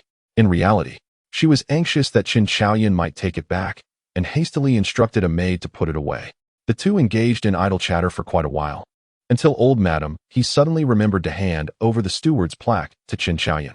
"I am growing old and find many matters beyond my capabilities. It is better for the younger generation to handle the affairs of the steward," she declared. Lin Zhaoxue's indifferent gaze shifted upon seeing the plaque, and she instinctively reached for it. The wet nurse coughed discreetly, reminding her not to be so eager. Lin Zhaoxue paused, retracting her hand. "I, as a young granddaughter-in-law, may not manage it well. It would be better for grandmother to entrust it to mother." Old Madame He, upon hearing this, pouted and scoffed. "If she were capable of managing this household, why would I need to reclaim the steward's plaque?" The implicit belittlement in her words was unmistakable. Lin Zhaoxue did not fully believe her. If Lin Zhaoxue were truly incompetent, the maids in her courtyard would not fail to extract even a simple word from her. Using Lin Zhaoxue as an excuse, she refused to accept the plaque. Old Madame He then firmly pressed it into her hands, stating, "Take it. What are you afraid of? If she dares to oppose you or schemes against you behind your back, simply inform me, and I will discipline her." Only then did Lin Zhaoxue feign helplessness and accept the plaque. Seer listened outside the Suiyuan Hall for the better part of the day and returned to relay the situation in full. Lin Zhaoxue had long suspected old Madame He would demean her in front of Lin Zhaoxue, and upon hearing Seer's recounting, she was not surprised. It was Shanlan, however, who could not contain her frustration, exclaiming, "What an ungrateful wretch!" She has a wet nurse to nourish her. If it weren't for the young lady's support over the years, would she be living so lavishly? Lin Zhaoxue comfortingly patted her hand and said to Seer, the young lady has plenty of silver. She is not lacking in this. Whatever she offers you, just accept it. Seer bit her lip, but the lady treats us very well. I do not wish to act against the young lady's interests. Lin Zhaoxue regarded her thoughtfully, recalling that this girl, besides Shanlan, was the only one in her later years who remained loyal to her. Even the servants recognized who truly cared for them, yet some individuals simply did not understand. Perhaps it was not a lack of understanding, but rather a presumption that her efforts were to be taken for granted. She said, "It is not a matter of betrayal. Simply respond to her inquiries as you know them. If you do not know, then say so." Shanlan helped her to her feet, adjusting her collar with a smile. "This is what the lady has asked you to do. It cannot be deemed betrayal. Just carry out your duties with peace of mind." Seer glanced at her and finally accepted the silver, bowing slightly before departing. With her new position, Chun Chaoyun began to scrutinize the old accounts of the Marquis' residence. Upon completion of her review, she undoubtedly perceived the excessive expenditures and thus initiated a reduction in expenses. The first to be curtailed was the snow-covered studio. When Chun Chaoyun visited Lin Zhaoxue to pay her respects, she remarked, "Mother is the most respected figure in the household. If you lead by example, there will be no dissent from the other courtyards." Chapter 53. The new official's 3 fires. Lin Zhaoxue was arranging flowers when she heard the remark. But instead of feeling offended, she chuckled, "Now that you are the head of this household, what you say goes. I have no objections. You should return to your grandmother." Chun Chaoyun did not turn to leave, but stood there, observing Lin Zhaoxue in hopes of detecting any displeasure on her face. However, she remained composed, displaying no hint of dissatisfaction throughout the exchange. Instead, she turned her head and inquired with a smile, "What is it? Is there something else?" Chun Chaoyun forced a smile, glancing at the meticulously trimmed bouquet, and replied, "No, I merely think your flower arranging skills are truly remarkable." "Is that so?" Lin Zhaoxue, holding her scissors, promptly cut off the excess stems. "If you like them, I can have someone deliver a bouquet to you shortly." Chun Chaoyun, with subtle implications, remarked, "How can a daughter-in-law take what belongs to her mother?" Lin Zhaoxue laughed lightly and nonchalantly responded, "It is merely a bouquet. I enjoy arranging it when I feel happy. When I am not, it is just a bouquet and nothing more." Having said this, she set down the scissors and called for Seer, instructing, "Please take this to the young mistress's courtyard." Seer complied, accepting the porcelain vase and leaving. Chun Chaoyun felt that there were layers of meaning behind her words. Before she could ponder further, Lin Zhaoxue cheerfully asked, "Is there anything else?" Shaking her head, Chun Chaoyun bowed slightly and withdrew. With the establishment of the Shuezhai, it was much easier for her to handle other matters. Initially, many were disgruntled, secretly seeking out Lin Zhaoxue to complain, hoping she would intercede on their behalf with Chun Chaoyun. Lin Zhaoxue leisurely remarked, "The young mistress will be the lady of this household in the future. Everything she does is for the benefit of the Ho residents. Since it is for the family, I cannot voice any objections. Moreover, I am not in charge now. If I meddle further, others might say I cannot tolerate her." In her previous role as housekeeper, she had maintained a balance of leniency and strictness, offering rewards and punishments. For issues that were not overly serious, she would often turn a blind eye. The servants, seeing the opportunity for gain, worked even harder. Now, however, Chun Chaoyun not only cut expenditures but also imposed stringent measures on the servants, bringing to light any instances of misappropriation. Even the slightest theft, such as taking an extra coin, would result in punishment. Those who were particularly greedy faced severe consequences and were driven out of the residence. In no time, grievances echoed throughout the Ho residence, and memories of Lin Zhaoxue's favorable governance resurfaced. One servant, unable to contain himself, compared her to Chun Chaoyun and voiced his discontent, prompting her wrath, resulting in a severe reprimand. Lin Zhaoxue feigned ignorance, waiting for the disgruntled servants to approach her for assistance, at which point she would find an excuse to dismiss them from the household, arranging for capable individuals to work in the shops and those of average ability to help at the farms. Shanlan questioned Lin Zhaoxue's motives behind her actions. Lin Zhaoxue explained, "It's a small act of kindness that may prove beneficial in the future." One day, after Shanlan collected her monthly allowance, she discovered it was significantly less than the previous month, which immediately displeased her. Upon returning to the Shuezhai, she began to voice her complaints. What kind of mistress receives such a meager monthly allowance? It would be mortifying to share this with others. She scoffed. In the esteemed Ho residence of Dingxi, are we truly facing financial difficulties? Living so frugally is bound to invite ridicule. Just as Shanlan finished her lament, she heard Chen Xiaoyun's triumphant laughter from outside. Who has upset Miss Shanlan? Why the fury? Upon entering, she noticed the monthly allowance carelessly tossed aside and remarked with amusement, "Ah, so this is the matter at hand. However, I had previously consulted with my mother regarding the excessive extravagance of the Ho residence, and thus, starting this month, we must reduce the monthly allowance." My mother agreed at the time. Chapter 54. Interrogation. Chen Xiaoyun wore an innocent expression, as if she had been compelled by Lin Zhaoxue to reduce expenditures. Lin Zhaoxue replied with a smile, "Since you have taken charge as the housekeeper, all matters, big and small, within this estate have been at your discretion. Every expenditure has passed through your hands, of which I have been oblivious." The implication was clear. She knew nothing, and thus should not be held accountable. Shanlan scoffed lightly, surveying Chen Xiaoyun with disdain, and remarked with a cold smile, "Of course, the mistress must acquiesce.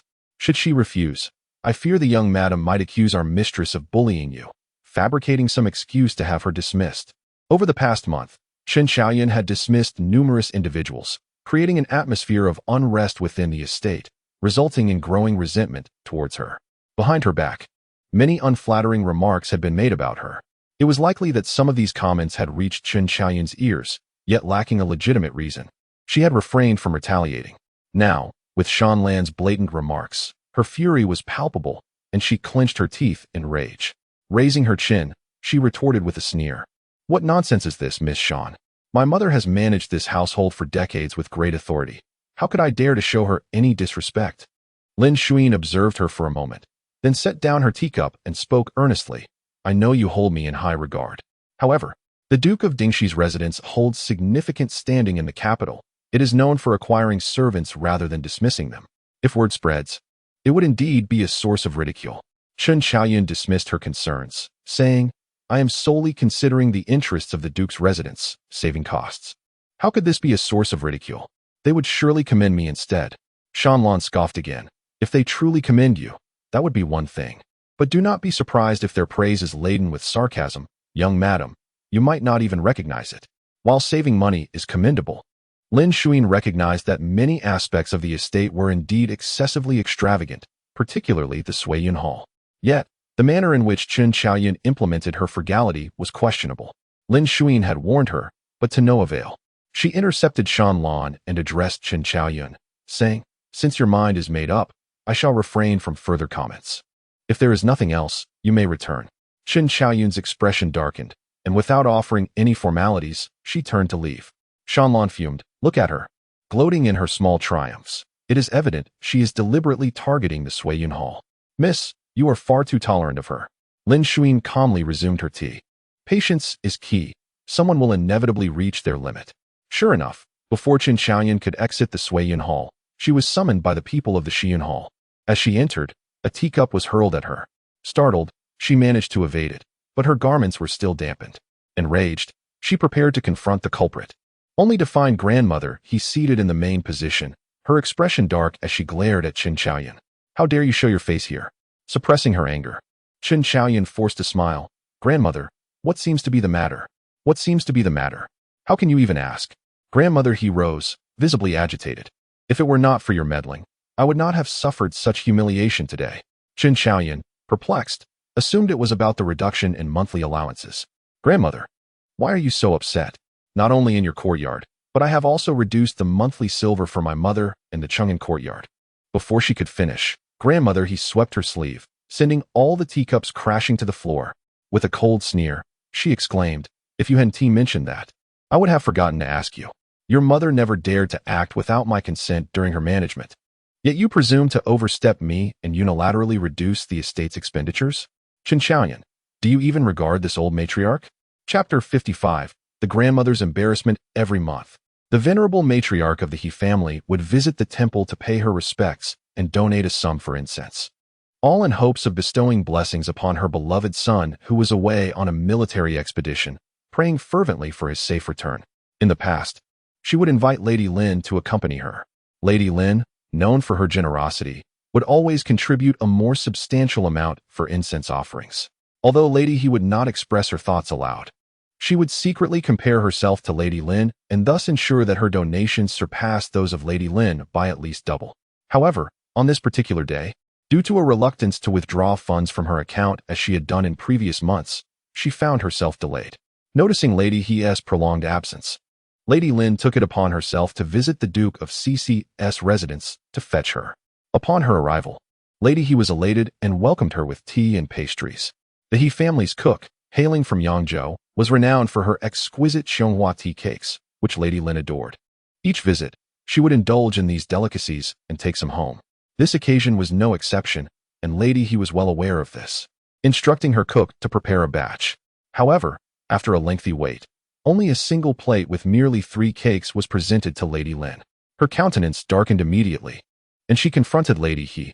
"When did you become so miserly? If you think I consume too much, you need only say so. Why treat me like a beggar and subject me to such humiliation?" Lady He's expression soured as well, and she promptly summoned the cook to inquire about the matter. Initially hesitant, the cook eventually admitted, "The young madam has decreed that the household expenditures must be curtailed, particularly in the kitchen, and that henceforth, tea and snacks must be diminished to avoid extravagance." Extravagance? Lady Lin nearly laughed aloud upon hearing this. Is it possible that your household is so financially beleaguered that you must scrimp on such meager provisions? It is utterly laughable. Lady He's expression darkened further, especially as Lady Lin, upon her departure, mockingly remarked, "If your household can no longer afford good food, remember to send someone to inform me, and I shall send you some. After all, we have been old sisters for many years. I would not treat you with such stinginess." With that, she strode away, her laughter echoing sharply in the air. Even now, the memory of that laughter unsettles Lady He.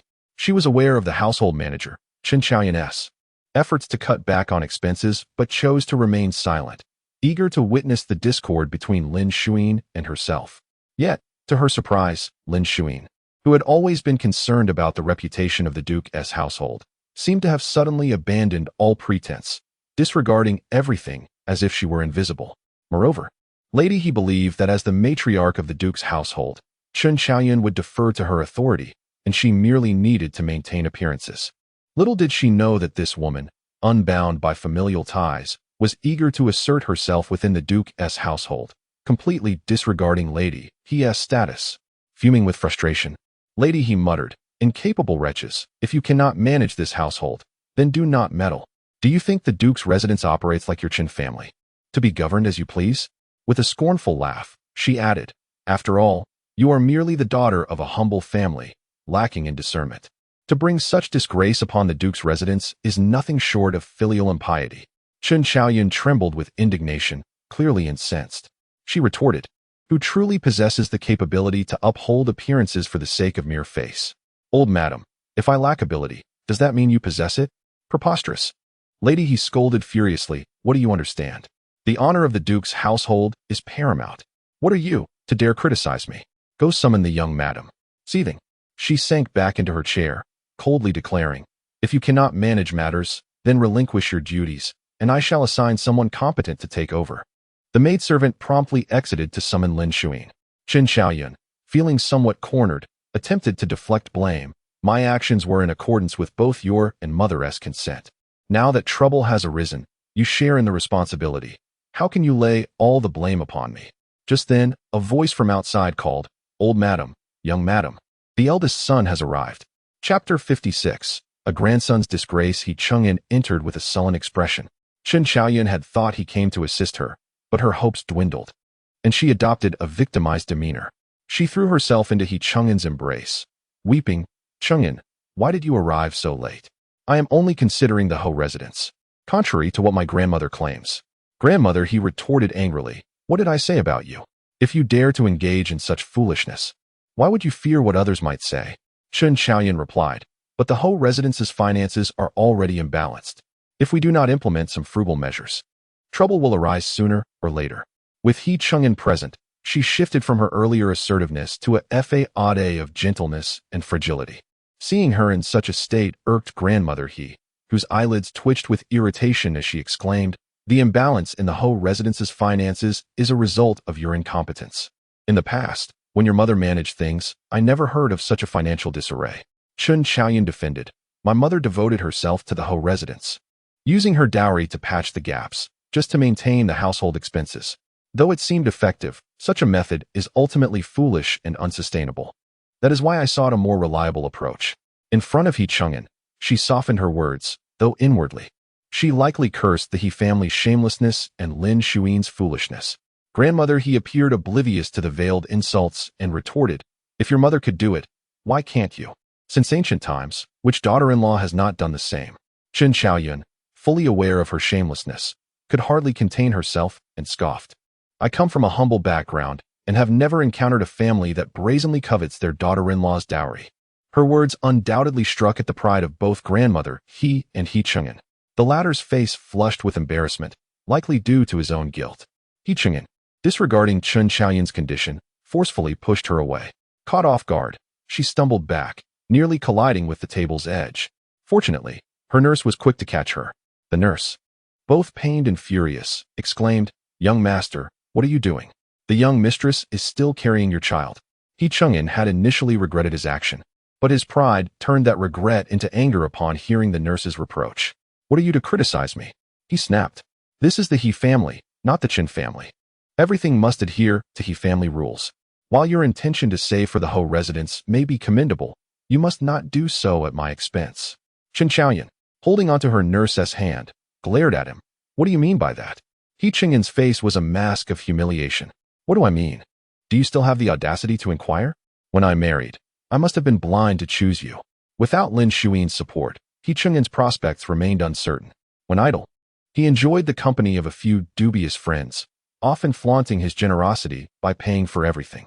Previously, he blamed Lin Zhaoxue for being overly controlling, deepening his resentment towards her. However, today, Chun Chaoyun withheld his monthly allowance and significantly reduced his funds for entertaining friends, leading to his embarrassment when he could not settle his bill after a musical gathering at Nanyuan, with the Ho residents refusing to reimburse him, causing him considerable shame in front of his companions. Hearing his words, Chun Chaoyun misconstrued his meaning. She pushed aside her nurse and strode forward, pointing an accusatory finger at He Chang'an, demanding, "I knew it. I knew it. You still have not forgotten your cousin, have you?" Chapter 57. Those who sin must bear the consequences. In the past, the atmosphere in the Shanyan Pavilion was tumultuous. This discord stemmed from He Chang'an's provocative remark during an argument. "Wani is dignified, virtuous, and well-versed in propriety. What do you possess that can compare to her?" Chun Chaoyun, incensed by his words, refused to relent and directly confronted He Chang'an, leading to a physical altercation that no one could intervene to stop. Humanity is often ungrateful. When kindness is bestowed upon them, they fail to appreciate it, trampling that pure intention into the mud without a second glance. Only after suffering the consequences do they recall the goodness of that person. But what can be done? Affection that arrives too late is worth less than grass. Shan Yan observed coldly, choosing not to intervene. If it were possible, she would have produced a stool and begun to crack sunflower seeds right there. Ultimately, He Chang'an could no longer tolerate the situation, forcefully pushing the contorted-faced Chun Chaoyun away before fleeing, exclaiming, "To marry someone like you is the misfortune of 8 lifetimes." In the brief span of merely half a month, such a statement from He Chang'an struck a devastating blow to Chun Chaoyun. Overwhelmed, she collapsed into the arms of her wet nurse, wailing that she wanted to return to her maternal home. "Madam," he observed with a cold gaze, wishing fervently for her to depart. "Had I known this would be the outcome, why bother from the start? The gates of the Marquis' residence are not so easily crossed." Chun Chaoyun, nestled in her wet nurse's embrace, glared at the smug expression on her face, filled with both hatred and rage, wishing she could leap forward and bite her. At that moment, Shan Yan entered. Madam, he, seeing Shan Yan alone, frowned in displeasure and inquired, "What brings you here? Where is your mistress?" Shan Yan stepped inside and bowed respectfully, stating, "Madam has declared that after managing the household for decades, she has had enough and it is time to retire and pass the responsibility to someone more capable." Madam, he was taken aback by Lin Zhaoxue's refusal, her expression darkening. Shan Yan continued, "Madam also mentioned that the young mistress is new and may not be well versed in her duties. Given your vast experience, madam, it would be most beneficial for you to guide her, rather than making things difficult for a young girl. Besides, was it not you who determined that she should manage the household?" Whoever brings someone in must take responsibility for their actions. Those who commit sins must bear the consequences. Do not think to shirk your responsibilities and pass the burden on to others. The He family behaved this way in the past, and they wish to continue this way in this lifetime. Lin Zhaoxue was a victim in her previous life. Must she continue to be one in this life? Chen Xiaoyan stood there, utterly astonished that Lin Zhaoxue would advocate on her behalf. She had assumed that her actions would cause Madame He and He Chengyan great embarrassment, leading them to reclaim the management of the household from her. Madame He's expression soured further, and she coldly retorted, "The person who manages the household is chosen by me, but it was this Chun who agreed to marry into our family." Indeed, thus Madame has never voiced any complaints regarding the actions of the young mistress, Shanyan remarked, a harmless smile gracing her lips, who has not endured the trials of being a daughter-in-law. "Madam, do not be so petty. Simply teach her, and all will be well." With that, she turned and left, disregarding Madame He's expression. Madame He, furious yet powerless, lamented the absence of Yumama, who used to strategize alongside her, while the newly appointed maidservants were woefully inept, leaving her to manage numerous affairs alone in a haphazard manner. Chen Xiaoyan disregarded her, quickly pursuing Shanyan and calling out to her before she could walk far, "Mother, truly does not intend to manage the household any longer?" Shanyan bowed again and replied, "Rest assured, young mistress.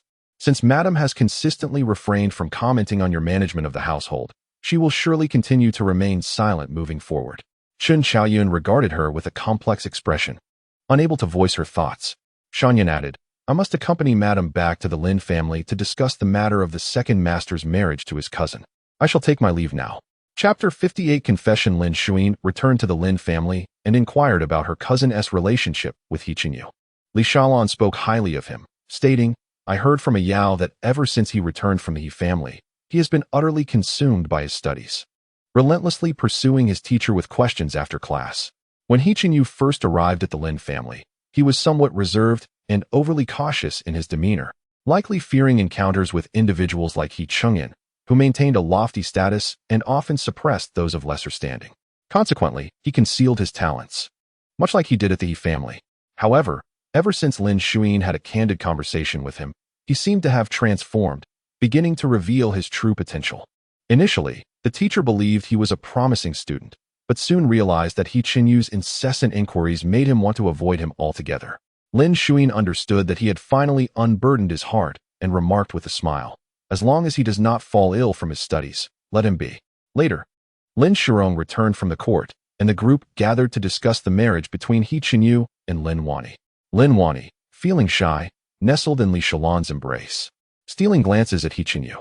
He Chenyu knelt before Lin Shirong and earnestly stated, "I initially intended to propose to Sister Wani on the day I achieve academic success.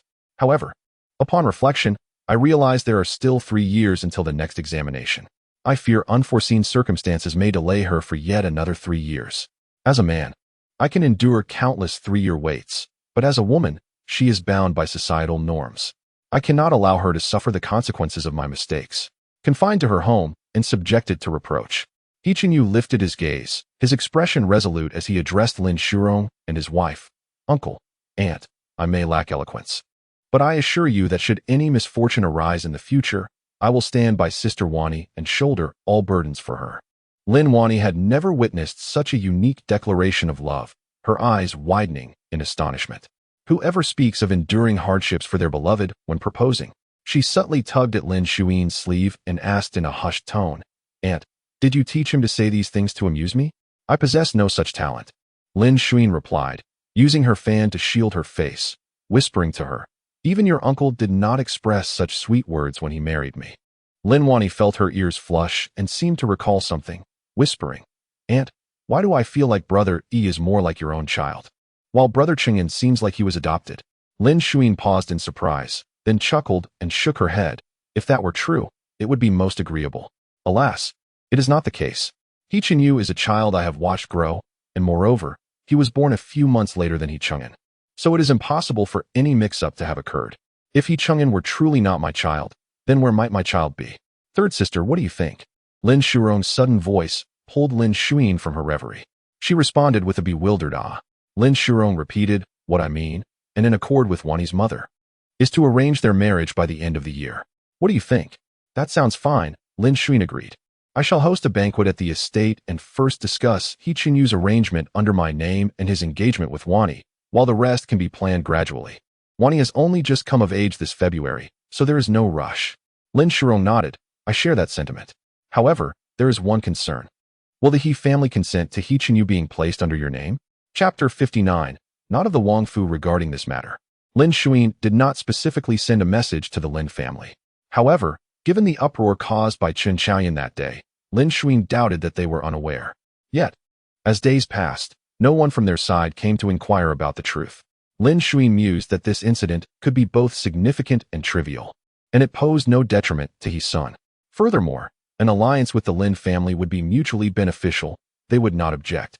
Lin Zhaoxue remarked that while that may be the case, it would be prudent for her to choose an auspicious day to inform them, lest rumors arise. Lin Zhaoxue nodded. Deciding to go the next day, she lingered for a moment and subtly inquired Lin Wani about Hing Yang's biological mother. Lin Wani frowned.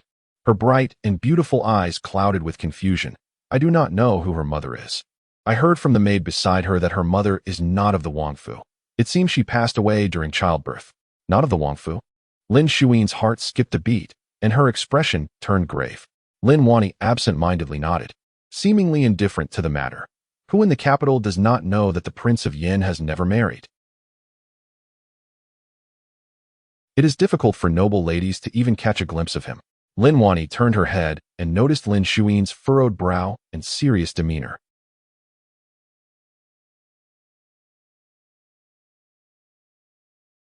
Both the prince and the heir dote on her. Moreover, she likely does not even comprehend what sorrow is, Lin Wani replied. Lin Zhaoxue smiled softly, choosing not to respond further, and took her leave. He Qianyu escorted her out of the Lin residence and watched as she boarded her carriage before departing for Lin Yao's courtyard. The following morning, after having breakfast, Lin Zhaoxue was about to head towards the second house when a maid informed her that He Cheng'en had arrived. She was somewhat surprised. After she had insisted on having He Qianyu recorded under her name, He Cheng'en had not shown up for quite some time. He Cheng'en believed that Lin Zhaoxue was upset and expected her to return to her previous gentle demeanor to placate him. However, a month had passed since that incident, and Lin Zhaoxue had not even sent anyone to inquire after him. He Cheng'en began to feel restless, fearing that Lin Zhaoxue would truly disregard him, her biological son. Now that He Qianyu was in the picture, despite the discomfort in his heart, he chose to humble himself first and came to Zhu Shuizhai. Upon entering, he found Lin Zhaoxue dressed formally and adorned with makeup. Mother, are you going out? He Cheng'en did not admit his mistake nor apologize, attempting to change the subject through a casual conversation. After all, having raised him for over a decade, Lin Zhaoxue understood his nature. She glanced at He Cheng'en and, with a nonchalant nod, replied, Yes, I am going to discuss with your uncles about having Qianyu recorded under my name. At the mention of this matter, He Cheng'en's expression darkened. He looked at Lin Zhaoxue, filled with grievances, and though he sensed that his words might not be well received, he hesitated before speaking. Lin Zhaoxue feigned ignorance, calmly asking, Do you have something to say? He Cheng'en opened his mouth, but could not bring himself to utter the words forbidding her from having He Qianyu recorded under her name. Instead, he gritted his teeth and defiantly exclaimed, I will go too. Chapter 60. The second lady Lin Zhaoxue cast a glance at him, neither urging him to go nor forbidding him. After a moment's hesitation, she summoned Seer, instructing, Go tell the young lady to prepare herself and meet me at the side door. I shall await her there. He Cheng'en was perplexed, as was Chen Qiaoyan, who was summoned without understanding. It was not until they boarded the carriage that Lin Zhaoxue mentioned taking them to the second house, prompting He Cheng'en's expression to darken. What do you intend to take her for? The two were still embroiled in a quarrel, and his gaze towards Chen Qiaoyan was devoid of warmth, filled only with distaste. How disgraceful! Chen Qiaoyan, hearing this, grew indignant. Had it not been inconvenient within the confines of the carriage, she would have surely slapped him across the face. What do you mean? How am I a disgrace? You came pleading to my mother to marry me, and now you call me disgraceful? He Cheng'en, do you possess no conscience? Lin Zhaoxue, eyes closed, had no desire to engage with their bickering. However, their incessant squabbling caused her a headache. With a swift motion, she struck He Cheng'en across the mouth with her fan, exclaiming, Silence! The blow was not light, leaving He Cheng'en momentarily stunned, and Chen Qiaoyan equally taken aback. Yet, both fell silent, the former too fearful to provoke Lin Zhaoxue, while the latter mistakenly believed she was defending He Chang'an. In the midst of their conversation, they arrived at the second house. Lin Zhaoxue had sent an invitation earlier, and upon learning of her arrival, they had already stationed someone at the door to await her. The matron's gaze flitted over Qin Xiaoyan before returning, subtly revealing her disdain, which left Qin Xiaoyan feeling quite uncomfortable. She discreetly confided in He Chang'an about the incident, but he merely cast her a glance and retorted in a hushed tone, "Even so, it is of your own making." Qin Xiaoyan gritted her teeth in frustration, nearly seizing Lin Zhaoxue's fan to retaliate against him. Meanwhile, the matron courteously addressed Lin Zhaoxue, saying, "Madam, your timing is impeccable. Our lady has just returned from her hometown in Fenyang." The second lady, surnamed Meng, was a year older than Lin Zhaoxue and a woman of indescribable charm. When Lin Zhaoxue had just married his son, she frequented the Ho residence, often bringing along numerous companions, claiming it was to alleviate Lin Zhaoxue's loneliness as she adjusted to her new life. However, the year He Chang'an was born, Meng had fallen into disgrace and was sent back to Fenyang for reflection, only recently being welcomed back. What transgressions led to her exile remained known only to her and the second master of the He family. Lin Zhaoxue smiled and inquired, "After so many years, how has your lady fared?" Just as she finished speaking, a melodic laughter echoed from behind the moon gate. "Thanks to my sister-in-law, all is well." Lin Zhaoxue looked up to see Meng, clad in a pale yellow round-collared half-sleeve gown, paired with a moon-white skirt adorned with camellias. Her hair was elegantly styled high, embellished with a peacock feather and gold hairpins. Despite her advancing years, the lines on her face only added to her allure, and her bright, phoenix-like eyes sparkled with an unspoken mirth. Meng approached, taking Lin Zhaoxue's hand in greeting. "It has been many years. You seem even more radiant than when you first arrived at the Ho residence." Her smile was warm, seemingly incapable of harboring impatience. Lin Zhaoxue returned the greeting politely. "You look well yourself, showing no signs of aging." "You flatter me," Meng chuckled, her gaze shifting to He Chang'an and Qin Xiaoyan. "Is this Chang'an? How grown you are." After Lin Zhaoxue introduced them, Meng's smile deepened. "Time truly flies. It seems like just yesterday that Chang'an was born, and now he is already married." Suddenly, she took Qin Xiaoyan's hand, presenting her with a bracelet from her wrist. "I regret not being able to attend your wedding, and today I was unprepared with a proper gift. I have worn this bracelet for many years. It brings good fortune. I present it to you as a token of our reunion." Chapter 61. Do you like it? Very well. Adopt him. The unexpected gift from Meng was something Lin Zhaoxue had never anticipated. She recognized the bracelet. Prior to Meng's departure to her ancestral home in Fenyang, Lin had seen her wear it almost daily. Narrowing her eyes slightly, she smiled and remarked, "Sister-in-law, such a generous gift upon your arrival." Qin Xiaoyan must feel rather embarrassed to accept it. "What does this signify?" Meng chuckled in response. "It is indeed a slight oversight on my part not to attend your grand wedding as your aunt. This gift is not of great value. Merely take it for your enjoyment." Qin Xiaoyan appeared somewhat flustered, glancing sideways at Lin Zhaoxue. Lin Zhaoxue replied, "Since it is your aunt's goodwill, you should accept it." Only then did Qin Xiaoyan graciously accept the gift. Meng gently patted her hand and scrutinized her, seemingly quite satisfied with her niece-in-law. "By the way, you both have come here for an important matter, haven't you?" Meng turned, affectionately linking arms with Lin Zhaoxue as they walked inside. "Look at me. I was so delighted to see you that I completely forgot your husband sent me to fetch you, having just returned." Lin Zhaoxue was uncertain of how much Meng was aware of her affairs. Thus, she briefly explained her purpose for visiting that day. Upon hearing this, Meng shook her head and sighed. Chang'an is still young and inexperienced. When he suddenly encounters someone he fancies, it is only natural for him to err. Your efforts to rectify the situation for the Ho family are commendable. He Chang'an, following behind them, heard this and let out a subdued snort. Meng seemed to catch this and quickly amended her statement. "Speaking of which, he does resemble the Lin family in one regard. They value loyalty and affection. Your uncle, after all, severed ties with his family to marry a woman from a humble background, did he not?" Please do not misconstrue my words. I hold no ulterior motives. I merely wish to point out that there is a precedent, so you need not be excessively harsh with him." Lin Zhaoxue smiled slightly. "Oh, not at all?" Her third uncle's break from his family to marry a woman of low status had indeed caused quite a stir at the time. However, he possessed integrity. After the split, he never relied on the Lin family or his aunt's family, achieving everything through his own efforts. He earned a bright future for his wife and children solely through his own talents. Unlike He Chang'an, who desires to marry yet is reluctant to relinquish his status as the eldest son of the Hou family. Now that he has fulfilled his wish and brought her home, he begins to resent Qin Xiaoyun for not being of higher status or broader vision, deeming her inferior to ladies of noble birth. Unbeknownst to He Chang'an, who mistakenly believed Meng was defending him, he chimed in, "Aunt, you indeed care for your nephew, unlike my mother, who only knows how to criticize my flaws." Meng frowned and cast a glance back at him. Even Qin Xiaoyun felt this remark was inappropriate and discreetly tugged at He Chang'an, signaling him to temper his words. Lin Zhaoxue chuckled softly and turned to He Chang'an with a gentle gaze. "If you find me lacking, then perhaps I should take this opportunity to adopt you under your aunt's name?" He Chang'an's expression froze. Lin Zhaoxue narrowed her eyes, her demeanor growing even more amiable. "Your aunt is kind-hearted and fond of you. Should I adopt you, she would surely regard you as her own."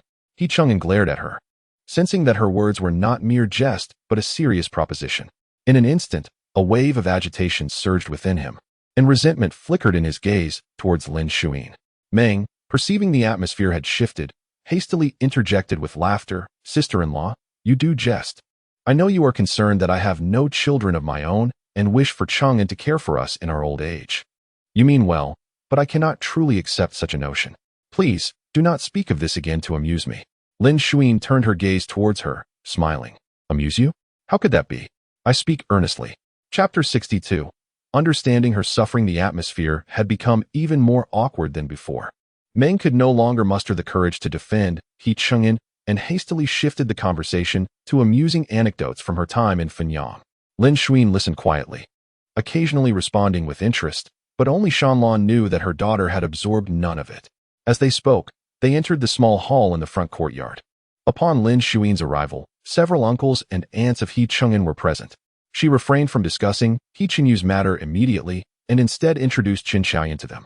Due to He Chang'an's drunken late return on their wedding night, he had not even brought Qin Xiaoyun to pay respects the following day, let alone introduce her to family members after their prolonged marriage. Aside from Meng, the other uncles and aunts of He Chang'an responded with indifference, showing a lack of interest in this niece-in-law. Once the introductions were complete, one of them asked Lin Zhaoxue, "Are you truly intending to keep Igor under your name?" Lin Zhaoxue nodded, affirming, "Indeed. The Lin family has stated that Wani will only marry the legitimate son. Chang'an is unambitious and unwilling to pursue this match. For the sake of He family's future, this is the only course of action." The second elder laid down his teacup, about to speak, when his wife, Meng, interjected. "It would certainly be a fortunate union with the Lin family, but might it not be a burden to you?" Meng's concern was well-founded. Following the tragic event of He Qinyu's concubine's suicide, He Sun, out of pity for the young He Qinyu who had lost his mother, had suggested placing him under Lin Zhaoxue's care. Lin Zhaoxue had declined, citing He Chang'an's youth and her inability to manage both. Who would have known that this ungrateful child would suggest sending Chang'an to the maternal courtyard while she cared for He Qinyu? At that time, He Qinyu was still called He Chun and had not yet changed his name. Lin Zhaoxue had scoffed, "Am I unwell? To abandon my own child to care for one born of a disloyal servant?" She had been obstinate, refusing to listen, which had angered He Sun greatly, leading to several days of silence between them. Reflecting on it now, Lin Zhaoxue suddenly felt regret. Had she known then the kind of person he would become, she would have sent He Chang'an away and raised He Qinyu instead. Lin Zhaoxue glanced at the silent He Chang'an, his fists clenched tightly, and sighed. "If it is for the future of the Hou residence, what is my suffering worth?" Meng opened her mouth to speak, but was silenced by a glance from the second elder. She had no choice but to remain silent. The second elder continued, "Before your arrival, we brothers had already discussed this matter. With our eldest brother absent from the capital, we have witnessed your management of the Hou residence over the years, both its merits and faults. Even if you had chosen not to inquire today, we would have no objections." The third elder nodded in agreement. Indeed, although Igor was born amidst controversy, he possesses good character and is a fine child. His future success will reflect positively on the Hou residence.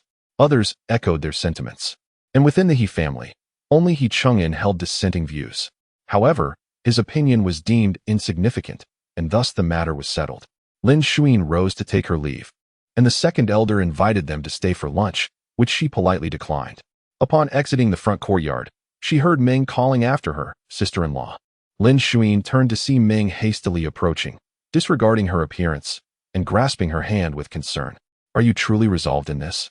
Have you not considered it further? Meng's brows furrowed, her eyes filled with worry. Though the gentleman may be unaware of the burdens you bear in the Ho residence, I am aware. Now that Chang'an has married, why must you continue to endure such hardships? Chapter 63. A peculiar atmosphere. Meng's words subtly revolve around planning for Lin Zhaoxue. Lin Zhaoxue tightly grasped her hand, leading her outside while saying, as long as the child is under my name, he is mine. In the future, it will merely mean one more person to show filial piety to me. How could I possibly feel wronged? Meng furrowed her brow and replied, but his birth mother has wronged you. That day, her maidservant had betrayed her, climbing into He-sun's bed while she was with child. Lin Zhaoxue had contemplated eliminating the child within that maid, yet before she could act, He-sun seemed to possess an uncanny foresight and took the initiative to remove the child himself. Although he failed, the other members of the He family accused her of being unable to tolerate others, forcing He-sun to commit fratricide. The men of the He family openly and covertly vilified Lin Zhaoxue as a venomous woman, claiming that such occurrences were commonplace. Why could others accept concubines? Yet she could not. They even dragged the Lin family into the fray, disparaging the other young women of the Lin clan. This infuriated Lin Zhaoxue, and in a fit of rage, she elevated that maid to the status of a concubine. The He family, satisfied, began to praise her for her virtue. To disallow her husband to take a concubine is deemed malicious, yet permitting him to do so is considered commendable. Why is it not said that a man who engages in an affair while his wife is with child is disloyal? Truly revolting. Meanwhile, what was Meng doing at that time? She stood by Lin Zhaoxue's side, speaking on her behalf, defending her, and even suggesting clandestine means to silence her maid. In moments of solitude, she quietly offered, if you fear getting your hands dirty, allow me to handle this matter. I will find a reason to summon her to my quarters and discreetly put an end to her. Rest assured, no one will be the wiser. She was likely the only one among that group of men who felt genuine sympathy for her. Reflecting on past events, Lin Zhaoxue subtly released her grip on Meng's hand and smiled. While your words hold truth, the child is innocent. Moreover, after so many years, any grievances have been softened by the passage of time. Fearing that Meng might misunderstand, she patted her hand and added, it has been many years since we last parted. You remain as steadfast as ever in your support for me. Thank you. Do visit my residence more often so we can reminisce together. Seeing that her attempts to persuade Lin Zhaoxue were in vain, Meng could only smile in acquiescence as she escorted them to the side gate, watching as they boarded the carriage before returning home. Upon her return to her courtyard, a maid informed her, the master is waiting for you inside. A flicker of impatience crossed Meng's eyes, but she quickly masked it, greeting him with a smile as she entered and asking, did you seek me, my lord? The second master was sipping tea when he paused to glance at her, coldly scoffing, do not think I am unaware of your intentions. What intentions could I possibly have? Meng maintained her smile as she sat across from him. I merely spent a few years in Funyang, and you have found me so many sisters. I wonder if you have been too busy to come by. The second master, upon hearing this, seemed to recall something, and his face flushed with anger. He slammed his hand on the table and rose, exclaiming, if you continue to be obstinate, I have no qualms about sending you back to Funyang to live out your days. Meng's smile remained unchanged. Why must you repeat yourself, my lord? I know your heart is unyielding. The second master snorted coldly and swept away in a huff. Though the brothers referred to He-sun as elder brother, they were not true brothers, but rather cousins sharing the same grandfather. Having grown up together, their bond was close. Even after establishing their own families, they frequently maintained their connections, akin to a single family. On the other side, after Lin Zhaoxue and the others returned to the Lin residence, they parted ways at the second gate. Chen Chaoyan and He Chang'an returned to their own quarters. She observed He Chang'an's expression and, after a moment's hesitation, inquired, have you not noticed something peculiar about the attitudes between second aunt and mother? Chapter 64. He was flustered. He Chang'an was still seething with anger towards Lin Zhaoxue. Upon hearing the words, he let out a cold snort and sarcastically remarked, it is indeed quite strange. An outsider is willing to speak up for me, while my own mother treats me like a pariah. The memory of Lin Zhaoxue jokingly suggesting that she wanted to send him away made him feel a wave of discomfort. Chen Chaoyan sat down beside him, perplexed. What exactly are you angry about? Even if the second brother is the mother's child, it does not diminish your status in the household. In the future, you will still inherit the title, won't you? This is different. He Chang'an exclaimed as he sprang to his feet. Chen Chaoyan looked at him in confusion. In what way is it different? It was entirely different. Previously, he was Lin Zhaoxue's only child. She prioritized him in everything, allowing him the liberty to act without restraint. Even if he angered her, he had no need to apologize, as she would rush to soothe him. But now, with the addition of He Qingyu, Lin Zhaoxue no longer revolved around him, nor did she meticulously consider his needs. If he displeased her, she would no longer seek to appease him, instead focusing on the illegitimate son. It felt as though she truly no longer wanted him. The mere thought caused an inexplicable wave of anxiety to wash over He Qingyu. Yet, he stubbornly refused to acknowledge any fault of his own. Glaring at Qin Xiaoyan and blaming her, "It's all because of you." Having said that, he turned and left, unwilling to linger for even a moment longer. Qin Xiaoyan, furious, shot up and chased him to the door. "What do you mean by that? He Qingyan, come back and clarify this. Are you regretting marrying me?" He Qingyan ignored her, determinedly walking away. Lin Zhaoxue had just returned to Zhaoxue's studio. She hadn't even settled into her seat when a servant informed her that He Qingyan had quarreled with Qin Xiaoyan and left the residence. Without needing to ask, she already knew the cause of their dispute. In her previous life, Lin Zhaoxue had always been there to support them, and the couple had enjoyed a blissful relationship that elicited envy from many. Now, without her support, all their flaws had been exposed, and the newlyweds faced each other like adversaries. It was truly ironic. Let him be. He can do as he pleases. I need not concern myself with him, Lin Zhaoxue stated nonchalantly. As her words fell, Sarah entered, leading someone inside. "Madam, Steward Chun has arrived." Upon hearing this, Lin Zhaoxue promptly dismissed thoughts of He Qingyan and stood up in excitement, instructing someone to prepare tea while inviting him to sit.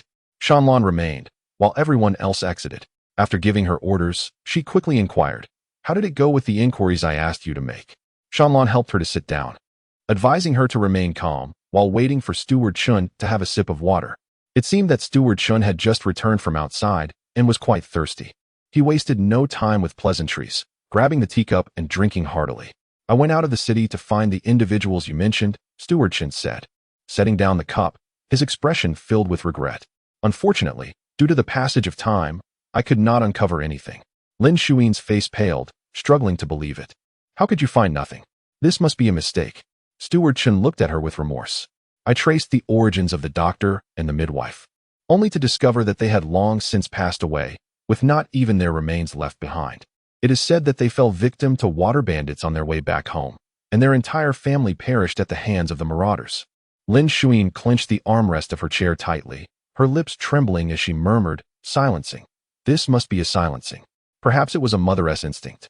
But she increasingly found it hard to believe that He Qingyan was truly her biological child. It might sound absurd, but she felt certain that the dream she had was a reality. Her child was not He Qingyan. He had been switched by the midwife. Steward Chun, observing her demeanor, felt somewhat perplexed and discreetly glanced at Shanlan. Shanlan shook her head, signaling him not to pry further. After a moment, Lin Zhaoxue straightened up, resolutely declaring, "If we cannot uncover the midwife's matters, then let that be. But can you assist me in investigating another individual?" Chapter 65. A fortuitous encounter. After bidding farewell to Manager Chun, Lin Zhaoxue proceeded to the Suiyuan Hall. The matriarch, Lady He, remained in a foul mood and expressed her disdain for Lin Zhaoxue, instructing a maid to convey her headache as a reason for not wanting to see anyone. Lin Zhaoxue turned to leave. The following day at the hour of the rabbit, she directly brought Qin Xiaoyan to pay her respects. It had been quite some time since she last visited the matriarch, and upon seeing her, Lady He let out a cold laugh. To offer flattery without cause is either deceitful or a theft of goodwill. Lin Zhaoxue gestured for Qin Xiaoyan to sit, stating, "I indeed have matters to discuss." She noticed that the last time she visited Suiyuan Hall, a celadon vase had graced the elegant table beside the writing desk. The matriarch often spoke of it as an ancient relic, a priceless antique. Now, however, the table was adorned with a pot of rowan pine, which did not match the matriarch's refined tastes. Lin Zhaoxue discreetly averted her gaze, clasping her hands together as she said, "I have come today regarding Xiaoyun's pregnancy." Upon hearing this, Lady He merely glanced at Qin Xiaoyun, her demeanor softening slightly, though she did not complete her sentence. Although He Qingyan did not marry into a prominent family as she had hoped, the fact that Qin Xiaoyun was carrying the He family's first grandson was, in any case, a matter worthy of joy. "I recall that when I was with child with Qingyan, it was the Marquis who arranged for the midwife and the doctor," Lin Zhaoxue stated, feigning confusion as if her memory had faltered. Didn't they care for all the children of the Marquis' household? Lady He, casually eating grapes peeled by a maid, replied indifferently, that is indeed the case. However, after Chang'an was born, they resigned, as you know. Lin Zhaoxue smiled gently. Might mother know where they are now? I wish to invite them back to attend to Chaoyan. Even if I knew, what would it matter? Lady He averted her gaze, her tone light. They must be of considerable age by now. I doubt they would be able to manage such duties.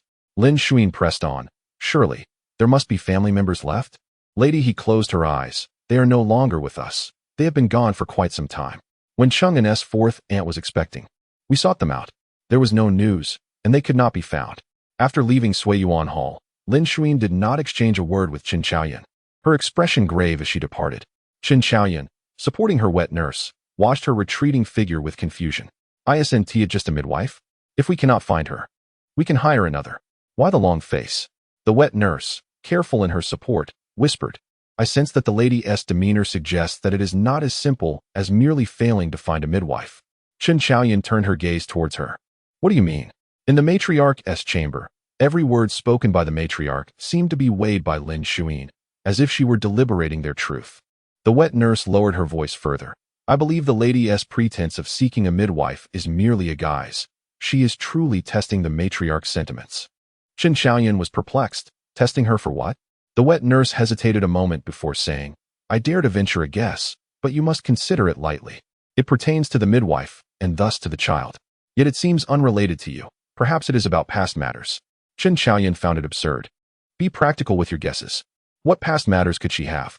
Surely, she cannot doubt that her husband is not her child's father. The wet nurse also found it ridiculous and awkwardly replied, who asked to say otherwise? The two of them shared a laugh, but suddenly, the humor faded. They recalled Lin Zhaoxue's recent attitude towards He Chang'an. Qin Chaoyan exchanged glances with her wet nurse and suddenly became animated, as if seizing upon a critical insight. Her face alight with excitement. She grasped the wet nurse's hand tightly, lowering her voice. Go summon Seer. I have questions for her. Chapter 66. The one I wish to invite on the other side. Shanlan gently supported Lin Zhaoxue's hand as they slowly made their way towards the Zhaoxue studio. The low rhododendrons in the small garden were in full bloom, their vibrant red petals a delight to behold. As they walked along the stone-paved path, a subtle fragrance wafted through the air, refreshing and invigorating. Lin Zhaoxue paused to admire the scene for a moment and remarked to Shanlan, the rhododendrons have blossomed beautifully this year. Tomorrow, please send a maid to gather some fresh petals for me. I shall use them to make lip balm. Shanlan acquiesced, but hesitated before softly inquiring, Miss, do you truly believe that the old lady is unaware of the matters from back then? Lin Zhaoxue had indeed brought Qin Chaoyan along today to gauge whether the venerable matriarch was aware of her past childbirth. The old lady was not particularly astute. Her tendency to compare herself with others and gossip with her peers hinted at her loose tongue. If she were privy to those events, she would certainly not have maintained such composure earlier. If the exchange of children were indeed a reality, not merely a figment of imagination, then there must be an influential figure within the Marquis' estate orchestrating it. Lin Zhaoxue plucked a rhododendron and held it in her hand, pondering how the midwife and physician could have had the audacity to act without the backing of someone of authority. Shanlan looked at her with concern. When you gave birth to the eldest son, the most capable individuals in the Marquis' household were only the old lady and the Marquis himself. If the old lady is unaware, then it must be his son. Yet, both the midwife and the physician were hired by his son, making it hard not to suspect him. Shanlan, unwilling to accept this notion, mused, I cannot fathom why the Marquis would engage in such actions. Is not your child also his? Why would he allow a maid to bear his child, only to have you raise it? Especially when it concerns his legitimate wife's offspring. Lin Zhaoxue refrained from revealing that her only encounter with He Sun had been on their wedding night. Following that, He Chang'an had not approached her again, often returning home late, as if perpetually occupied. When he did come home at night, he would stay in the study, and if he returned early, he would feign exhaustion and retire early. Even when they shared the same bed, he always turned his back to her. After she became pregnant, he further claimed that the fetus was unstable and moved to the study, ostensibly to avoid any risk to her. At first, Lin Zhaoxue suspected he might have some ailment or perhaps lacked interest in their marital duties. It was only when her maid became pregnant that she realized He Sun was not physically impaired. He simply had no desire to be with her. Lin Zhaoxue also entertained the thought that he might have taken a mistress, leading to heated arguments between them. However, he soon remained unperturbed, patiently soothing her with sweet words and even concocting excuses for his supposed inadequacies. Beyond that, he treated her well, accommodating her wishes, and even when they quarreled, he was always the first to relent. At first, Lin Zhaoxue was ensnared by his honeyed words, believing he soon to be genuinely affectionate towards her. It was only later, when those events unfolded in his later years, that she came to understand the deceptive nature of a man's words. Even the sweet nothings that once enchanted her were mere rehearsals learned from others, with him simply reciting them back to her. As she regained her composure, she buried her emotions deep within her eyes, ensuring they remained concealed. It matters not. There is little to be gleaned from the He family, but there are always one or two leads elsewhere. Shanlan recognized her implication but was somewhat disinclined. That avenue may prove even more challenging to investigate than this one. Lin Zhaoxue smiled, abruptly shifting the topic. In a few days, we shall host a banquet. Do you think I should invite Hingyang and the heir? Shanlan replied. They may not be inclined to attend. Chapter 67. The Duck and the Prince. Upon entering the mansion, Pei Ruhong was unexpectedly handed an invitation by the doorman, which was said to be sent from the He family. He glanced at the card, and upon reading its contents, he suddenly understood. No wonder you had returned from the He family in such a foul mood. It was due to this matter. His Highness, the Prince of Yen, was a quintessential two-faced individual. He maintained a cold demeanor towards unfamiliar faces, rarely smiling, especially when someone had incurred his displeasure. His gaze could seem as if he wished to unearth their ancestral graves. However, he never brought his bad temper home, for Hingyang was quite sensitive to others' emotions. Carrying his mood home would certainly frighten her. Has the young master returned? Pei Ruhong inquired again. The steward shook his head, replying that the young master had just sent word that there were matters at the Dali temple, and he would be returning later. Pei Ruhong nodded, choosing not to elaborate further, and proceeded to the study. Moments later, the nurse arrived with Hingyang. Today, she was adorned in a frost-white short coat embroidered with plum blossoms, paired with a light red gold-threaded skirt, her hair styled in twin spiral buns, secured with red ribbons, exuding a gentle elegance. At first glance, it was difficult to imagine how she differed from ordinary folk. Pei Ruhong caught sight of something she was holding. Upon closer inspection, he was left speechless. What on earth have you got there? It was a small yellow duck. Hingyang approached and placed the duck's tether into Pei Ruhong's hands. Then, she went to the table, leaned over, and began to scribble with a brush. This left His Highness of Yen and the duck, with its astute gaze, exchanging glances. And then, the duck quacked and defecated. Pei Ruhong, the nurse, remaining outside the study, reported. It was gifted by the eldest daughter of the Lin family. The young lady is quite taken with it and has not let it out of her sight. Today, Lin Wani had taken Hingyang out to admire the blossoms. By the lakeside, they encountered several swans, which Hingyang adored, refusing to leave the shore, seemingly intent on taking root there. Eventually, Lin Wani devised a plan and sent someone to fetch a duckling for her. Only then did Hingyang relent and return to the mansion. Pei Ruhong sighed, somewhat troubled. Your imperial uncle offers you a little puppy, yet you cherish a duck instead. If your imperial uncle were to know, he would surely weep. Hingyang ignored him, engrossed in her incomprehensible artwork. During their conversation, Pei Yu returned. Upon entering the study, he was taken aback to see the duck squatting by Hingyang's feet. Pei Ruhong presented the invitation to him. It is from the He family. You are to take Hingyang there the day after tomorrow. Pei Yu initially appeared confused, but after reading the contents of the invitation, his expression darkened. Is it absolutely necessary to attend? Pei Ruhong regarded him. You need not go. Simply send a gift. After a moment of contemplation, Pei Yu tucked the invitation into his sleeve, gritting his teeth. Very well, I shall go myself. Pei Ruhong merely acknowledged with a sound and lowered his gaze. He idly rotated a teacup in his hands, his eyes deep and contemplative. Pei Yu rested his chin on his hand, his face as pristine as jade. Father, I. Before he could finish, Pei Ruhong interrupted. No? Pei Yu, with hands clasped, bore a half-smile. I have yet to inquire. I know what you wish to ask. Pei Ruhong calmly sipped his tea. It is merely whether your mother is Madam He. He turned his gaze towards the boy, who bore a resemblance to him. And once more denied. I have told you many times, she is not. Chapter 68. Forbidden to attend. Lin Zhaoxue hosted a banquet at the He residence, inviting those who had attended He Chang'an's wedding but had not been able to partake in the meal. Over the years, she had cultivated numerous friendships and had formed close ties with many noble women. Despite the dissatisfaction expressed by guests during the previous event, upon hearing of her banquet, a considerable number still chose to attend. As Lin Zhaoxue scanned the courtyard, she did not see Hingyang and was beginning to think they had not come when the matron appeared, leading Hingyang by the hand. Some were taken aback and leaned in to whisper to her, "When did you become acquainted with the Prince of Yan?" "Not quite an acquaintance," Lin Zhaoxue replied candidly. "I merely took a chance, and to my surprise, he truly came." With that, she approached Hingyang, her smile radiating warmth. "It has been a long time since I last saw your highness. I hope you are well." Hingyang gazed at her steadily before stepping closer, standing beside Lin Zhaoxue, and taking hold of her sleeve. Lin Zhaoxue looked down at the hand grasping her garment, and a wave of tenderness washed over her, as if it were the most natural thing in the world. The matron spoke on behalf of Hingyang. "Rest assured, madam, his highness is in good health. The prince had matters to attend to today and sent the heir and the princess in his stead. I hope you do not take offense." Lin Zhaoxue graciously invited her to sit and enjoy tea. "It is an honor for me that the heir and the princess could attend. Why would I take offense?" The residence of the Duke of Dingxi was bustling with activity, more so than during the wedding of He Chungyun and Qin Xiaoyun. Yet, it seemed that Qin Xiaoyun was utterly disconnected from the festivities. She was confined to her own courtyard, forbidden from stepping outside. "Why can't I go?" Qin Xiaoyun's features contorted with frustration as she shattered a set of teacups. "My mother even said I could attend. Why does He Chungyun have the audacity to prevent me?" Since returning from the second household, He Chungyun had not visited the Duke's residence.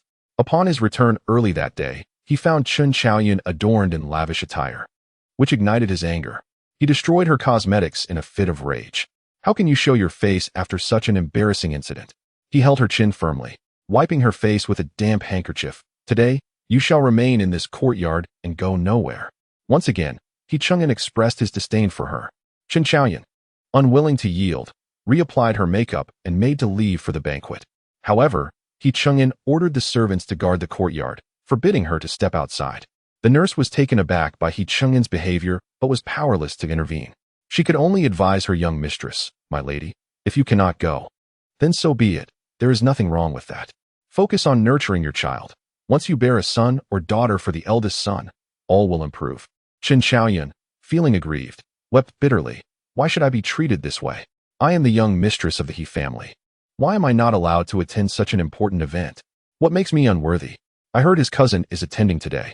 He must be afraid I will run into her and make her uncomfortable." The nurse found herself at a loss for words, her heart aching for her. Qin Xiaoyun wiped her tears and declared defiantly, "If he prohibits me, then I shall go regardless.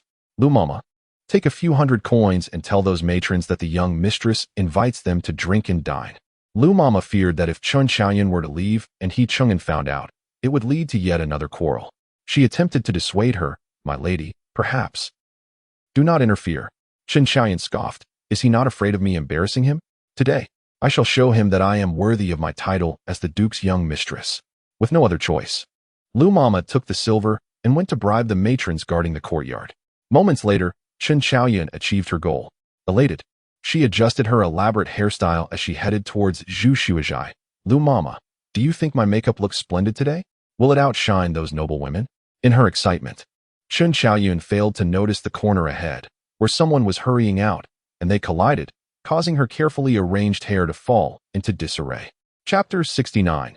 Not without reason, it was Hingyang who collided with Qin Xiaoyun, and she appeared here alone, with no attendants in sight. Qin Xiaoyun was already incensed by He Chungyun's refusal to allow her to visit the snow building. Now, witnessing her meticulously styled hair being disheveled, her anger intensified. She forcefully pushed the person who had thrown herself upon her away and scolded, "Fool, are you blind? Can't you see someone coming and move aside?" Hingyang was knocked to the ground, bewildered, unsure of how to rise.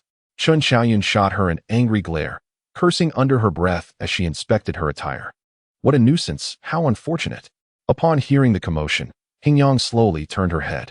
Instead of looking at Qin Xiaoyun, her gaze fixated vacantly on the embroidered butterflies adorning the hem of her skirt, which were exquisitely crafted, almost lifelike.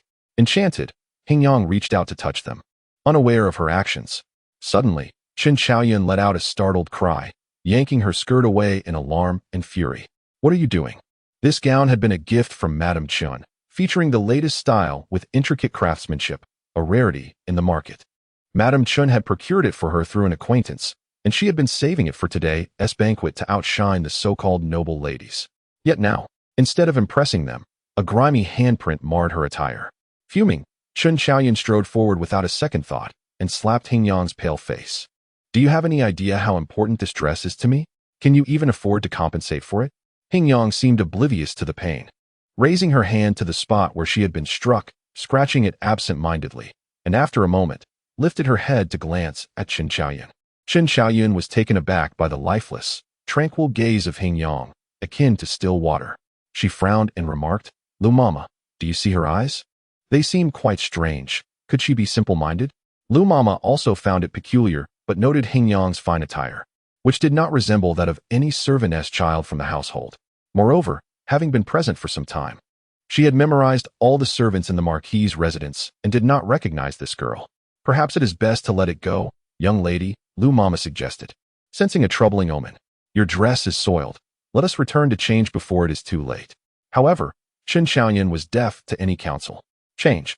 By the time I change and tidy myself up, everyone will have left." Her gaze shifted, her eyes narrowing as she glared at the culprit who had sullied her dress. "It's all because of you." Ignoring her, Hing Yang attempted to leave. Qin Xiaoyan would not allow this, grabbing Hing Yang's hair and yanking her back. "Where do you think you're going? You ruined my dress and can't even muster an apology?" Hing Yang remained unfazed, not even furrowing her brow, merely waving her hands in the air, seemingly searching for something. "Are you mute? Apologize." Qin Xiaoyan's fury escalated at Hing Yang's silence.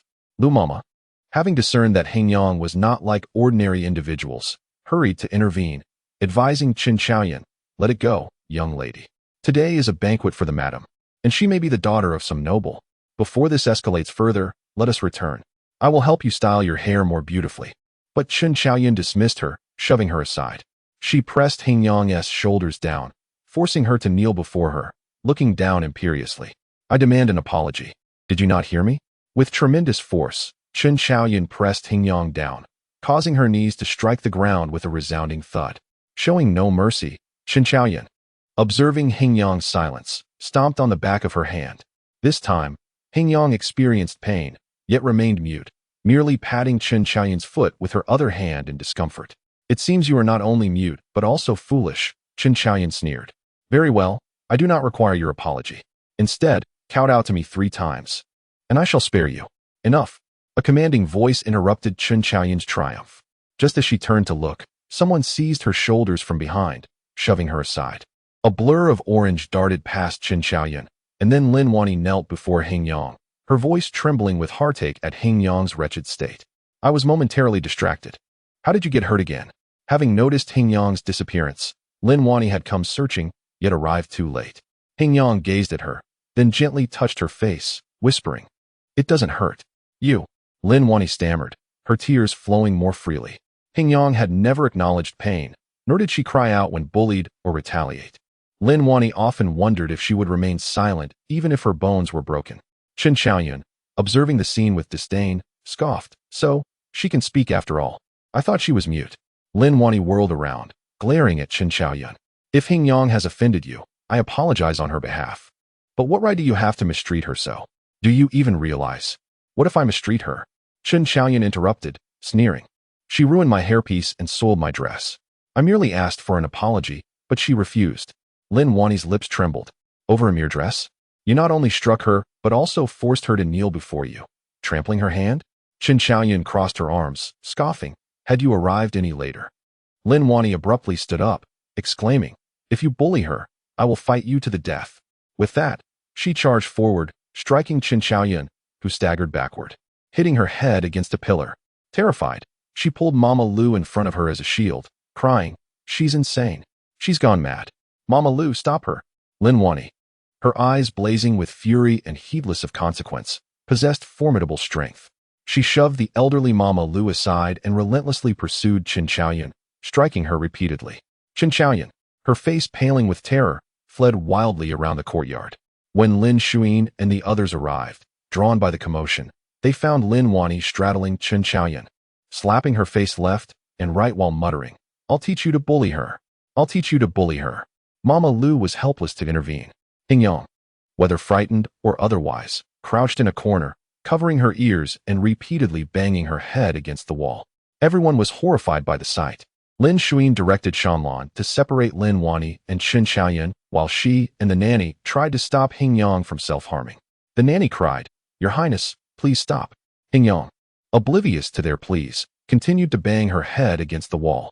Lin Zhaoxue knelt, cradling Hingyang's face, forcing her to look at her, and gently called her name. Hingyang, stop, look at me.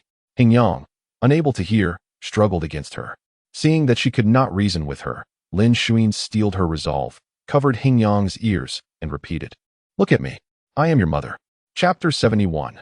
Mother. Hingyang hurts. When Lin Zhaoxue referred to herself as mother to Hingyang, many in the vicinity undoubtedly heard her. A collective gasp echoed through the crowd, and hushed whispers circulated regarding the altercation between Lin Wani and Qin Xiaoyan, with some daring to accuse Lin Zhaoxue of audacity for claiming to be the mother of a princess. Xiao Yunhuan pushed through the throng, and upon hearing these remarks, felt compelled to defend Lin Zhaoxue. The princess seldom speaks, and thus, you are perhaps unaccustomed to such unfamiliarity. My mother and I once checked the princess's pulse and heard her address the prince as mother. The onlookers regarded her with skepticism, unsure of what to believe. Xiao Yunhuan chose not to elaborate further. In such moments, excessive explanation often breeds suspicion. She stepped closer, gently grasping Lin Zhaoxue's arm, and whispered, in front of so many, "Do take care. Rise, and I shall attend to the princess. Do not worry. With me here, Hingyang will be safe. You must attend to your niece at once." Lin Zhaoxue had just witnessed Hingyang repeatedly striking her head against the wall, as if an invisible hand were gripping her innards, causing her unbearable pain that left her breathless. Her only desire was to reach out to Hingyang and prevent her from inflicting harm upon herself, forgetting all else. It was only upon Xiao Yunhuan's reminder that she regained her composure. Taking a gentle breath, she forced her gaze away from Hingyang. "I have lost my composure. Yunhuan, I entrust Hingyang to you." Once Xiao Yunhuan nodded, Lin Zhaoxue prepared to rise and depart. However, Hingyang, who had previously shown no reaction, suddenly lunged forward, enveloping her in a tight embrace. The crowd stood in stunned silence, including Lin Zhaoxue herself. The matron attending to Hingyang was the first to recover, hastily attempting to soothe her. "Your Highness, please loosen your grip and allow Dr. Xiao to examine you." Yet Hingyang held on tighter, unyielding despite the attempts to coax her away. She struggled to articulate her feelings, knowing only to cling tightly to the person before her, refusing to let go. In a moment of desperation, she cried out, "Mother, Hingyang hurts. Hingyang hurts." Her plaintive repetition of this phrase only intensified the matron's efforts to pry her away to seek Xiao Yunhuan's assistance. They all understood too well that Hingyang's current state stemmed from the wrongdoings of others and their lack of vigilance. Should the Yin Wang pursue accountability, they feared for their very lives. Despite their relentless efforts, Hingyang would not release her grip, pressing further into Lin Zhaoxue's embrace, her voice tinged with desperation as she sobbed, "Mother, Hingyang hurts. Hingyang hurts." Just moments ago, those who had criticized Lin Zhaoxue for her boldness now recalled that Hingyang had lost her mother at an early age and was suffering from such ailments, evoking their sympathy and leaving many with misty eyes. At that moment, someone shouted, "The young master has arrived." Upon hearing of Hingyang's predicament, Peiyu disregarded all decorum and etiquette, his mind solely occupied with concern for her. By the time he arrived, the usually composed and courteous young man appeared disheveled, his face a canvas of panic and dread. As he beheld Hingyang's visible injuries, a surge of crimson rushed to his eyes, and his voice turned frigid enough to freeze. "Who did this?" The crowd exchanged glances, quickly parting to reveal Qin Xiaoyan and Lin Wani, who were encircled by maids and matrons, right beneath Peiyu's gaze. Realizing who she had struck, Qin Xiaoyan, under the urging of Lu Mama, attempted to slip away amidst the chaos. However, Shanlan was quick to notice, seizing her wrist. "You, as the young mistress, have caused such a calamity and wish to escape? You ought to consider whether I consent to that." Chapter 72. Reluctance to let go. Upon realizing that the assailants targeting Hingyang were from the He family, Peiyu's expression shifted momentarily. The crimson hue in his eyes faded swiftly, replaced by a composed serenity. He glanced at Lin Zhaoxue, choosing not to dwell on the matter at hand, and instead turned his attention to Hingyang. "Hingyang, your elder brother is here. Please release your grip." He will take you home, all right? Hingyang paid him no heed, tightening her embrace around Lin Zhaoxue, repeatedly calling out for her mother, expressing her pain. Unbeknownst to her, tears began to stream down her cheeks, her lifeless eyes betraying the depth of her anguish and despair, even as her face remained devoid of emotion. Witnessing this heart-wrenching scene, onlookers averted their gazes, discreetly dabbing at their own tears. Even Pei Yu, taken aback by Hingyang's reaction, murmured her name, Hingyang. Lin Zhaoxue felt a pang of sorrow, as if the hurt were her own, her hands trembling as they clutched Hingyang. With reddened eyes, she struggled to maintain her composure.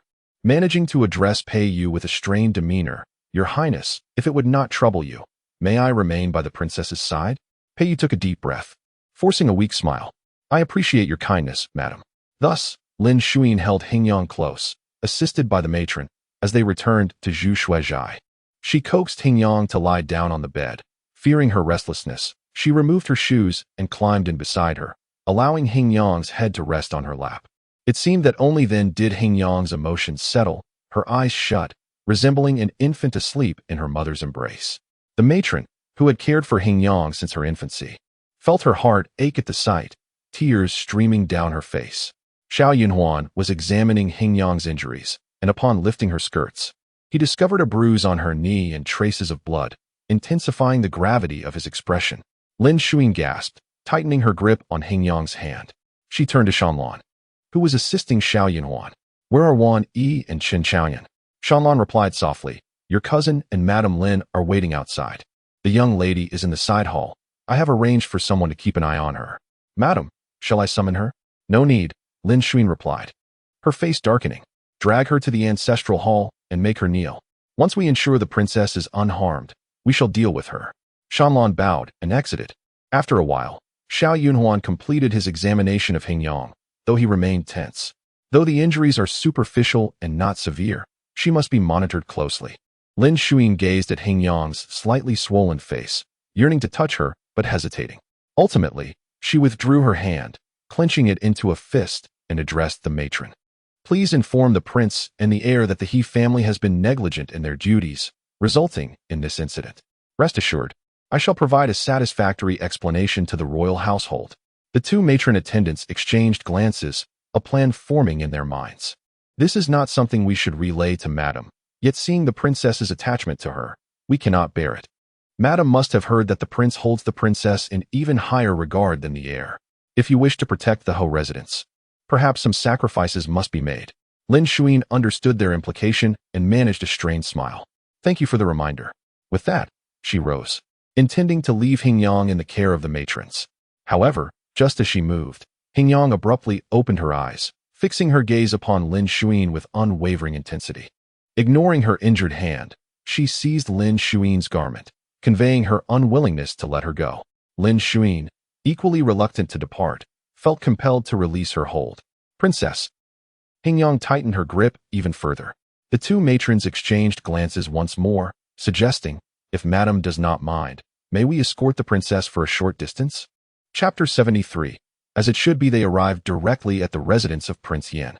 Lin Zhaoxue had initially intended to leave after escorting the guest, but it was evident that Hingyang was unwilling to let her go, clinging to her tightly. With no other option, she consented to the matron's suggestion to take the guest inside and remained by her side. Fortunately, Xiao Yunhuan, fearing that she might become anxious, accompanied them under the pretext of treating Hingyang. Pei Ruhong was still unaware of Hingyang's situation, as he had not yet returned from the palace. Pei Yu, unable to keep it from him, dispatched someone to summon him.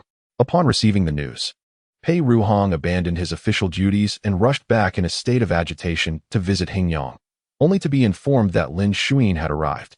The urgency of his situation came to an abrupt halt as he stood still, bewildered. "Who has come?" "Madam, he," Pei Yu replied, watching him with a subtle scrutiny. "Father, won't you go see her?" As soon as he spoke, he noticed the complex expression that crossed Pei Ruhong's face, a mix of restraint and forbearance that Pei Yu could not comprehend. Yet, this momentary struggle quickly gave way to his usual demeanor, as if nothing had transpired. "There are distinctions between men and women. It is inappropriate for me to meet her. Send someone to invite Madame Xiao instead." "Madame Xiao is also present," Pei Yu mentioned. Pei Ruhong acknowledged this with a brief "oh," and then declared, In that case, there is no need to summon Madame Xiao. With that, he turned to leave, clearly anxious to evade further inquiries from Peiyu. Peiyu remained rooted in place, his hands tucked within his sleeves.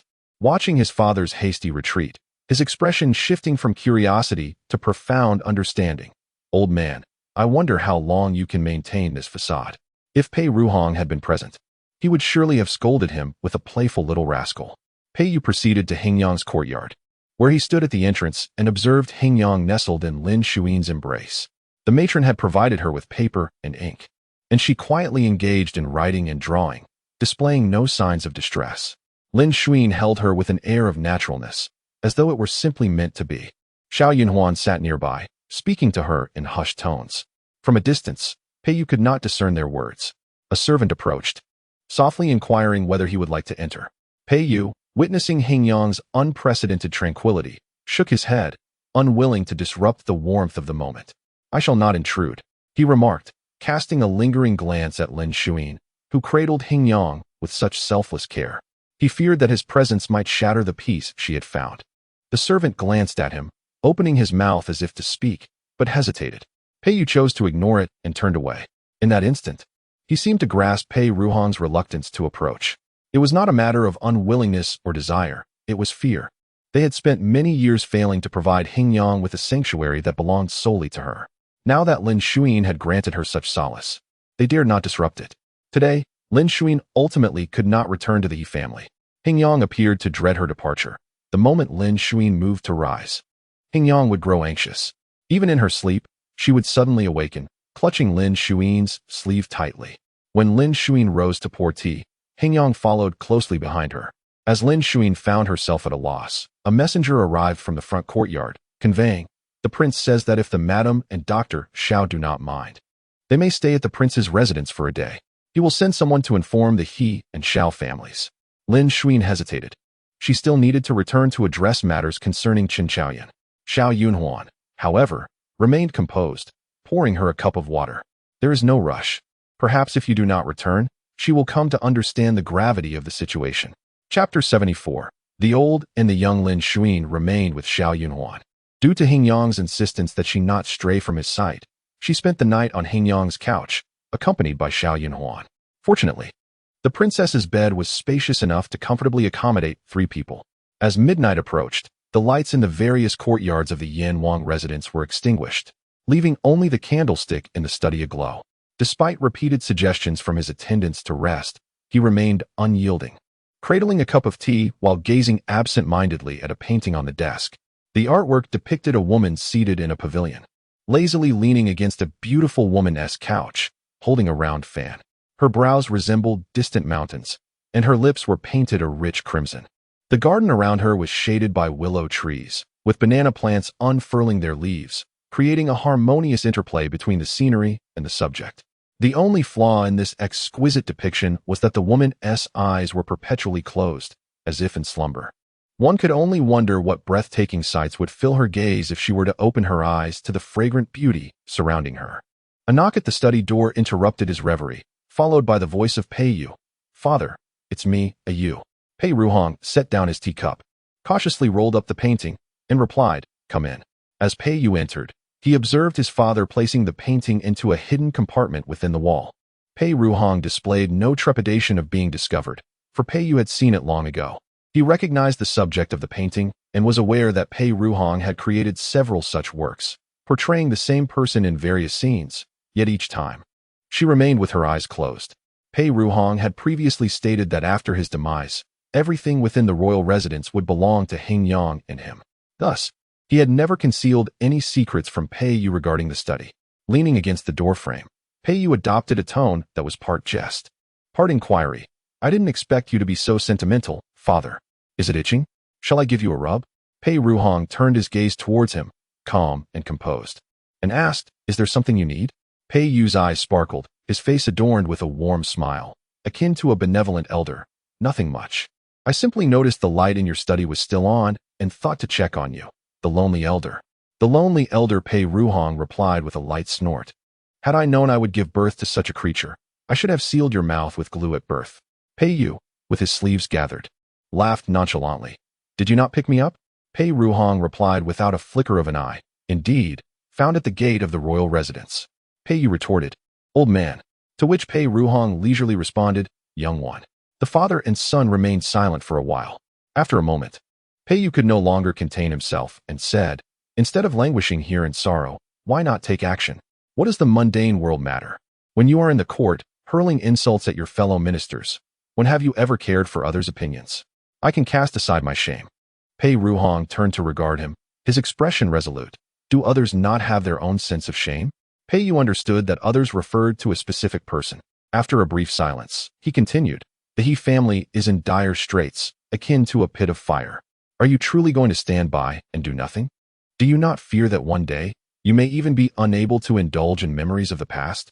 Pei Ruhong fell silent, not responding. Half of his face was shrouded in shadow, rendering his emotions unreadable. Pei Yu, akin to a concerned matron, fretted, If you lack a reason, I shall find one for you. Hingyang cherishes her so dearly, unwilling to part with her. You could consider it an act of compassion towards Hingyang, or, he hesitated, feeling that uttering the latter would not align with his character. Pei Ruhong remained silent in response to Pei Yu's remarks. After a moment of waiting without receiving the answer he desired, Pei Yu, infuriated, stormed out. Moments later, the figure in the armchair stirred and instructed those waiting outside. Bring me a brazier. Chapter 75. The Crown Prince is ill before dawn. News arrived from the palace, stating that the Crown Prince's condition had deteriorated, and he urgently summoned Pei Ruhong to the palace. By the time Pei Ruhong arrived at the Eastern Palace, the emperor had already arrived ahead of him. The imperial physician knelt beside the Crown Prince, administering treatment, while the Crown Princess stood on the other side, softly weeping. The elderly emperor, with his white hair and stooped back, sat at the edge of the bed, softly calling out the Crown Prince's name. Pei Ruhong, expressionless, stood outside the door for a moment before entering to pay his respects upon the urging of a palace attendant. The emperor did not acknowledge him nor bid him to rise. His heart and gaze solely focused on the unconscious Crown Prince. Pei Ruhong then stood up on his own accord and summoned the attendant serving the Crown Prince to inquire about the situation. The attendant, in tears, recounted, Your Highness was perfectly well until just before bedtime. He even had an extra half bowl of rice at dinner. Who could have anticipated that he would faint in the middle of the night? If not for the timely discovery by the Crown Princess, we would still be unaware of it. The Crown Prince's illness was a legacy from the womb. An elderly nurse, who had served the late Empress, recounted that during her pregnancy with the Crown Prince, misunderstandings arose between her and the Emperor. Fearful of implicating her family, the late Empress took poison in a desperate act, hoping to exchange her life and that of her unborn child for the safety of her family. After consuming a cup of poison, she did not perish but instead caused her child to be born prematurely. When she finally managed to deliver the child, she succumbed to the poison and excessive bleeding. The Emperor, filled with regret, sought to amend the past by bestowing the title of Crown Prince upon the newborn and pardoning the Empress's family, while seeking renowned physicians to treat the young prince. Though the illness was treated, the poison could not be eradicated, leading to a recurring affliction that relied on medicine for survival. As for Prince Yan, Pei Ruhong, he was the most inconsequential figure in this tragic tale. As dawn approached, the Crown Prince awoke. Upon seeing the Emperor and the tear-streaked Crown Princess, he instantaneously grasped the situation and could not help but smile bitterly, saying, Father, I am unfilial, causing you such worry. The Emperor, tears streaming down his face, was heartbroken, and even the usually composed Crown Princess disregarded her dignity, rushing to embrace him and weeping uncontrollably. Pei Ruhong had witnessed this scene countless times. He stood indifferently behind them, his interest waning as he gazed at his elder brother.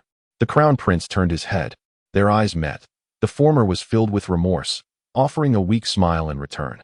The Emperor lingered in the Eastern Palace for a moment longer, ensuring the Crown Prince was stable before rising to leave for the morning court. As he departed, he called for Pei Ruhong to accompany him. The father and son had little to say to one another, and Pei Ruhong was reluctant to engage in idle conversation, following the elderly emperor in silence. Once outside the Eastern Palace, the emperor suddenly remarked, Lately, I have been pondering whether my prolonged presence in this position has contributed to Juanjin's ongoing illness. Pei Ruhong, maintaining a stoic expression, replied in a calm tone, Father, your esteemed position is what ensures the well-being of the Crown Prince. The emperor did not turn to look at him, responding gently, Then why does the crown prince continue to suffer? Is it due to the incompetence of the physicians? Or are you deceiving me, third brother? This statement was a deliberate trap, for any response would constitute treason. Nevertheless, Pei Ruhong, donning an expression of indifference, retorted, "It is merely the crown prince's misfortune." This remark nearly pointed an accusatory finger at the emperor, suggesting that his suspicions had led to the crown prince's dire state. The emperor, discerning the implication, surprisingly did not take offense. After a significant pause, as they approached Qianxing Palace, the emperor suddenly halted and said, "Third brother, I have been considering that I am growing old and weary. It is time to pass the throne to Junjin." Pei Ruhong did not even bat an eyelash. Bowing in response, "Your son will promptly instruct the Ministry of Rites to draft the decree." Chapter 76. The emperor's heart, perhaps the rapid ascent of Prince Yin to prominence, has left the old emperor feeling somewhat disoriented. He furrowed his brow and observed him for a considerable time before inquiring directly, "Your elder brother's health is poor. Have you never contemplated usurping him and claiming the throne for yourself?" The old emperor's straightforward query caused the venerable eunuch in attendance to sweat nervously for Pei Ruhong. Upon hearing this, Prince Yin straightened his posture and met the emperor's gaze with calm and unyielding eyes, devoid of desire.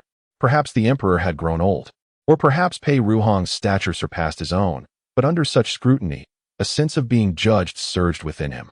Yet, in the next moment, Pei Ruhong bowed deeply, raising his sleeve in a gesture of respect, and replied, "When my father sought to select a consort for me, I stated that as long as my elder brother remains the crown prince, I shall remain the third prince.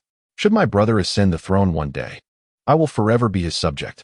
He did not lift his head, unable to discern how much the old emperor believed his words. Regardless, his expression remained indifferent. "If my father disbelieves me, he may as well banish me to my fief, allowing me to spend my days in peace with a Yu and Hengyang." After a long silence, Pei Ruhong had yet to hear a response from the old emperor. It was only when the eunuch discreetly reminded him that the court session was approaching that he emitted a derisive snort. "I have not yet enjoyed my twilight years. And you wish to do so? Dream on." With that, he flung his sleeve and departed. As he walked a short distance, he noticed Pei Ruhong still bowing in place, which incited his ire, and he scolded, "You insolent wretch, why do you not hurry to the court? You wish to enjoy your twilight years? You shall remain in the capital and serve me until your last breath." Having received a harsh reprimand, Prince Yin remained unfazed, slipping his hands into his sleeves and leisurely making his way to the court. At this moment, in the He residence, Chen Xiaoyun had knelt in the ancestral hall throughout the night.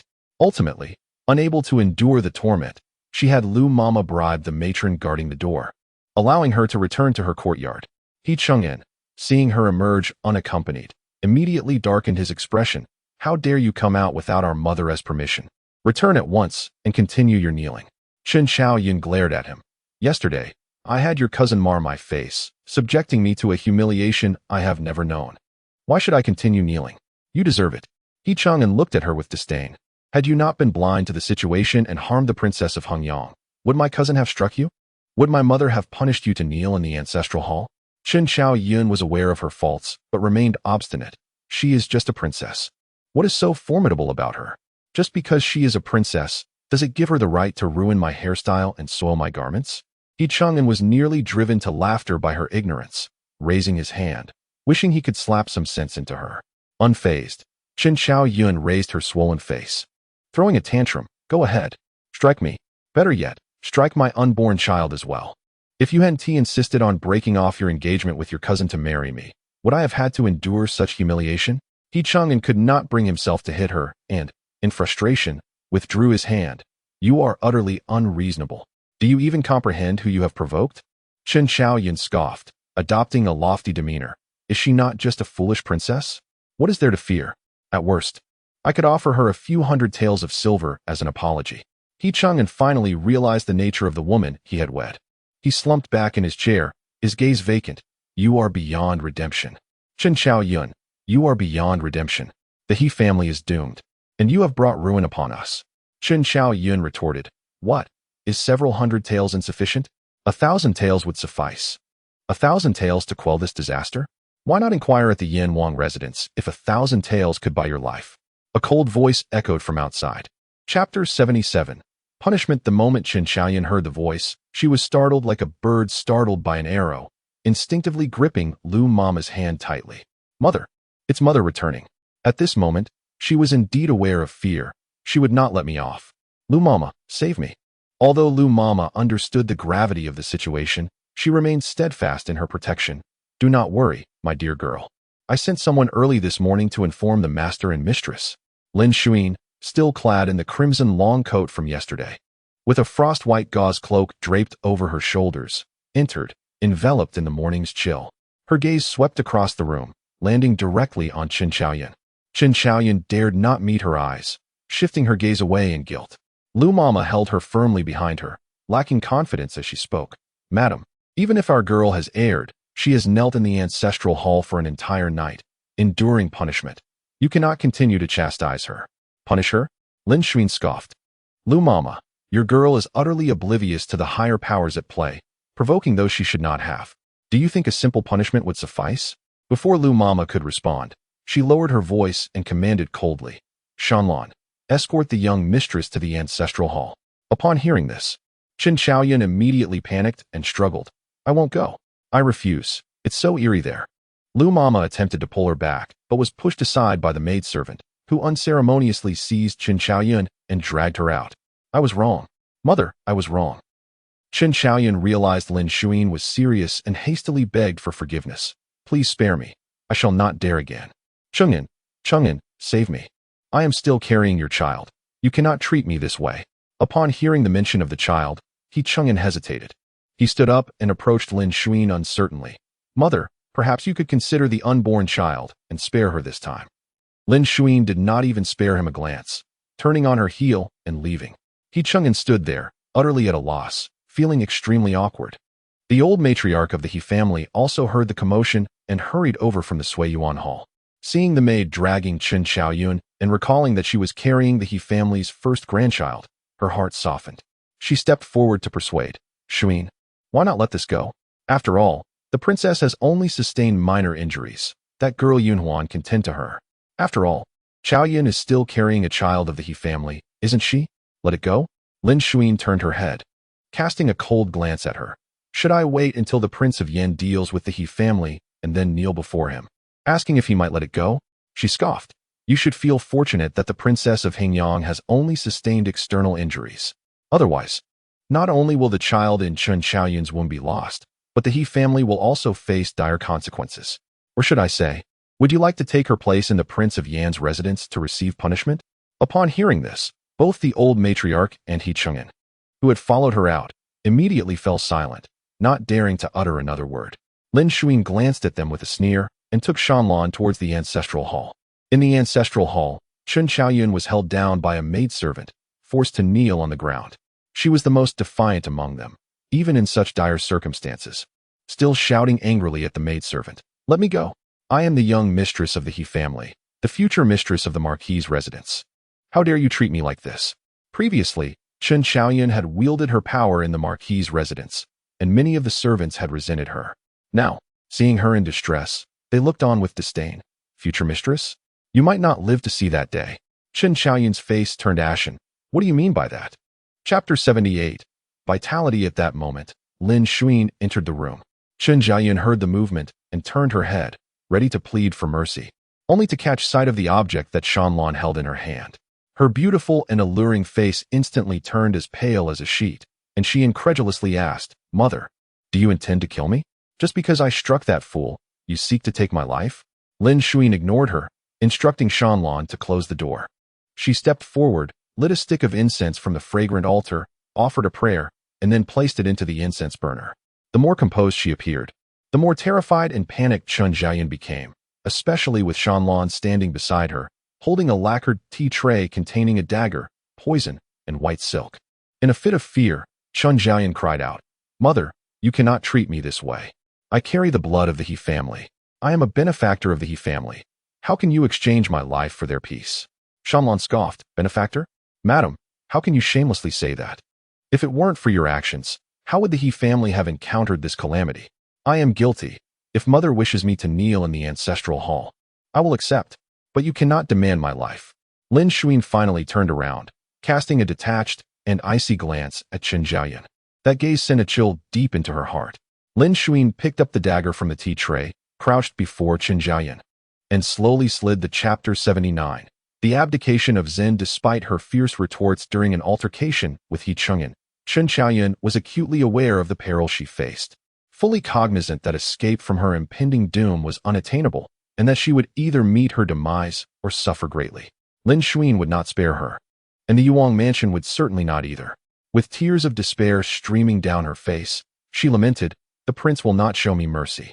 The previous day, she had inquired with a maid from the He family, who recounted tales of those who, like her, had foolishly provoked the esteemed Princess Hingyang.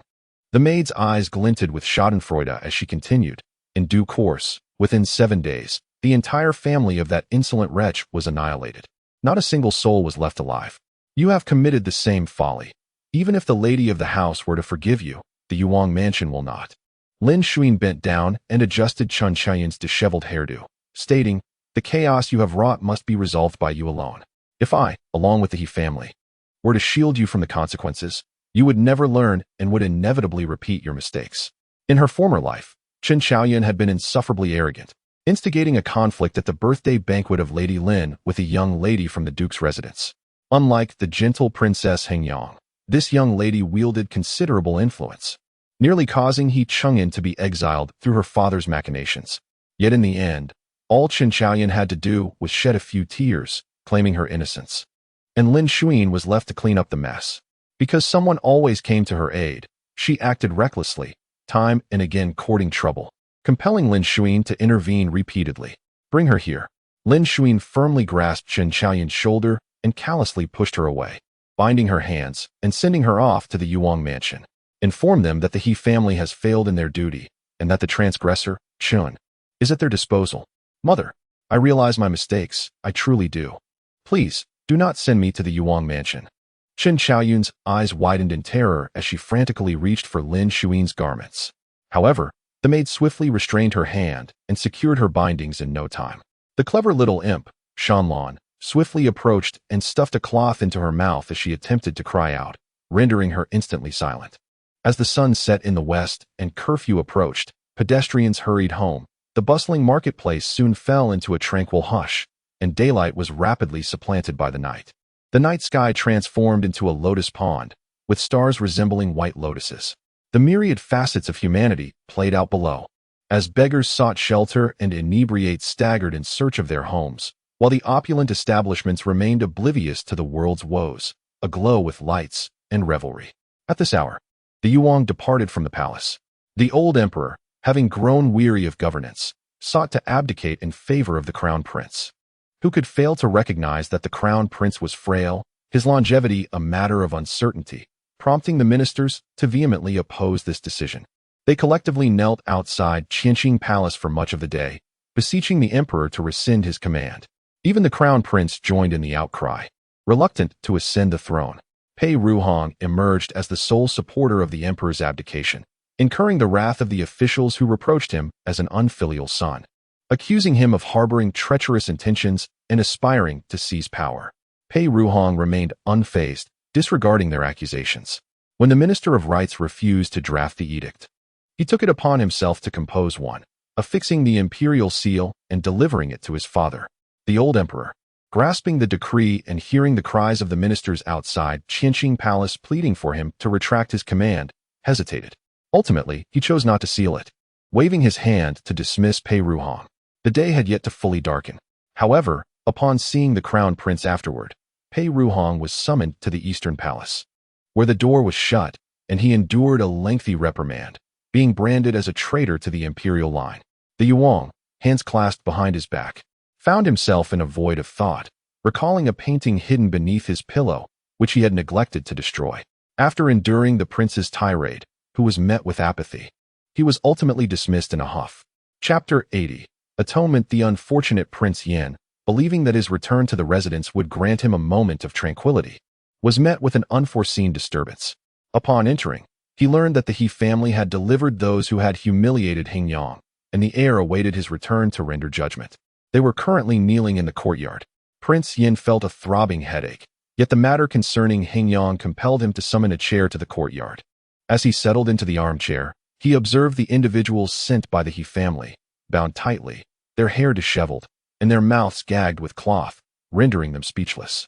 Under the thickening night, Chen Xiaoyun could not discern Pei Ruhong's features, but sensed an air of impatience surrounding the man seated in the corridor. Clad in a dark-colored scholar's robe adorned with bird motifs, he appeared shrouded in the shadows, exuding a morose demeanor, much like a raven awaiting carrion. The aura he emanated was undeniably sinister.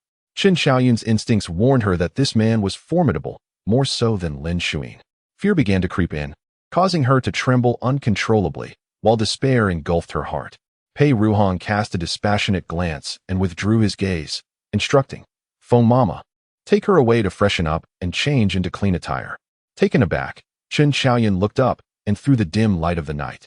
She noticed that Pei Ruhong possessed striking phoenix eyes, yet they seemed to harbor an icy chill, devoid of warmth. Feng Mama untied Chen Xiaoyun and escorted her to the guest quarters of the prince's residence, where she restyled her hair and dressed her in garments more exquisite than those stained in Hingyang. Confused, Chen Xiaoyun pondered whether Prince Yin had decided not to pursue the matter further. A flicker of joy ignited within her as she mused that perhaps the prince was not as fearsome as others claimed. This thought lingered until she had completed her grooming and was led back to the courtyard. Feng Mama held up a lantern to illuminate Chen Xiaoyun for Pei Ruhong's scrutiny.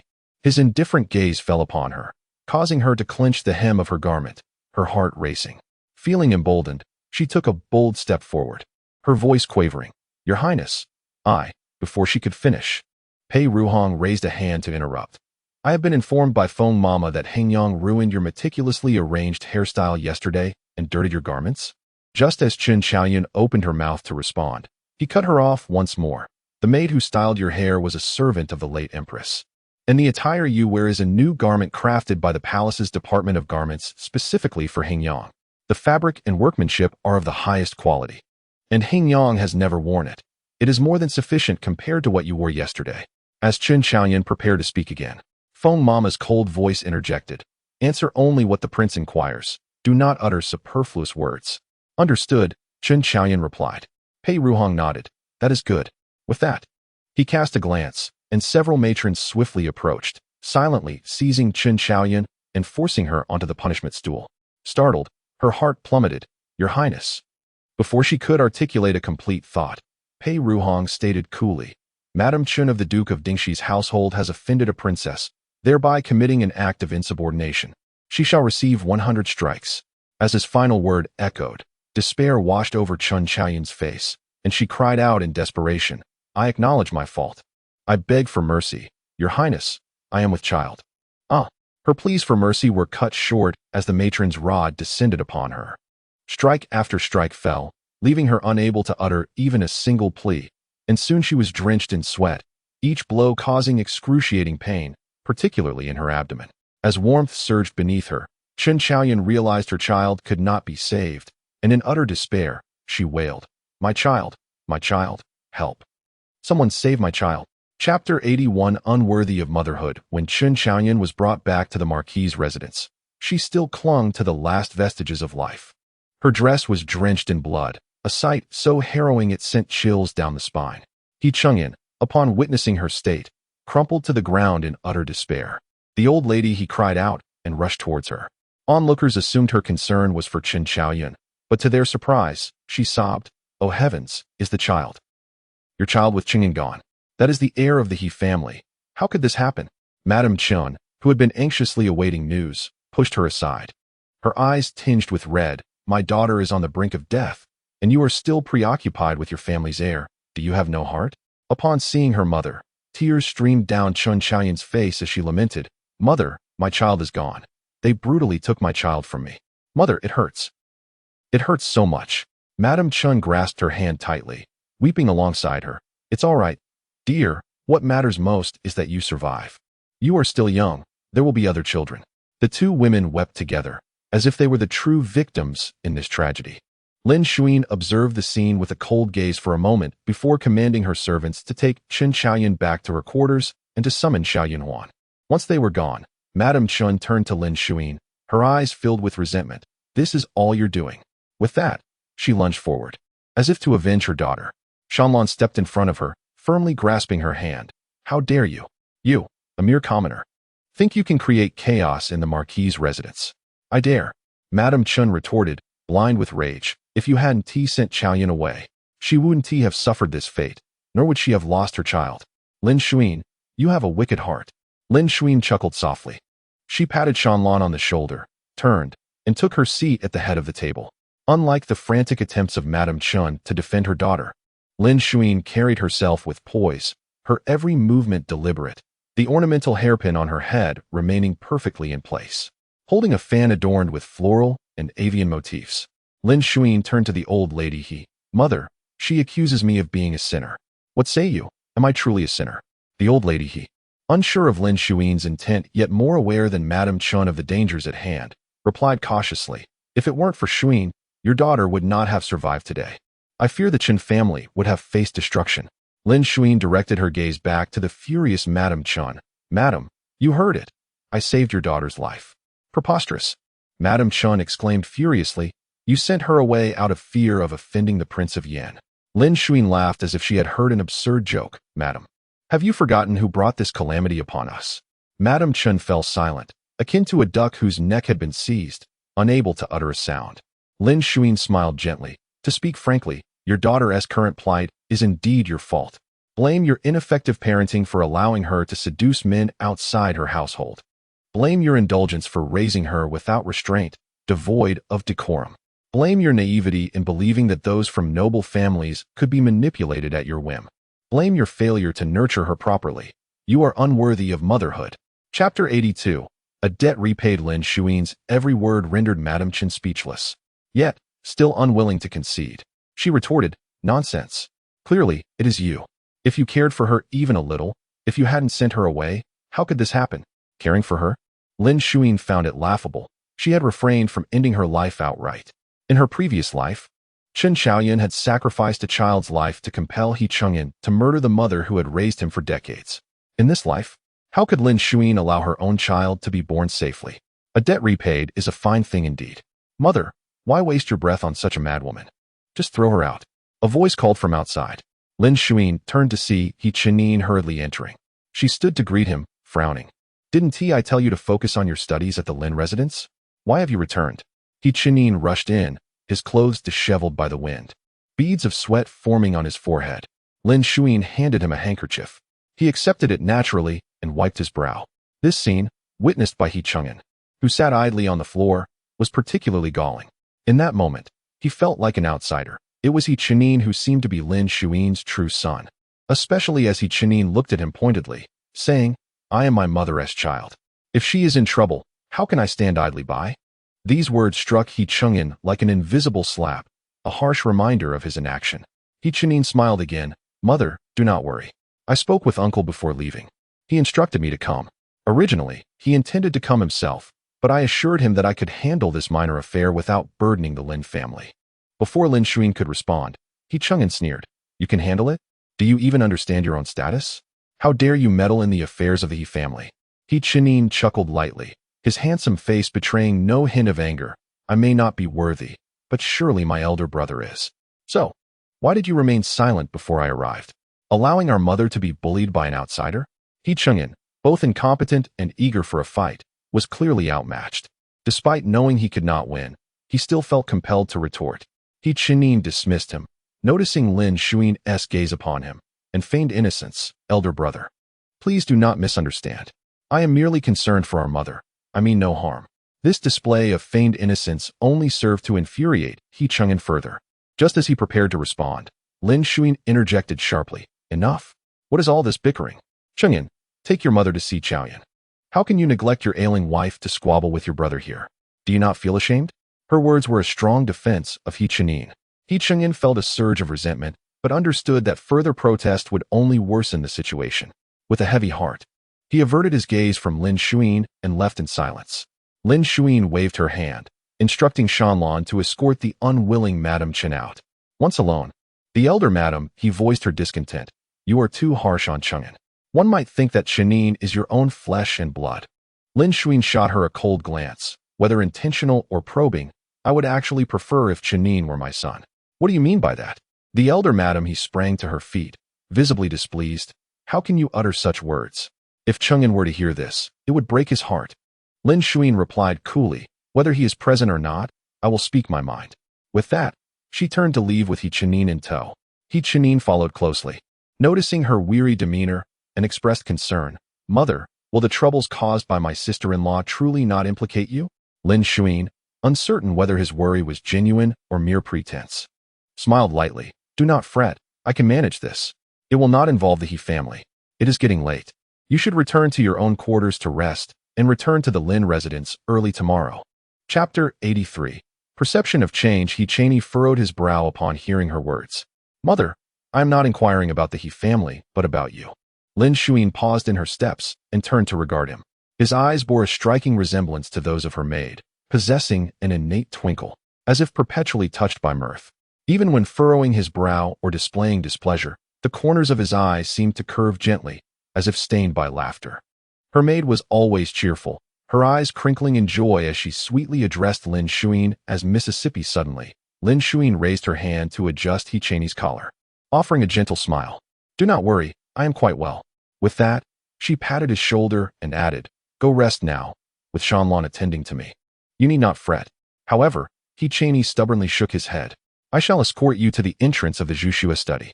Lin Zhaoxue raised an eyebrow but did not refuse, allowing him to accompany her. The following morning, Lin Zhaoxue instructed the kitchen to prepare 2 additional dishes. Only after confirming that Xiao Yunhuan had awakened did she send someone to invite her for breakfast. As soon as she sat down, Seer entered with a food box, claiming it was from the second young master.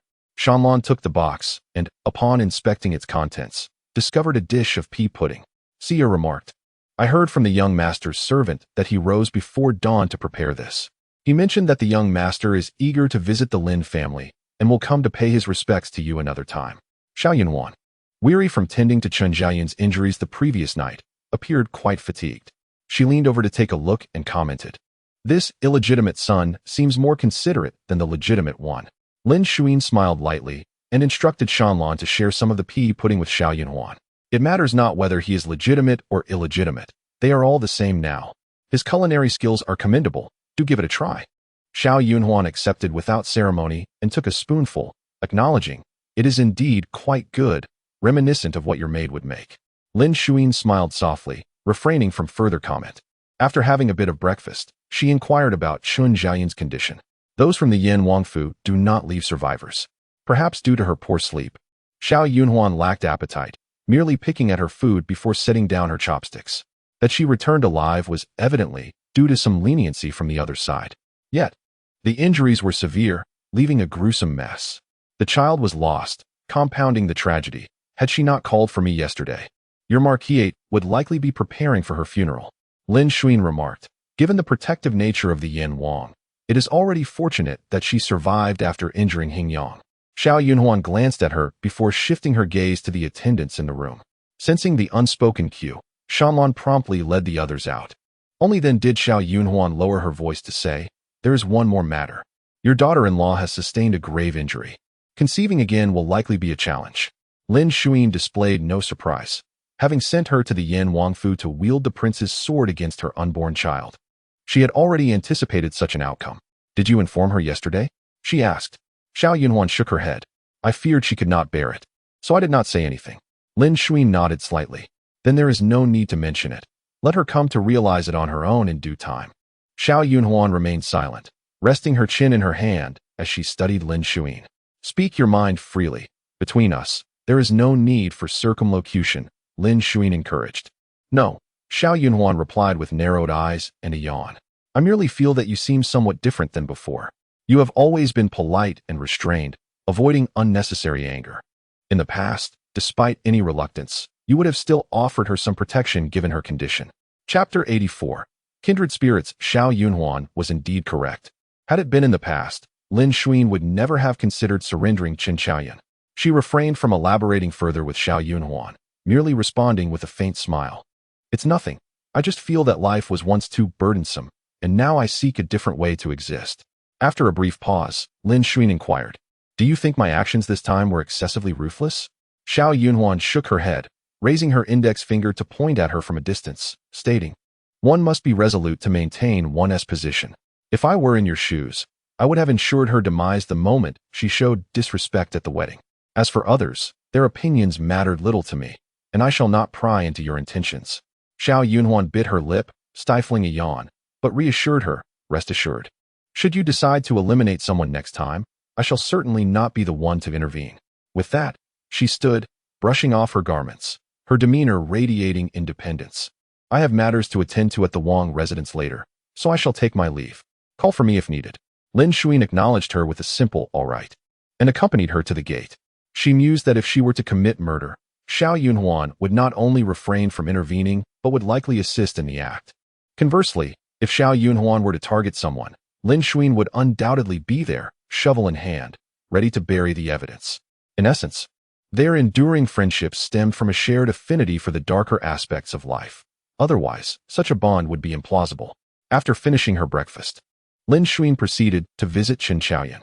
The latter was still unconscious, while Mrs. Chen kept a vigilant watch over her. Although Mrs. Chen was not particularly admirable as a person, as a mother, she demonstrated great care for Chen Xiaoyan, as evidenced by her vigil throughout the night. "What brings you here?"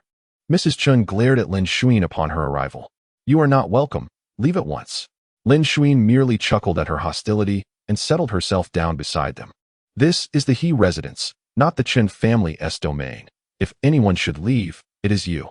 She adjusted her sleeve and continued, undeterred by Mrs. Chen's fierce gaze. "If you wish to remain here, I shall not force you out. However, you ought to rest and eat. Do not exhaust yourself to the point of needing my assistance to collect your remains." Recognizing their shared plight, Lin Zhaoxue felt it unwise to quarrel with Mrs. Chen, especially not at this moment. It was indeed pitiable that Mr. Chen had not shown his face during such a significant crisis, leaving all affairs to Mrs. Chen alone. Mrs. Chen scoffed, "Who would want your food? How do I know you Haven tea poisoned it?" Lin Zhaoxue shrugged, "Suit yourself.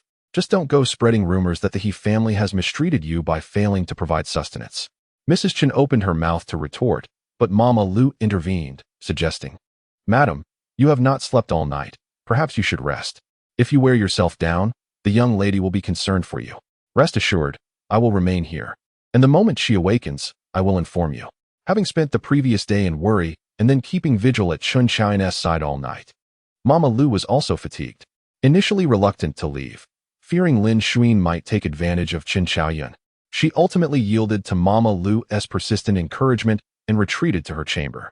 Once she departed, Mama Lu knelt before Lin Zhaoxue, saying, "Madam, the young mistress lacks decorum and nearly brought ruin to the He family. I implore you to overlook past grievances and guide her in the future." Lin Zhaoxue propped her chin on her hand, studying her. "I've heard that when your mistress harmed the princess, you even attempted to persuade her. You are quite clever. Yet it is unfortunate to be bound to such a mistress." Mama Lu replied, "It is my duty to counsel my mistress." "Enough," Lin Zhaoxue interrupted. "As long as your mistress behaves properly and avoids foolishness henceforth, I shall bear no ill will towards her. My only concern is whether she is capable of understanding." Much like her mother, Mama Lu reassured her, "Rest assured, madam. The young mistress has learned a grave lesson and will not dare to repeat her mistakes." Chapter 85. After the fact, Lin Zhaoxue did not linger long with Chen Xiaoyan. After a brief visit, she returned to Zhu Xuezhai. Upon her arrival, she was informed by a servant that the second madam had visited a quarter of an hour ago and was currently in the old madam He's courtyard. Lin Zhaoxue nodded, acknowledging the news. The He family had not inquired much about the matter of sending Chen Xiaoyan directly to the Prince of Yan's residence without prior notice. They only sent someone to ask about the situation after Lin Zhaoxue had escorted Chen Xiaoyan away. Those individuals held Chen Xiaoyan in contempt, showing little interest in her affairs. Only the second madam, who had resumed her frequent visits to the since returning from Fenyang, would often inquire about Chen Xiaoyan. After a moment, Mengshi entered from Suiyuan Hall. Lin Zhaoxue did not question her purpose for coming. Instead, she invited her to take a seat and instructed a servant to serve tea and snacks. After taking a sip of tea and engaging in casual conversation, Mengshi remarked, "I just visited my nephew's wife. The Prince of Yan is truly ruthless. He has punished her to the point of losing her very essence. It is quite pitiful to behold." Lin Zhaoxue did not even glance at her. Responding coolly, "She brought this upon herself. Had she not been so foolish as to provoke the Princess of Hingyang, she would not have met such a fate." Mengshi sighed, her face filled with concern. "That is true, but the Prince of Yin has been excessively harsh. Although the princess is injured, she is still alive, while Chaoyun's child she trailed off. Letting out another heavy sigh, filled with sympathy, Lin Zhaoxue remained silent. Meng Shi's gaze shifted toward her, half an inquiry. Sister-in-law, you have always been kind-hearted. I thought you would have defended her yesterday. My husband said that if you were to protect her, it would harm the He family, potentially leading to a rift between us. Whether the second master had indeed said such words, Lin Zhaoxue could not ascertain, but Meng Shi's intentions were too transparent. She turned to Meng Shi, a smile gracing her lips. In such circumstances, how could I possibly defend her? Meng Shi exclaimed in jest. You are the legitimate daughter of the Lin family, and your cousin is well regarded in court. If you were to plead for her on behalf of your cousin, he would surely show leniency. Lin Zhaoxue nearly burst into laughter at her words. What merit did she possess to represent her cousin? Even if she could, why would she risk offending the Prince of Yin for someone so foolish? Indeed, Lin Zhaoxue feigned enlightenment, then turned to reproach Meng Shi. Sister-in-law, how could you not remind me yesterday? You waited until Chaoyun's child was lost to bring this up. Alas, what use are these words now? It is too late. Her words implied that Meng Shi was merely an afterthought. Meng Shi's expression faltered slightly, and she awkwardly laughed, attempting to defend herself. I just remembered the atmosphere in the room turned palpably awkward, leaving Meng Shi in a state of indecision. Lin Zhaoxue, uninterested in her discomfort, took a sip of tea. At that moment, entered and reported, Madam, news has arrived from Yukon Courtyard. The young mistress has awakened and wishes to see you. Lin Zhaoxue replied. Tell her to wait. We shall speak of any matters later. First, she must focus on her recovery. Seer nodded and was about to leave when Meng Shi called out, Wait a moment, sister-in-law. Why not go and check on her? What if she has something urgent to convey? Before Lin Zhaoxue could respond, Meng Shi quickly added, I am merely giving you a heads up. Do not blame me later should anything go awry. Lin Zhaoxue found her amusing. Very well. She stood up, intrigued to see what Meng Shi was up to. Let us go and see. Chapter 86. The sun rises in the west in the twilight of late spring. Chun Chaoyun wept. Upon closer inspection, it became evident that her tears were shed for the child she had lost. Unaware of her daughter's struggles with conception, Madame Chun hurriedly embraced her, offering solace. Do not despair, my child. You are still young. Take care of your wounds, and there will be more children in the future. Yet, Chun Chaoyun choked out her lament. Even if there are more, they will not be like this one. As Lin Zhaoxue entered the room, she noticed He Chang'an and the matriarch of the He family present. Perhaps due to his own loss, He Chang'an refrained from showing any disdain toward Chun Chaoyun, instead sitting sorrowfully at the edge of the bed, holding her hand with tenderness. The old matriarch sat across from them, occasionally pursing her lips in displeasure, seemingly still blaming Chun Chaoyun for the tragic outcome that befell the He family's heir. Lin Zhaoxue remained by the door, choosing not to approach. Meng Shi, filled with compassion, stepped forward to offer comforting words. Dear child, you have suffered greatly. I have come with your mother-in-law to see you.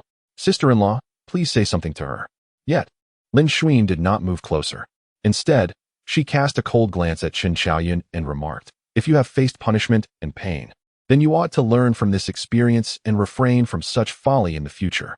While many sympathized with Chun Chaoyun, the truth remained that her plight was of her own making, and her current state was well-deserved.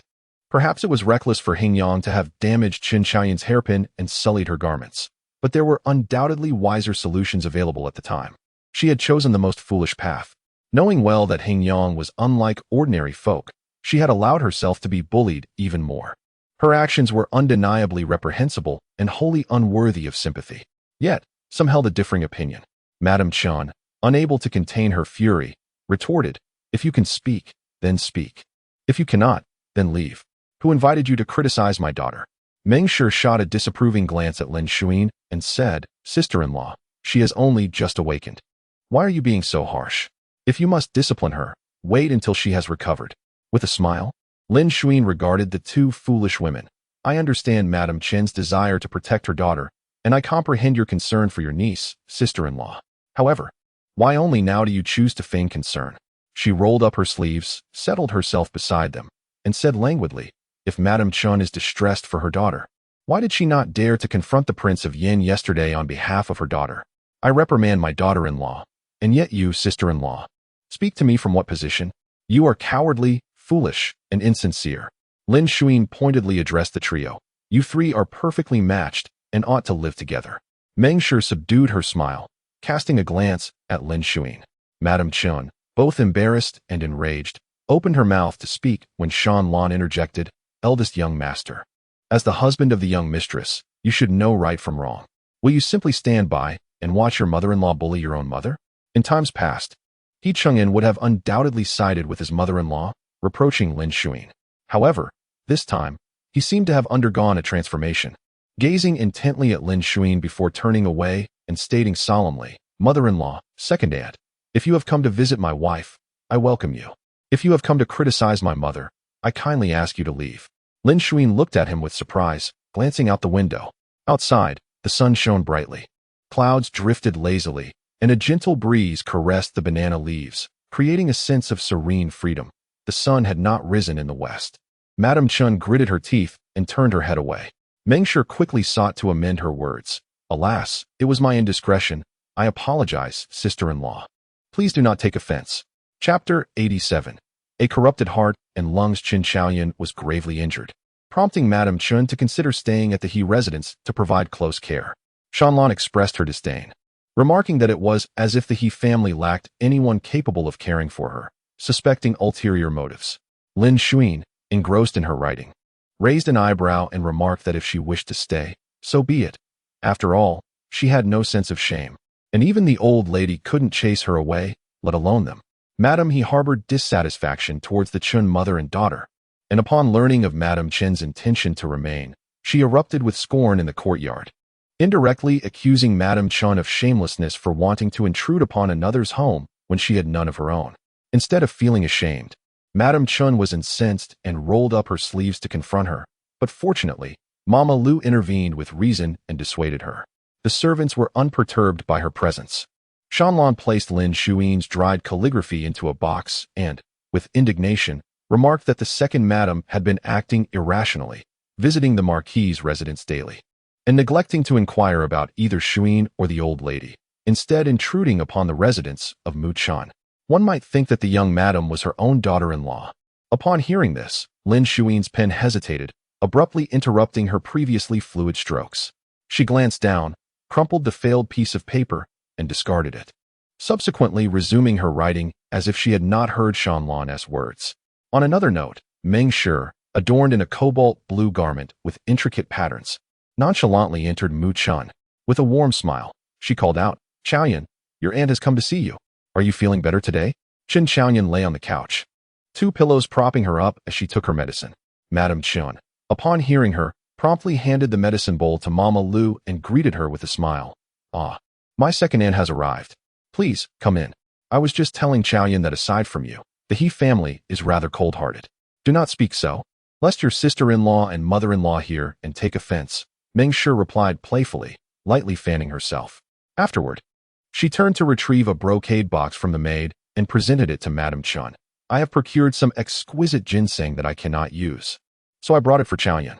Also, here is a bottle of wound ointment for her use." Qin Xiaoyan thanked Meng Shi from her bed. Madame Chun, while insisting that such gestures were unnecessary, accepted the gifts without hesitation. "Indeed, you are a good aunt, unlike certain others. Xiaoyan has been lying here for several days, yet they have not bothered to pay a visit." Meng Shi, with a subtle glance, settled herself on the octagonal stool nearby and remarked, "I am but an outsider with little to occupy my time, so I came. Your mother-in-law, however, is preoccupied with numerous matters in the household and wishes for Xiaoyan to learn a lesson. It is reasonable for her not to visit."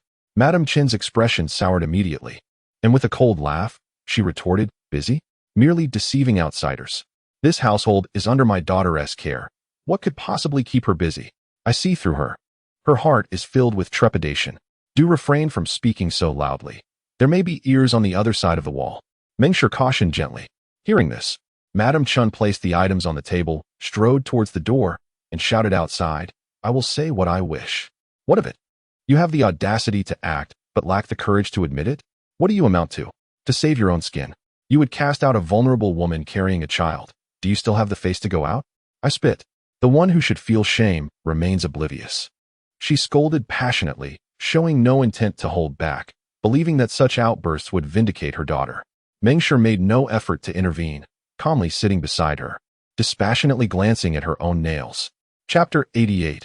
All driven away, Madame Lu could no longer tolerate it and approached her, saying, "Madam, perhaps you should refrain from speaking so harshly. The young lady has already been attended to. You may leave, but the young lady remains here. What if, upon your departure, you harbor resentment towards her and direct your anger at our daughter? How dare she?" Madame Chen raised her voice defiantly. "If she treats Qiaoyan poorly, just watch how I will deal with her." Meng let out a sigh, adopting a tone of good-natured caution. "Pray, silence yourself, my dear Madame Chen.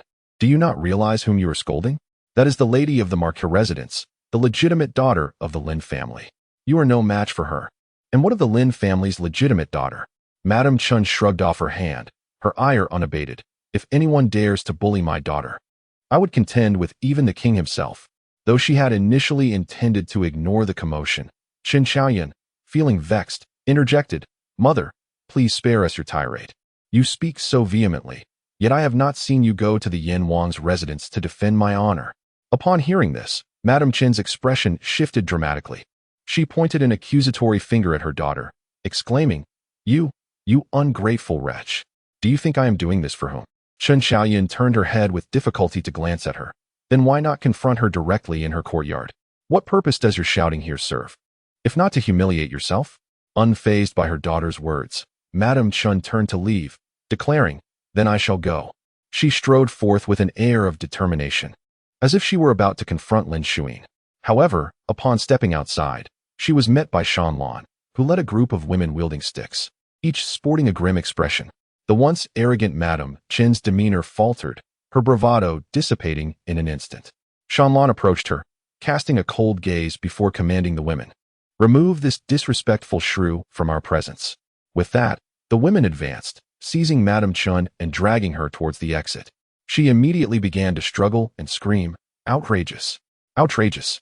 I am the mother of the young mistress of the Marquis residence. How dare you treat me with such disrespect?" Shanlan responded icily, "I care not who you are. To show disrespect to our mistress is already a transgression. It is fortunate I have not laid hands upon you."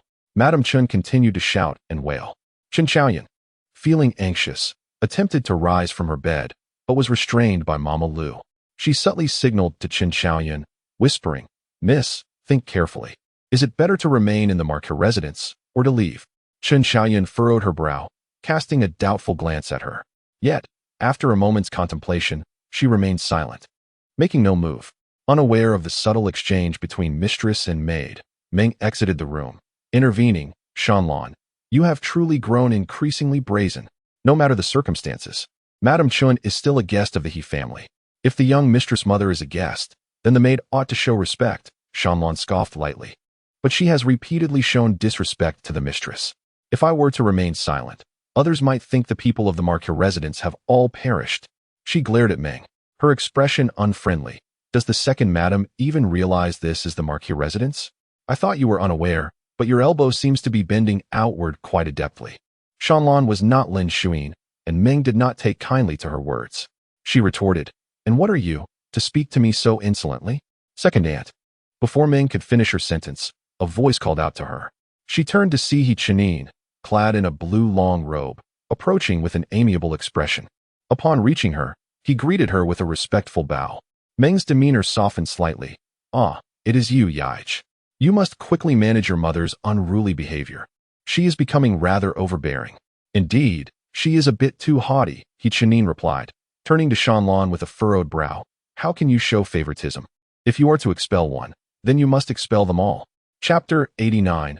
Affection. Upon hearing those words, Shanlan's eyes gleamed with determination. Without a moment's hesitation, she seized a broom and began to swing it at Madame Meng and Madame Chen. What a nuisance they were! As she swung the broom, she feigned urgency, declaring, step aside, step aside. There are malevolent spirits in this courtyard, and I shall cleanse it." Madame Meng and Madame Chen endured several blows from her broom, unable to retaliate with words or actions. Ultimately, they could not withstand the humiliation and fled in a flurry. Shanlan stood at the entrance of Muchuan residence, brandishing the broom, and shouted at the two retreating figures, "Block the gates of the Marquis' residence and the entrances to the courtyards. If I see these two wretched beings again, I shall strike them without mercy." Madame Chen, believing she had distanced herself enough to be safe, halted her steps, and turned to scold. However, Shanlan, having spotted her, pursued with the broom raised, leaving Madame Chun so startled that she fled without uttering a word. When He Chungin arrived upon hearing the commotion, he found He Chenyu standing at the door, arms crossed, observing the scene. He approached and remarked, "It is fortunate that you are a scholar. Such coarse behavior is a disgrace to our culture."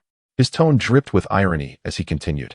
"Elder brother is a learned man and chooses not to engage in such trivialities, yet the world points fingers at our mother, and you feign ignorance." A smile played on He Chenyu's lips, but his words were laced with sarcasm. "Indeed, your restraint is commendable. However, it borders on cowardice.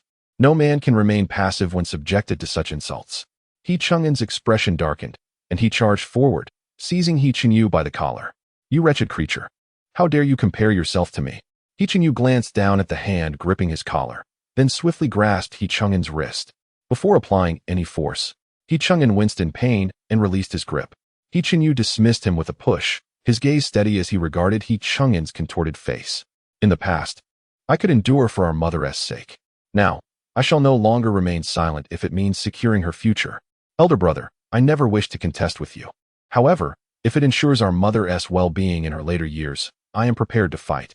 He Chungin clutched his sore wrist, glaring at He Chenyu, gritting his teeth. "Spare me your lofty rhetoric. You have long desired to usurp my title.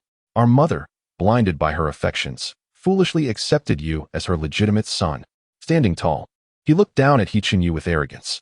"Yet, no matter your deeds, they hold no value. I am the eldest son of the He family, born of our mother. As long as I admit my mistake, she will forgive me. You remain nothing. Is that so?"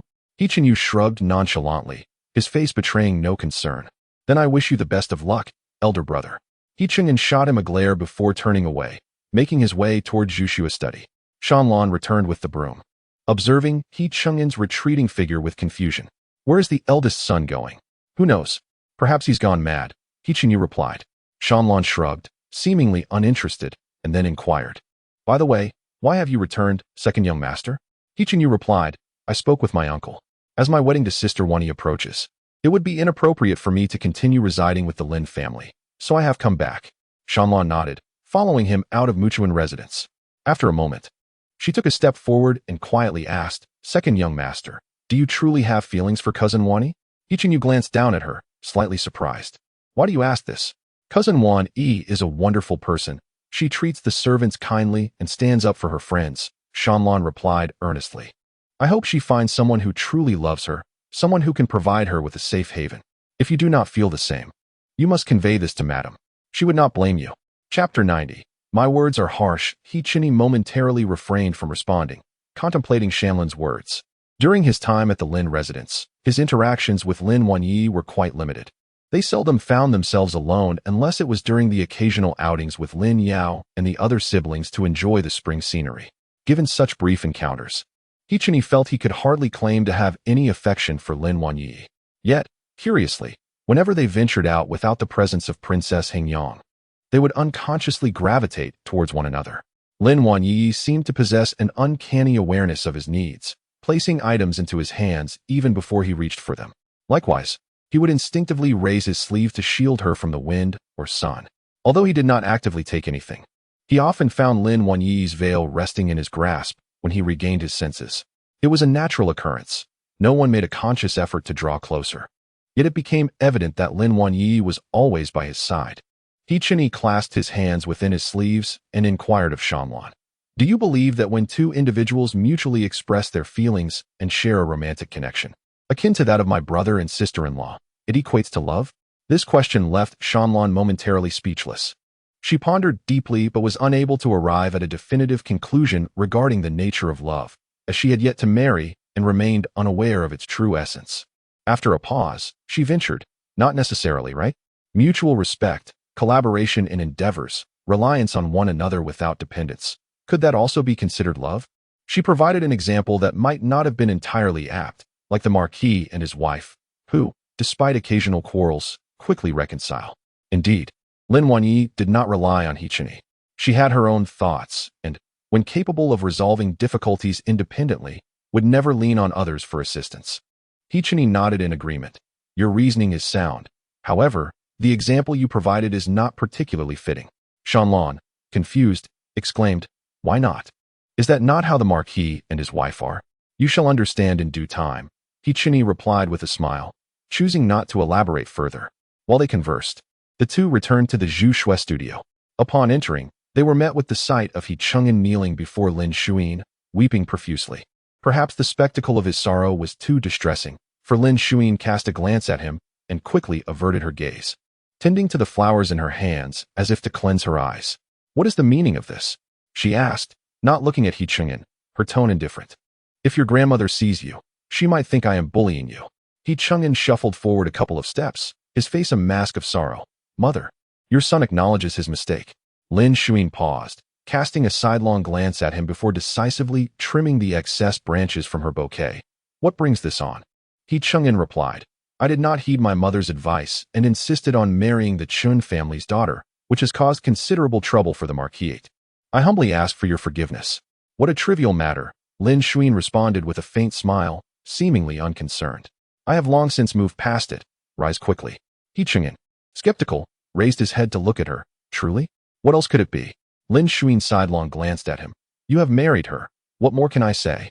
I cannot ask you to abandon her. What would become of the He family then? It would be the subject of ridicule." He moved forward another couple of steps, his face brimming with hope as he gazed at her. Then, "Mother, could you speak to uncle? Please do not allow my cousin to marry He." Lin Zhaoxue nearly laughed, genuinely curious about what such a request might entail, and asked, "Why not?" He expression darkened with disdain and contempt. "He is deceitful and unscrupulous. You and the Lin family have been deceived by him." Outside, had it not been for He's restraint, Shanlan would have rushed inside, broom in hand, ready to confront him. Inside, Lin Zhaoxue set down her scissors, gazing gently at the kneeling figure before her. He hastily responded, "I am here, mother, please speak." Lin Zhaoxue smiled softly at him. "My words may be harsh, but you should step outside." Chapter 91. Acknowledgement of error in the wake of an embarrassing incident at the Marquis' residence. Shanlan instructed the doorkeepers to deny entry to Madame Chun, who had not visited the Marquis' estate for several days alongside Meng. Meanwhile, he had invited old Madame Lin to the temple for prayers, secluded himself in the Mu Chun residence to diligently study. Yu paid him no mind, consistently visiting Lin Zhaoxue punctually, and after having breakfast in the Zhaoxue studio, would head to the Lin family to read until dinner. Chen Xiaoyun, nursing her injuries in solitude, adhered to decorum, resulting in an unusually tranquil atmosphere throughout the Marquis' household. As summer approached, the sweltering heat rendered indoor confinement unbearable. After enduring his restlessness for some time, He could no longer contain himself. By then, Chen Xiaoyun had nearly recovered, and upon regaining her mobility, she visited the Zhaoxue studio. Whether motivated by newfound clarity or the persuasive efforts of Mama Lu, she arrived bearing a bamboo strip 2 fingers wide, kneeling before Lin Zhaoxue to express her contrition. She acknowledged her previous indiscretions that had caused turmoil and nearly implicated the Marquis' household, imploring her mother-in-law for punishment. With both hands, she held the bamboo strip aloft, clearly demonstrating her sincerity. Lin Zhaoxue regarded her, noting that Chen Xiaoyun's attire today was far more subdued than before. Clad in a soft pink dress complemented by delicate white floral embroidery, she appeared considerably gentler. "You have caused trouble, faced the consequences, and learned your lesson. What further punishment do you require?" Lin Zhaoxue asked, pausing as she pressed her incense ashes, smiling softly. "The ground is cool, and your body is still fragile. Take care not to let the chill seep into your bones, lest you fall ill. Shanlan, please assist the young mistress." Shanlan moved to help Chen Xiaoyun, but she remained kneeling, stating, "It is only right for the daughter-in-law to acknowledge her grave mistake. If my mother does not impose a penalty, I shall remain uneasy in my heart." Lin Zhaoxue, averting her gaze, glanced back at her. "Do you truly wish for me to punish you before you will rise?" Chen Xiaoyun nodded in affirmation. Lin Zhaoxue remained silent, exchanging a knowing look with Shanlan.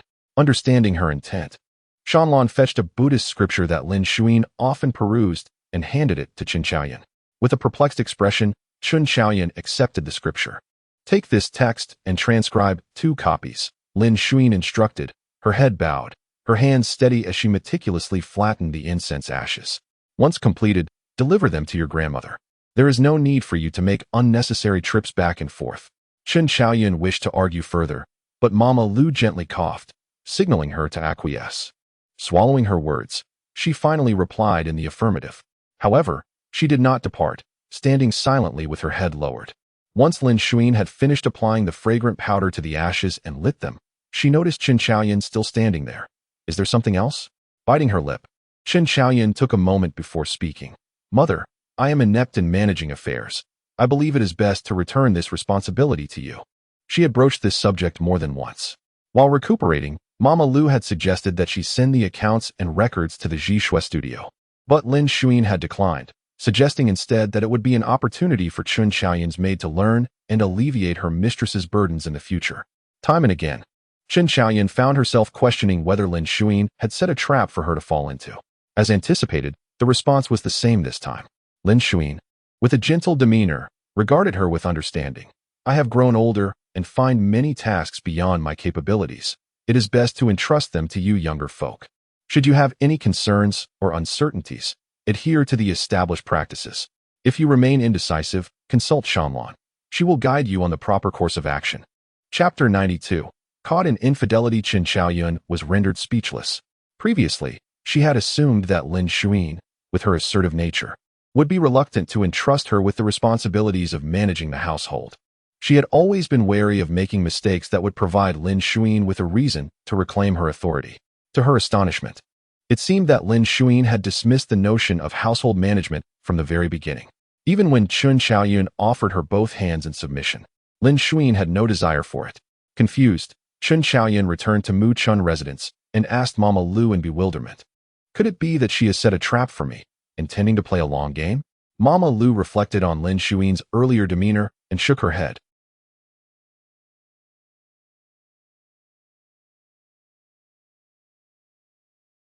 This is all your fault. If you hadn't suggested that I endure for a while and pretend to be obedient, I wouldn't be embroiled in so many troubles. Mama Lu refrained from explaining any further, having done so countless times before to no avail. If not for her family's ongoing service in the Chen household, she would have sought a reason to dismiss Chen Xiaoyun long ago. This young lady was both foolish and obstinate, unwilling to learn. Truly a misfortune for those who served her. Mama Lu handed a brush to Chen Xiaoyun with a forced smile.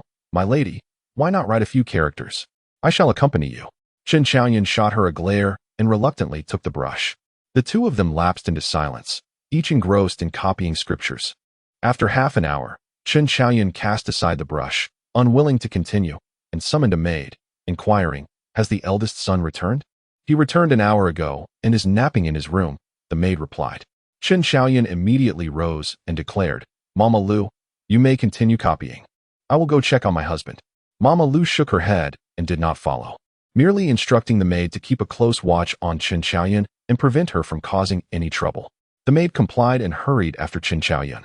Due to Chen Xiaoyun's injury, He Chang'an had been resting in the study these past few days. Aware of his temperament, she had taken precautions and arranged for a young servant to attend to him. However, today, as fate would have it, she arrived just in time to witness a maid in a green dress entering He Chang'an's study while carrying a cup of tea. Chen Xiaoyun recognized the maid from other courtyards. She had previously served in Mu Chun residence and was said to possess some beauty, having been sent by the old lady to attend to He Chang'an. Previously, she had exhibited inappropriate behavior, hinting at intentions towards her master. But her actions had been interrupted by Lin Zhaoxue. Lin Zhaoxue had been furious at the time, and had it not been for her respect for the old lady, she would have likely expelled the maid from the residence. Now, seeing the maid outside He Chang'an's study, Chen Xiaoyun's heart raced with alarm, prompting her to rush forward. Yet, she was a moment too late. The maid had already entered and was weeping delicately in He Chang'an's embrace. Young madam is unable to attend to you due to her injury. I have served you on her behalf several times, He Lang. When will you grant me a title? Chen Xiaoyun stood outside the door, realizing with horror that the two had already established a secret understanding. Seething with rage, she kicked the door open and stormed inside. In the brief moment that had passed, the maid was already half-dressed, languidly seated in He Chang'an's lap. He Chang'an was affectionately holding her close. Chen Xiaoyun's vision turned red with fury, and she lunged forward, seizing the maid by her hair. Shameless wretch! How dare you seduce your master? Today, I shall end you. and let it be known in this household that such disgraceful acts shall not be tolerated. Chapter 93. A rare moment of wit. He Chang'an, having spent the day in the company of his rascally companions, returned home early. Fearful that Lin Zhaoxue would perceive his lack of sincerity and thus refrain from indulging in drunken revelry, he had intended to immerse himself in a book, but the lingering effects of alcohol rendered the words indecipherable. Just then, the maid, Xing'er, entered the room, her attire meticulously arranged and her garments infused with fragrant incense. The mingling scent of wine and perfume intensified He Chang'an's inebriation. Without consideration for the surroundings, he embraced Xing'er, seeking intimacy. At that moment, Chen Qiaoyan barged in, seething with anger as she unleashed her wrath upon Xing. The maid, terrified, sought refuge in He Chang'an's arms. Consequently, Chen Qiaoyan lost control, her nails grazing his face, sending waves of intoxication surging within him. Ignoring all else, He Chang'an seized Chen Qiaoyan's wrist and forcibly pushed her aside. She fell to the ground.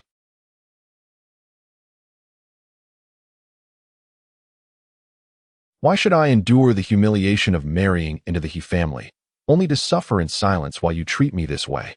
In her tirade, the scant remnants of He Chang'an's guilt evaporated.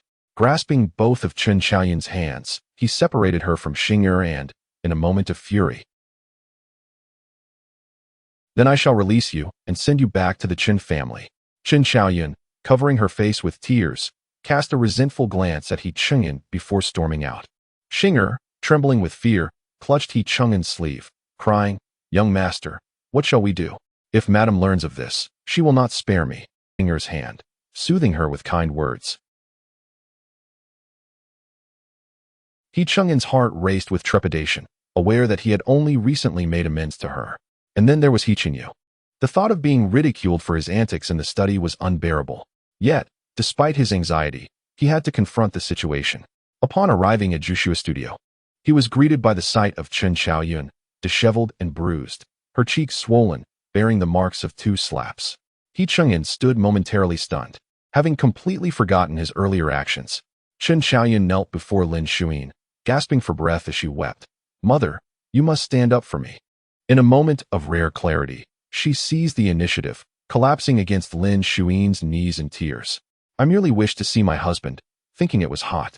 How could I have anticipated that he would use the pretext of studying to engage in such disgraceful conduct with a maid, even threatening to divorce me and elevate that lowly girl? My temper flared, and I foolishly confronted her, yet my husband chose to protect her and struck me."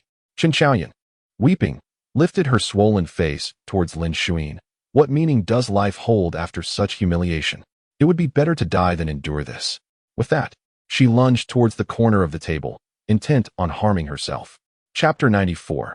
Ignoring him, Lin Zhaoxue hurriedly stopped her, arranging her hairpin and comforting her. "Do not cry any longer. Your mother will make the decision for you." Before she could inquire further, He Chang'an strode forward, defending himself. "Mother."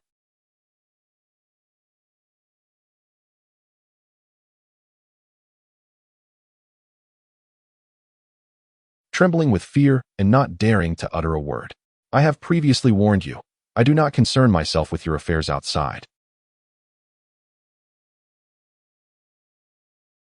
You have the audacity to strike your own wife for the sake of a lowly maid.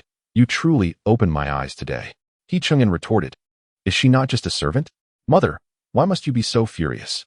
Besides, in families like ours, which man does not have multiple wives and concubines? You are making a mountain out of a molehill."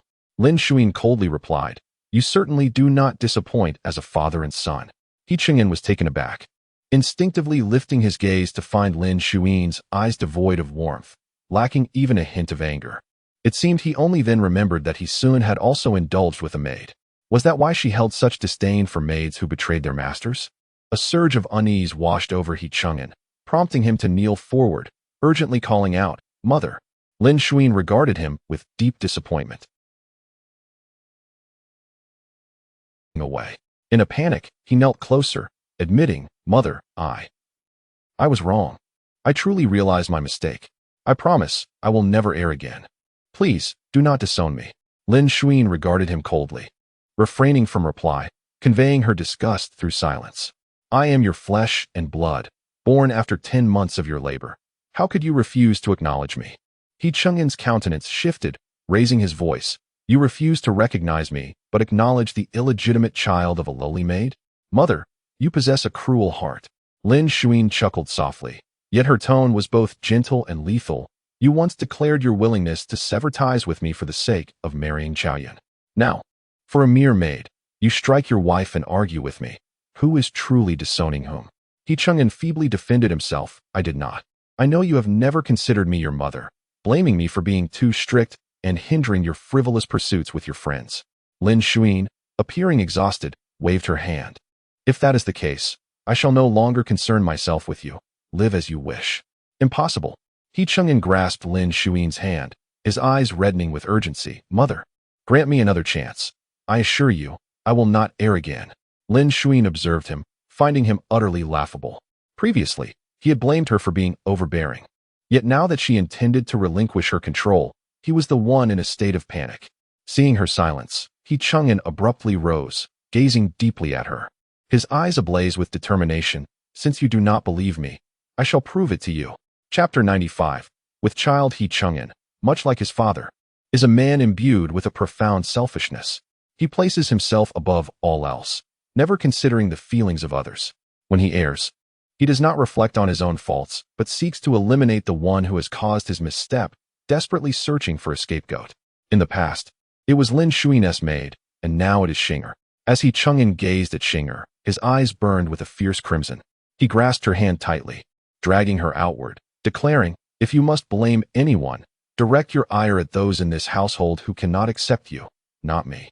Xinger, startled and wide-eyed with fear, stammered, Young master, are you going to expel me? He Chungin remained silent, casting a glance back at her. That look was chillingly indifferent, devoid of any warmth he had once shown her. A shiver ran down Xinger's spine as she suddenly realized that He Chungin's intentions were far more sinister than merely expelling her from the estate.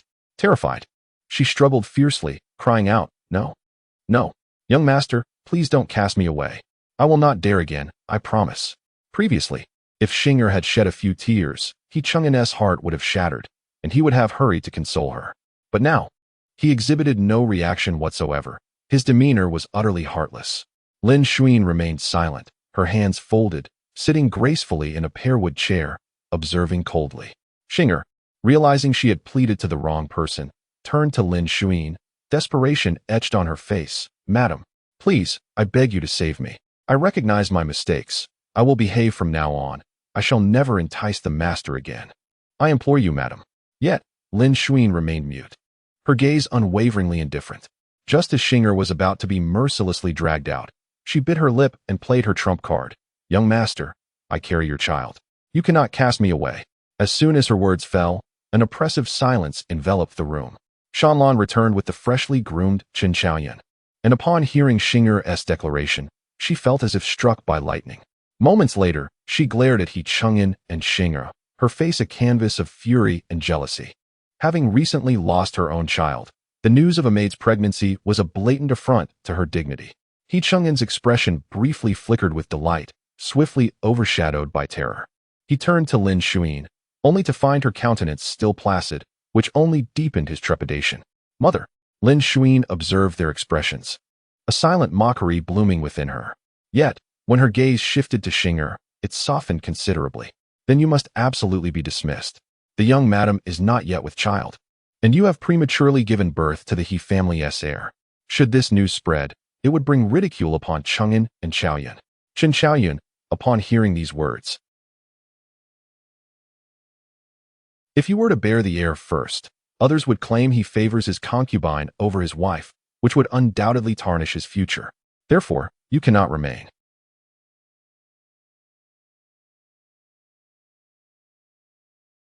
I cannot bear to lose another.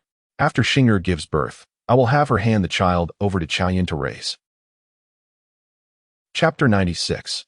Unbearable Qin Chaoyan let out a cold laugh as she gazed at the weeping Xinger, who was kneeling on the ground. After all,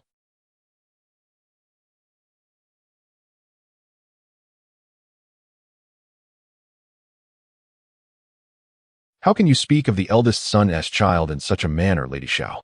Xinger was slightly more astute than Qin Chaoyan. She understood her lowly position and knew she could not contend with her mistress.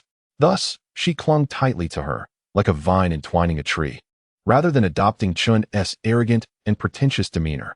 Upon hearing her words, He Chang'an cast a cold smirk at Qin Xiaoyan, taunting, "If she is unworthy of regard, then what of the Qin family? Were it not for me, would you be the lady of the Dingxi Marquis? You." Qin Xiaoyan was infuriated. "How could you?"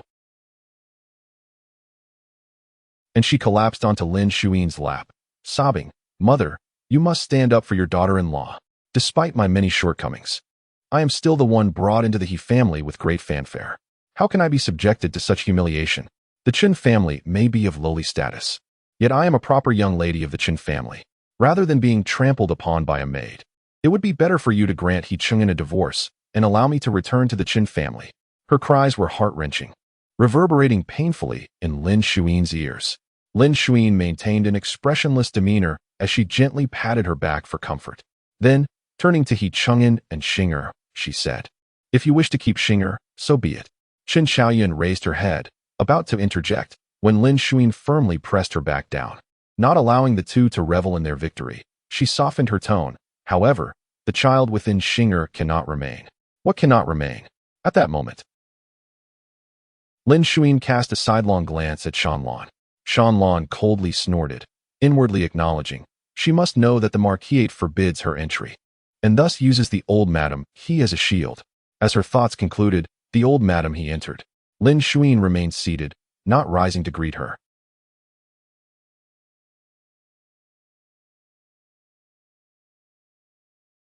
With her mother and guests present, she does not even know to rise in greeting.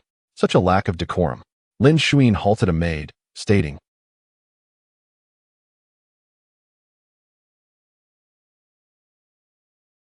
"Please save me. I will never forget your kindness. You have suffered, my dear." Then, with a cold snort, she added pointedly, "If you cannot bear children for the He family,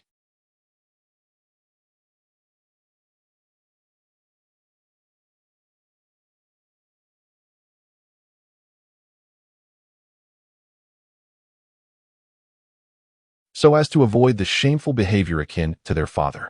The old matriarch could interpret this statement as she pleased, and there were plenty of others who would gladly do the same for her. Mengsher stepped forward to mediate, exclaiming, "Oh dear sister-in-law, how can you speak to the old matriarch in such a manner? Her actions are motivated by the interests of the He family." Her gaze swept across the others before adding, "Isn't it just a maid? You could elevate her to the status of a concubine, and once she bears a child, you could raise it under Chaoyan's name. If neither of us mentions it, who would ever know that it was born of a maid?" Old Lady Lin settled herself nearby, casting a sidelong glance at Lin Zhaoxue, her tone dripping with sarcasm. "She lacks your meticulousness. I fear she recalls past incidents, which is why she cannot tolerate a mere maid." "Old lady," he chimed in, "in the past, she could not tolerate a maid, and it seems that she still cannot. If word gets out, it would be quite the embarrassment." Lin Zhaoxue laughed, her gaze sweeping over the three of them. "Sister-in-law, you seem quite magnanimous. Otherwise, how could the second master's quarters be so lively?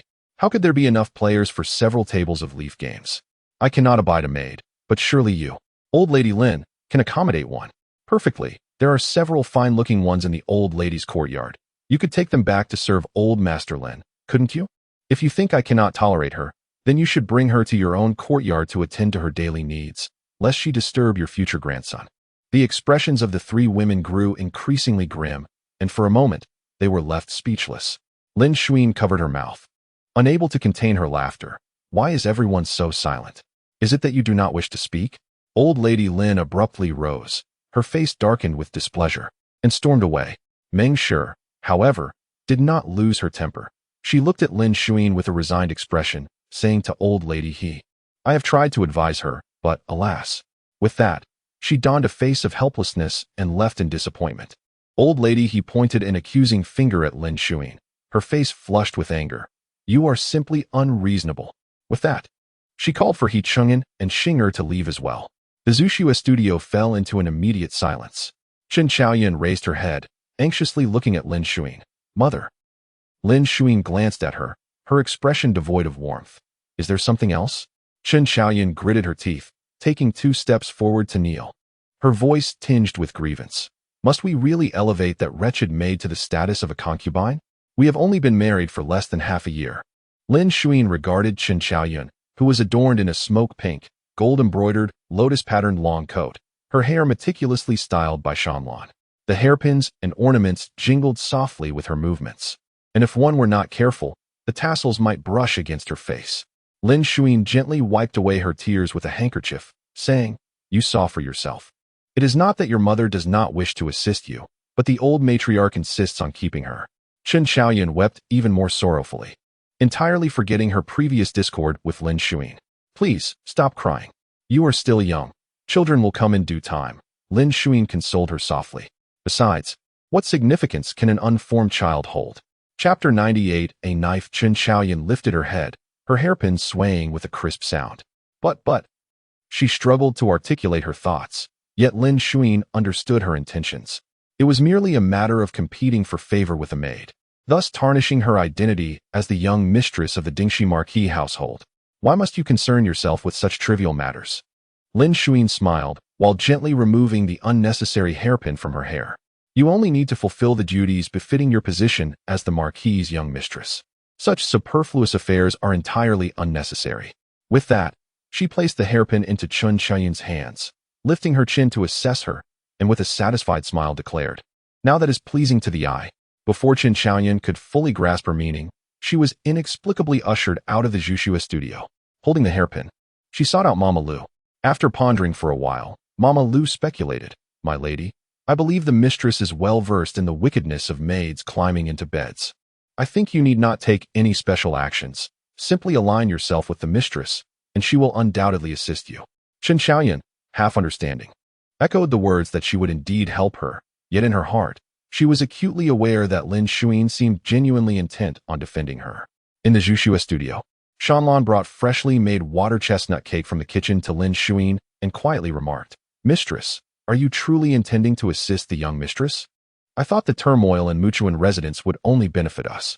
Lin Zhaoxue sampled a piece of the cake and then shared the remaining portion with Shanlan. "Do you think I am aiding her?" Shanlan looked at her in confusion. "Isn't that so?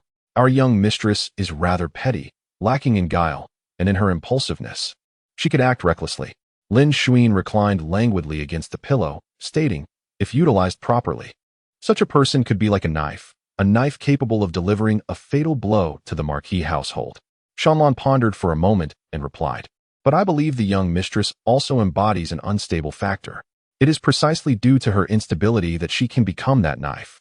Lin Zhaoxue smiled as she supported her forehead and, after a pause, instructed, "Later, when the second young master returns from school, have him come to me." Understanding her desire to cease this discussion, Shanlan complied and withdrew, carrying the water chestnut cake to share with her sisters. By the time the lanterns were lit, darkness enveloped the surroundings. The maids of the Zhaoxue studio gathered in the corridor, whispering and gossiping about which young servants were handsome and which had agreeable temperaments. A few water tanks had been set up in the courtyard, filled with lotus flowers and several medium-sized koi fish. Lin Zhaoxue stood by the tank, as if eager to prevent her from waiting too long, and he bowed, saying, "Mother, did you summon me?" Lin Zhaoxue nodded, giving him a glance before asking, "Have you had your meal?" "Grandmother prepared a meal, and I had it there," He Chinyu replied. Lin Zhaoxue acknowledged his words, casually handing the fish food to Shanlan, instructing, "I have a few matters to discuss with the second young master. You may wait outside." After Shanlan acquiesced, He Chinyu instinctively stepped forward.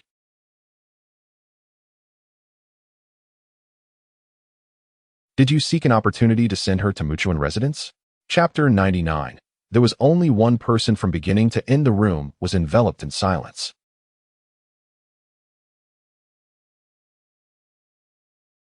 Offering no excuses, "Yes."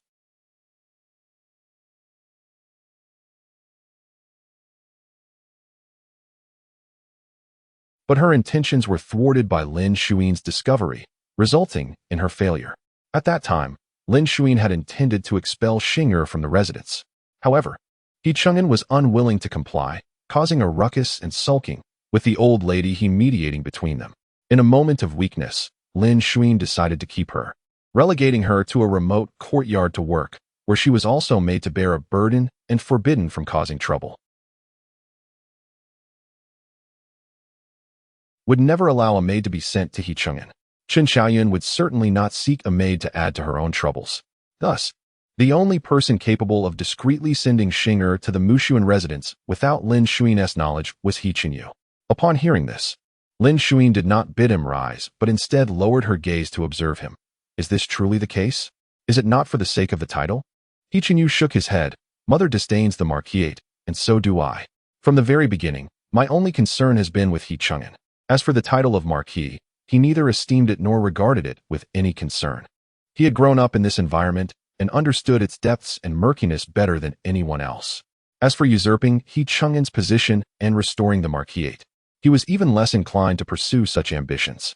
He even believed that his name was bestowed upon him by Lin Shuin, although he bore the surname He. It was Lin Shuin who granted him that surname, and any honor he attained would be in her name. It had nothing to do with the He family of Dingxi, nor with He Sun. Only those lacking true ability would treat a dilapidated marquisate as a treasure. He felt a sense of injustice for Lin Shuin, who had invested so much in this household, yet received an utterly disproportionate return, particularly from He Chang'an. Each time He Chenyu recalled He Chang'an's attitude towards Lin Shuin, he felt an overwhelming urge to awaken him with a punch, compelling him to open his eyes and recognize who truly cared for him in this household. Would it not be evident to others that you were the one who acted? Lin Shuin shook her head, smiling softly. I called you here merely to remind you. The pressing matter is your studies. If you truly wish to honor me, then diligently prepare for your examinations, earn your degree, and establish your own household. That would be the greatest reward you could offer me. He Chenyu, however, disagreed. I certainly would not disappoint my mother, but I cannot turn a blind eye to her sufferings. Lin Shuin remained silent, gazing deeply at him as if looking through him at someone else. After a brief moment, drink a bowl before you sleep. He Chenyu acknowledged with a bow, performed a respectful gesture, and then departed in an orderly manner. Chapter 100. A paradigm of novelty and disdain. Xing'er was taken to the Suiyuan Hall. The next day, when Chen Xiaoyun went to pay her respects to Lin Shuin, she spoke of this matter with eyes brimming with jealousy. She openly scolded old Madame He, exclaiming how foolish she was to bring a lowly servant girl to Suiyuan Hall, thereby compromising her own dignity. Lin Shuin glanced at her, noticing that Chen Xiaoyun had donned a plain garment today, her makeup subdued, and her hairpins noticeably fewer. She realized that although Chen Xiaoyun might not grasp the implications of her words from the previous day, Mama Lu certainly did. Lin Shuin waved her hand fan and remarked, Your grandmother is not foolish. Her actions serve to demonstrate to the He family that she is benevolent and understanding. As Chen Xiaoyun's disdain flashed across her face, Lin Shuin continued, After the commotion you caused yesterday, do you know how the people in the mansion speak of you now? Chen Xiaoyun, having caught wind of some gossip, felt indignant and snorted in response. They dare to gossip behind the masteress' back. Let them hear me rectify their insolence next time. It was precisely this behavior that fueled their disdain for her. Lin Shuin beckoned her to sit beside her, stating, At this moment, you should remain silent. We must send 2 individuals to attend to Xing'er and ensure her well-being, particularly the child she carries, for we cannot allow any mishap to occur. Upon hearing this, Chen Xiaoyun, who had just seated herself, sprang up in disbelief. What? You want me to send people to serve her? Who does she think she is? Lin Shuin, finding her noise bothersome, turned her head slightly and waited for her to vent her frustration before urging her to sit again. She adjusted Lin Shuin's disheveled hairpin and calmly stated, Xing'er is a servant elevated in status. Those you send to serve her will also be servants. Yet, she relies on the favor of the master. How many would be willing to serve her? How many aspire to attain her position? Chen Xiaoyun seemed to finally grasp her meaning, turning to look at her in astonishment. Lin Shuin, fanning herself with gentleness, smiled. You might as well exhibit the grace of the He family's young mistress and observe quietly. As I mentioned yesterday, a child not yet formed cannot amount to anything substantial. At first, Chen Xiaoyun did not comprehend Lin Shuin's words. Upon returning home, she inquired with Mama Lu, who pondered for a moment before stating, Madam likely wishes for you to undermine her. Upon receiving this counsel, Chen Xiaoyun promptly dispatched 2 maids to attend to Xing'er, bestowing generous gifts upon her as well. Before departing, she boldly proclaimed in front of He Chang'an that she would elevate Xing'er to the position of concubine when an auspicious day arose. Her generosity endeared her to He Chang'an, who gazed upon her with a sense of lingering affection, reminiscent of their initial encounter, which stirred a twinge of guilt within him. That very day, he sought solace in Chun Chaoyun's quarters. Xing'er, however, was not faring well. Xing'er wept and conveyed her grievances to He Chang'an, attributing the oversight to her lax management and chastising the maids in his presence. The maids attending to Xing'er grew increasingly resentful. They deliberately sought to entice him. Coincidentally, Xing'er witnessed their antics. In a fit of fury, she berated the two maids, who retaliated with mocking words. "What does it matter if you are pregnant? You have not even secured a position as a concubine. Who are you trying to impress here?" With that, they stormed off, leaving Xing'er greatly agitated. Once again, she approached He Chang'an to lament her plight. Yet this time, He Chang'an, lacking the patience to console her, brusquely pushed her away, saying,